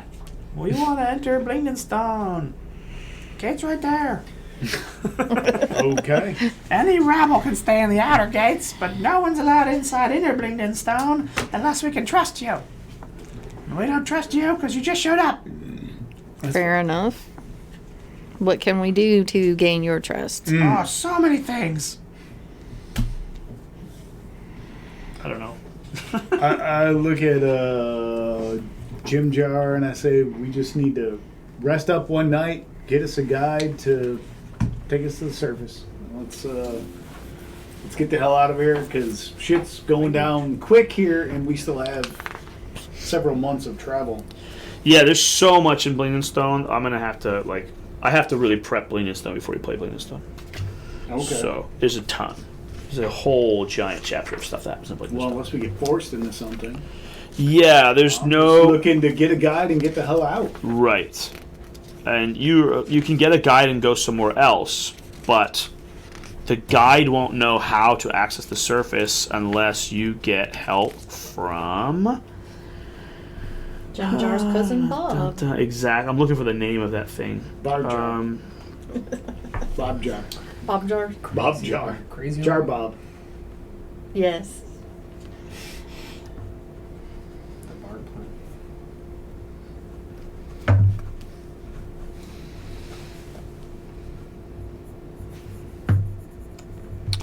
I'm pretty sure they call him the Pudding King. Oh my God! Are you kidding me? No. With the poo and the pudding king? Who wrote this adventure's got a fecal fetish. Right now, the only way to the surface And I think we all agree that's the one kink shame we're in on. is Oh my God. the say-so of the Pudding King. The pudding. You must convince the Pudding King to help you to the surface. Ooh, I don't know if I want to be in on that, but He's currently held up in his pudding castle, Ooh. having pudding court. I'm asking where the nearest Taco Bell is. It's a crappy I- situation. We got this. Oh, we let no. the stool go, but That's it. Right, Taco stool Bell. 2. You Stool try to- you 2.0. get rid of the stool, only to find there's another stool that will find you later. Yeah, little Taco Bell, and we could set this guy up with whatever he Pudding requires. King was once a Smurf Nebulum. Are you reading the backstory of the Pudding Read King? Pudding King. He's gonna spoil everything about him. Yeah. And I can't believe that's a real thing. Yeah, he's the Pudding King. Yeah. He's the current king of the Smurf Nerblin. It's really pudding. No, it's just Big his time. name. He's just called the Pudding King. Okay. We question when everything was shooed to something or another, but then all of a sudden we get the pudding in there. Goes down. Shoo-ba-da-doo-ba-da-ba. There's just so much to read. I gotta get through all this stuff. Yeah, I figured we'd do the dungeon and then that'd be that, but we get to skip the dungeon, so we'll just have to call it for the day. But we are at the gates and they're saying, yes, you're gonna have to do some favors to the Pudding King or he's not gonna help you to the surface. Cool, cool. Okay. Sounds good. And we'll leave it there. Okay. All right. Oh, started wrapping up my dinner plans. Bam. With LJ. It's stream related. It's stream related. Nice. All right, we're gonna work the Pudding King over, huh? Yeah, if you guys want to go in the dungeon, I don't know what to say. The voice is still like, guys, come back and do the dungeon. See, that's the thing I don't get about a lot of these adventures and stuff. Yeah. It's like, okay, there's a sense of urgency. Yeah. And then they give you this, oh, but would you do this? And you're like, no. My that's- friends are being tortured to Right. death. Would you take the sidetrack that might take a couple days? Right. It's just would you investigate this temple when you hear a voice? And so I think it's supposed to prey on anyone hear a female voice and go, we gotta save her. Just gotta save her. Yeah, but And two, it comes from video game logic Sort and of. more modern stuff. There's the old school D&D where you have a dragon inside of a 10x10 room, which Mm-hmm. makes absolutely no sense at all. And then there's the new school, which is also like very video game-ish, Right. where it's like, oh yeah, if I do this, it won't affect the big overall right, I need a adventure. hook, and here's my hook. Well, that hook's not very good. Yo, I gave you the hook. What more do you want from me? It's like, Yeah. I want a better hook. No, that's the only hook you're gonna get. Yeah. Yeah.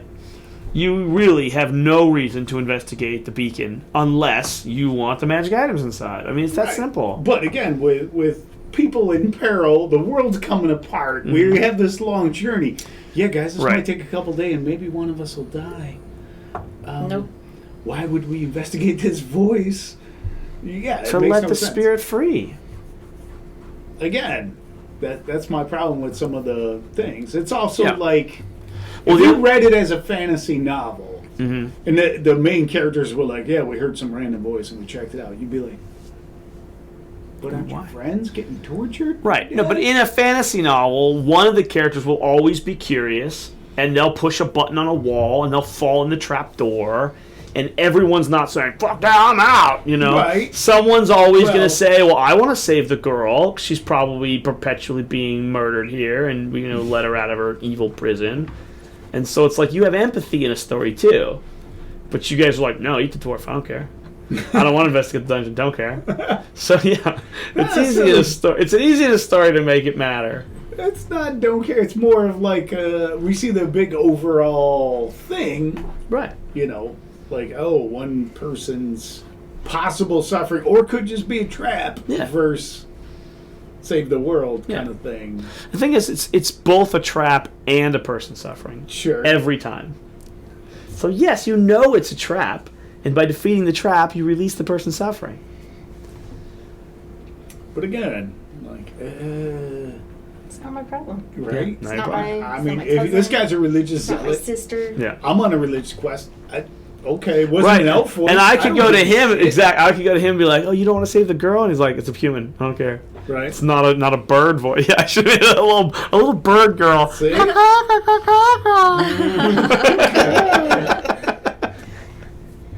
Save me, Daddy Bird. Exactly. Smurf nerds are like evil satire hobbits. So putting king makes perfect sense. What? Not one of my eggs. Is that Phil? Yeah. All right. The Smurf nerds, huh? Unsurprising that this party doesn't want to help Yeah, anyone. they don't even eat the dead. Well, Eldrith would have investigated. Yeah, exactly. We ate her, so we don't have to investigate. Oh, fun run. The other way this can get hooked in is when you're running from the drow, you can find the temple opening and it can reprieve you from the heat of the drow. Sure. But we have the drow off, so Yeah, it's like, yeah. I don't need to run from the drow and escape by going into a temple. I get that. I Yeah. get that part. Yeah, so you guys just won't get the loot? Again. Moving on. We're heavy looted anyway. You are. You're all looted up. Okay, so we're going to call it today because I really can't prep Bling and Stone fast. It's like a big thing. It's a real adventure. Okay. So hopefully the next time we play, obviously we have a week off because of Christmas, and then we play, we'll do the Bling and Stone right, and we'll do a whole Bling and Stone day. Blinkity blinkity. Yep. We'll get our bling stones on. We'll do our Bling and Stone on. Oh, you know what you guys could do? You guys are near Bling and Stone. You could go visit the Mimic facility. The It's mimic- outside Blingdenstone. There's a mimic facility, huh? Yeah, you're holding a mimic in your hands. You haven't seen the ads? Oh, that's right. Yeah, isn't that where they grind up? We're not going to say they're children because they could possibly also be halflings. Yeah, they're all halflings. Oh wow, yeah, that makes it better. There's a halfling slave facility outside Blingdenstone. And that's They where are. they They're that's where, prisoners with jobs. that's where they make all. Yeah, Yeah, I don't like that word. If we don't pay them, it's not child labor. Yeah, that's where the mimic dice are made, outside Blingdenstone. Right. Okay. Hey, we got how many we have left? You guys- 19 You guys could go mimics with Christmas. mimics with menus? jobs. About that, yeah. I think it's 19. Yeah. Anybody listening? We got some promo. The FOMO promo coming up at the Ooh. beginning of the year. And Yeah. that was a great. That's a great name. Who came up with that? Right? I Who don't know, did someone that? like like me. super Someone cool. Sitting at the Someone- table with Super purple awesome. hair. Somebody super cool. Maybe The coolest promo. person around. The FOMO. The FOMO promo. Froyo promo. And he ruined it. The FOMO promo is going to be your last chance to get discontinued or never to be seen again items. If you buy this special, you can then go buy Froyo. Right. It's the Froyo promo. Or Jogenfrusen, which Yeah. is the frozen yogurt from somewhere in Scandinavia. Finland or whatever. Yeah. All right. Jogenfrusen. So we'll call it for the day, and we'll go build some. I need a discount code for the internet, so we'll go make that right now. Okay. Cool. Cool. All right, and then next time we're gonna play Blingdenstone. So that's Yeah. what we'll do. All right. Blingdenstone it up. Yeah, I didn't prep Blingdenstone going. I have this, then Mental Dearth, then the dungeon, then. There's no way we'll get to Blingdenstone. Okay.